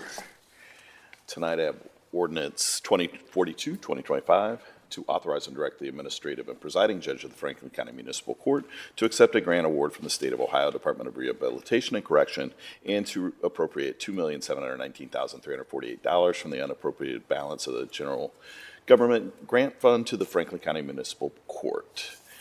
The purpose of this grant is to provide funds to the Franklin County Municipal Court Department of Probation and Pretrial Services to adopt policies and practices based on the latest research on how to reduce the number of offenders on probation supervision who violate the conditions of their supervision.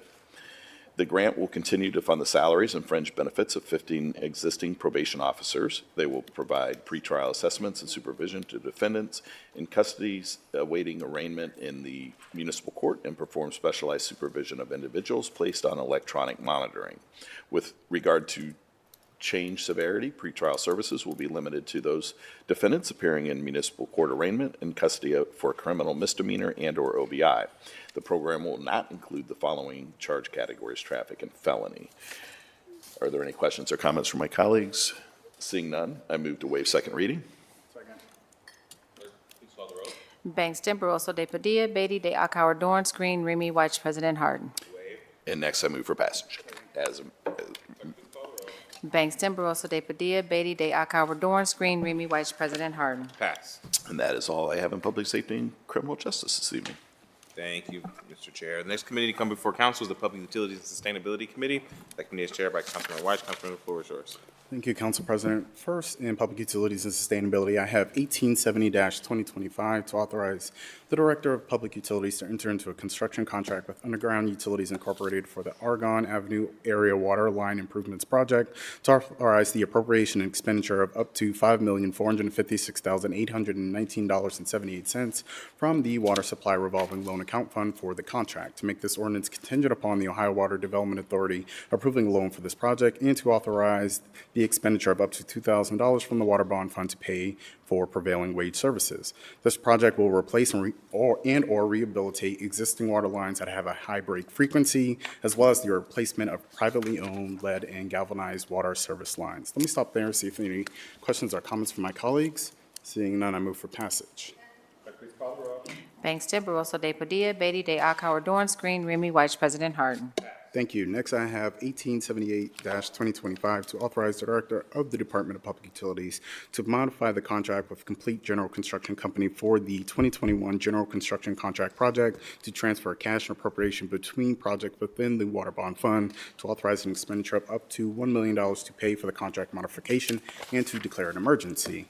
It has been determined that a contract is needed to handle the Hapkermeen Water Plant Sludge Line Condition Assessment and Improvements Project to address a decrease in sludge pumping capacity due to sludge buildup in the force main. An assessment and modification to the force main are needed quickly to restore sludge pumping capacity and avoid additional increased operating costs. Let me stop there and see if any questions or comments from my colleagues. Seeing none, I move for passage. Bangston, Barosa de Padilla, Beatty, de Akauer, Dorance Green, Remy Weiss, President Harden. Thank you. Next, I have 1889-2025 to authorize the Director of the Department of Development and/or Director of the Department of Public Utilities to execute those documents necessary to acquire fee simple title and lesser interest to property located adjacent to the Southerly Wastewater Treatment Plant located at 6977 South High Street, Lockbourne, Ohio, to authorize the appropriation and transfer of funds from the Sanitary Reserve Fund to the Sanitary Bond Fund, to authorize the appropriation of funds within the Sanitary Bond Fund, to authorize the transfer of cash and appropriation between projects within the Storm Bond Fund and between projects within the Sanitary Bond Fund, and to authorize the expenditure of funds from the Storm Bond Fund and Sanitary Bond Fund. The Southerly Wastewater Treatment Plant is located within a floodplain. This project will create a phased development stormwater master plan for the Southerly Wastewater Treatment Plant to mitigate the threat of flood damage to the plant, then design and construct the needed improvements. Let me stop there, see if any questions or comments from my colleagues. Seeing none, I move for passage. Bangston, Barosa de Padilla, Beatty, De Akauer, Dorance Green, Remy White, President Harden. Thank you. Next, I have 1892-2025 to authorize the Director of the Department of Public Utilities to modify and increase the contract with Black & Veatch Corporation for the Lower Olentangy Tunnel Phase 1 project, to authorize the Director of Public Utilities to submit the Lower Olentangy Phase 1 contract modification for loan funding and to execute any paperwork necessary to accept loan funding for this project, to make this ordinance contingent upon the Ohio Water Development Authority approving a loan for this project, to appropriate funds within the Water Pollution Control Loan Fund, and to authorize an expenditure of up to $3,974,363.79 from the Water Pollution Control Loan Fund to pay for the project. Professional construction management services are needed to ensure construction of the Lower Olentangy Tunnel follows the requirements and specifications of the project design, in that the city receives an end product capable of providing the intended function. These activities include full-time construction inspection, project coordination, reporting, budgeting, scheduling, document tracking, and startup coordination. Much of the project alignment generally follows Olentangy River Road. Let me stop there, see if any questions or comments from my colleagues. Seeing none, I move for passage. Bangston, Barosa de Padilla, Beatty, De Akauer, Dorance Green, Remy White, President Harden. Thank you. Next, I have 1905-2025 to authorize the Director of the Department of Public Utilities to enter into a construction contract with Complete General Construction Company for the Street Lighting Improvement Circuit 237 project, and to authorize expenditure of up to $1,196,754.55 for the project. This project will install 89 new street lights on Circuit 237, an older street light circuit in disrepair. The circuit will be rebuilt with all new poles, wiring, luminaries with 3-wire underground cable. Let me stop there, see if any questions or comments from my colleagues. Seeing none, I move for passage. Bangston, Barosa de Padilla, Beatty, De Akauer, Dorance Green, Remy White, President Harden. Next, I have 1923-2025 to authorize the Director of the Department of Public Utilities to enter into a construction modification with HDR Engineering Incorporated for the Southerly Wastewater Treatment Plant Biofilter Cold Weather Reliability Improvements Project, to appropriate funds within the Water Pollution Control Loan Fund, to make this ordinance contingent upon the Ohio Water Development Authority approving a loan for this project, and to authorize the expenditure of up to $2,137,238.13 from the Water Pollution Control Loan Fund to pay for the project. This project is to make improvements and upgrades to the existing odor control facility to provide active ventilation, prevent corrosion, reduce foul odor, and provide a report with recommendations for future improvements. Let me stop there, see if any questions or comments from my colleagues. Seeing none, I move for passage. Bangston, Barosa de Padilla, Beatty, De Akauer, Dorance Green, Remy White, President Harden.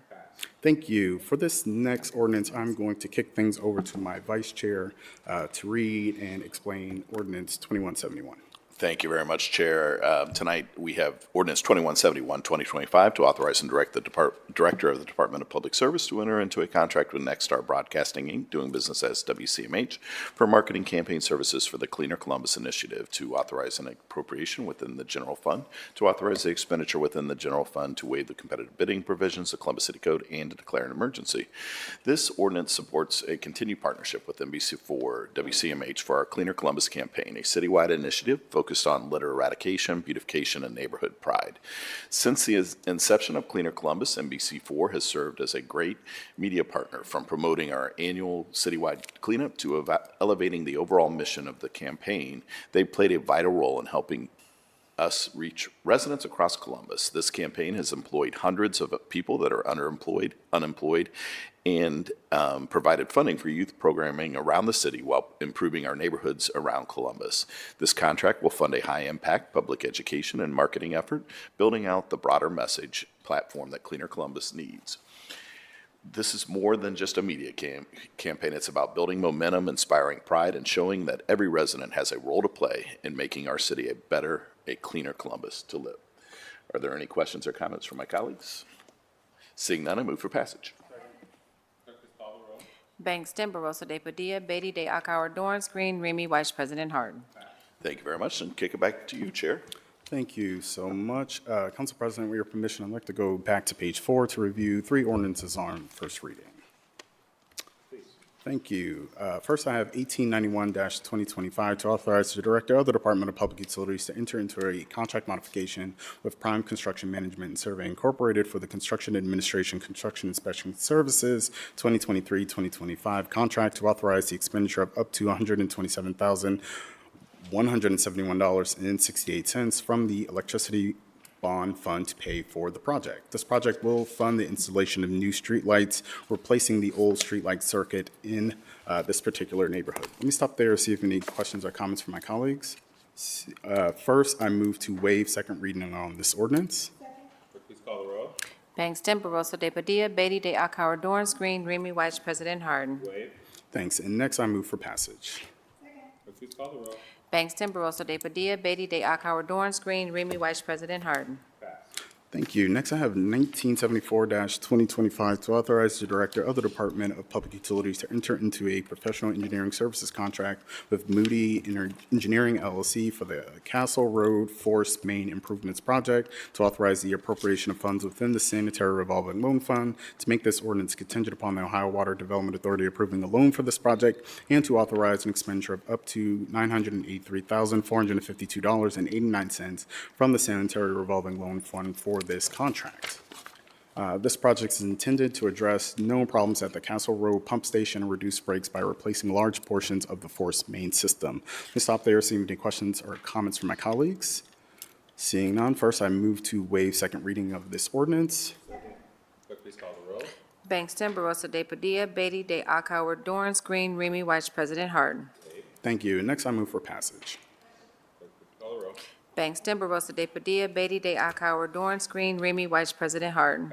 Thank you. And last, I have 1989-2025 to authorize the Director of Public Utilities to enter into a professional consulting services agreement with Tillis Financial Consultants Incorporated for operational review and strategic plan development consulting services to authorize the expenditure of $500,000 split among the electricity, water, sanitary sewer, and stormwater operating funds, and to waive competitive bidding provisions of city code. This ordinance authorizes the department to continue its contract with Raftillis Financial Consultants Incorporated for its support on strategic planning and optimal organizational design to best align with the department's goals and objectives. Let me stop there, see if any questions or comments from my colleagues.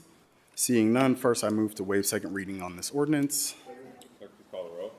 Bangston, Barosa de Padilla, Beatty de Akauer, Dorance Green, Remy Weiss, President Harden.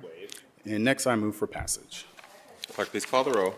Bangston, Barosa de Padilla, Beatty de Akauer, Dorance Green, Remy Weiss, President Harden. Passed. And that is all I have from my committee this evening. Very good. Next committee to come before council is the Housing, Homelessness, and Building Committee. I chair that committee. The first piece of legislation we have tonight is ordinance 2012-2025. It's to authorize the Director of the Department of Development to enter into a grant agreement in the amount of $3,033,898 with the Tony R. Wells Foundation, DBA, the Wells Foundation, to act as fiscal manager for the disbursement of funds to eligible recipients of the Columbus Resilient Housing Initiative, to authorize the appropriation and expenditure of an amount up to $3,033,898 within the income tax set aside, our ITSA subfund, to authorize the advancement of funding on a predetermined schedule, to authorize the payment of eligible expenses beginning September 1st, 2025 through March 31st, 2026, the term of the contract, and to declare an emergency. Tonight, we are taking an essential step to support our most vulnerable neighbors, the launch of the Resilient Housing Initiative, a city-led and city-funded effort to continue critical eviction prevention and housing stability services after Federal Emergency Rental Assistance, or ERA, ends this September. Over the last several years, ERA funding helped thousands of Columbus residents avoid homelessness. But while the federal dollars may be going away, the need in our community still remains. Our emergency shelter system is overwhelmed, and we know it costs far more for folks to enter into shelter than it does to keep them in their homes. In fact, it costs an average about $15,600 per household per year for emergency shelter services, compared to a projected $5,000 per household through this initiative. The Resilient Housing Initiative builds on the infrastructure we've already developed. It will support more than 600 households from October through March with rent assistance, case management, and customized housing stability plans. That means families facing evictions or already displaced will not be left to fall through the cracks. This initiative isn't just about dollars and services, it's about dignity. It's about meeting people where they are, it's about providing flexible support. The $3.4 million investment we're making in this program reflects our commitment to protecting our residents from long-term consequences of housing. It's a smart investment. It's compassionate, and it's exactly what we need to keep Columbus moving forward. If there are no comments from my colleagues, I move for passage. Clerk, please call the roll. Bangston, Barosa de Padilla, Beatty, De Akauer, Dorance Green, Remy Weiss, President Harden. Passed. Next up, we have ordinance 2016-2025 to authorize the Director of Department of Development to enter into a service contract with Greenwood 360 LLC in the amount up to $121,922.86 to act as the application manager for the recipients as part of the department's Columbus Resilient Housing Initiative, to authorize the waiving of competitive bidding requirements of the Columbus City Code, Chapter 329, to authorize the appropriation expenditure in the amount up to $121,922.96 within the income tax set-aside fund, to authorize the repayment of expenses starting September 1st, 2025 through March 31st, 2026, to enter in the term contract and to declare an emergency. This legislation complements the previous ordinance by providing funding for the administration of the new Resilient Housing Initiative. This funding will support ongoing partnerships with Greenwood and the Wells Foundation to ensure that assistance is deployed quickly and effectively. This investment ensures a resilient housing initiative can run smoothly. If there are no questions or comments, I move for passage. Clerk, please call the roll. Bangston, Barosa de Padilla, Beatty, De Akauer, Dorance Green, Remy Weiss, President Harden. Passed. Next up, we have ordinance 2078-2025 to authorize the Director of the Department of Development to enter into a service contract with MRI Software LLC for the continued use of Rehab Pro software, including support, training services, and 4 additional licenses in an amount up to $25,999.90 to authorize the payment of expenses prior to the purchase order starting July 1st, 2025, to waive the competitive bidding provisions of Columbus City Codes, and to authorize the expenditure of $25,999.90 and to declare an emergency. This ordinance authorizes the continued use of Rehab Pro software. This program keeps a commitment to effective and timely critical home repair services for residents who qualify. If there are no questions or comments, I move for passage. Clerk, please call the roll. Bangston, Barosa de Padilla, Beatty, De Akauer, Dorance Green, Remy Weiss, President Harden. Passed. Next up, we have ordinance 2118-2025 to authorize the Director of the Department of Building and Zoning Services to modify the contract with Lisa Wise Consulting, Inc. for continued work on the zoning code and map update project known as Zone N, to authorize the appropriation of up to $1,300,000 in the Development Services Fund, to authorize the expenditure of $1,300,000 from the Development Services Fund and declare an emergency. This contract modification with Lisa Wise Consulting continues work on the city's comprehensive zoning code map update known as Zone N. The work has included those collaboration with city staff, stakeholders, and community members to streamline outdated processes and improve transparency and efficiency. The contract term will now extend through May 2026, aligning with the timeline approved in a previous ordinance. If there are no comments from my colleagues, I move for passage. Clerk, please call the roll. Bangston, Barosa de Padilla, Beatty, De Akauer, Dorance Green, Remy Weiss, President Harden. Passed. Now we're moving on to rules and policy. The last piece of legislation we have here is ordinance 1907-2025. It's to amend specified sections of the chapter 4565 of the Columbus City Codes to enhance administrative efficiencies in the residential tax incentive program by simplifying CRA agreements for select project types, designating the Director of the Department of Development as the housing officer, and clarifying eligibility for purposes built student housing and lighting fee schedules designations. This legislation updates and renews the city's Community Reinvestment Area, or CRA, policy. Last week, I hosted a Housing, Homelessness, and Building Committee hearing where we heard a presentation from the Department of Development in terms of the effectiveness and the need for this tool to address our housing crisis. We discussed how more recent changes to the CRA have impacted the process of administering this program. We discussed affordable housing being at the center of our incentive strategy. The CRA program is a tool that works to ensure that when the city supports development, it also gets something meaningful in return: homes that working families can afford. This legislation we will pass tonight builds on that work by making smart administrative updates to streamline the program. It simplifies agreements for certain project types, ensures clarity around purpose-built student housing, aligns fee schedules, and designates the Director of the Department of Development as the housing officer, allowing for more efficient implementation. While these are technical changes, they move this program forward. They ensure our policies remain responsive, clear, and enforceable. Most importantly, this preserves the program's commitment to housing affordability while working more efficiently with builders and community partners alike. In that hearing last week, council members voiced their desire to see more transparency and in the advertisement and availability of affordable units produced with the CRA incentive. As a result, I've introduced an amendment tonight which would add increased transparency and public awareness to the availability of these units. The department will provide data and maps to help the public better understand and engage with how housing policy is being implemented in their neighborhoods. Our hope is that in the near future, we will have a website that will help better communicate the location, availability, and qualifications to apply for these CRA-supported units throughout the city. We're committed to a Columbus where growth includes everyone. First, if there are no questions or comments, I request to amend as submitted to the clerk. Clerk, please call the roll. Bangston, Barosa de Padilla, Beatty de Akauer, Dorance Green, Remy White, President Harden. And now I move for passage. Clerk, please call the roll. Bangston, Barosa de Padilla, Beatty de Akauer, Dorance Green, Remy White, President Harden. Pass. See no further business to come before council. Is there a motion to adjourn? Clerk, please call the roll. Bangston, Barosa de Padilla, Beatty de Akauer, Dorance Green, Remy White, President Harden. Meeting is adjourned. We have one non-agenda speaker, Mr.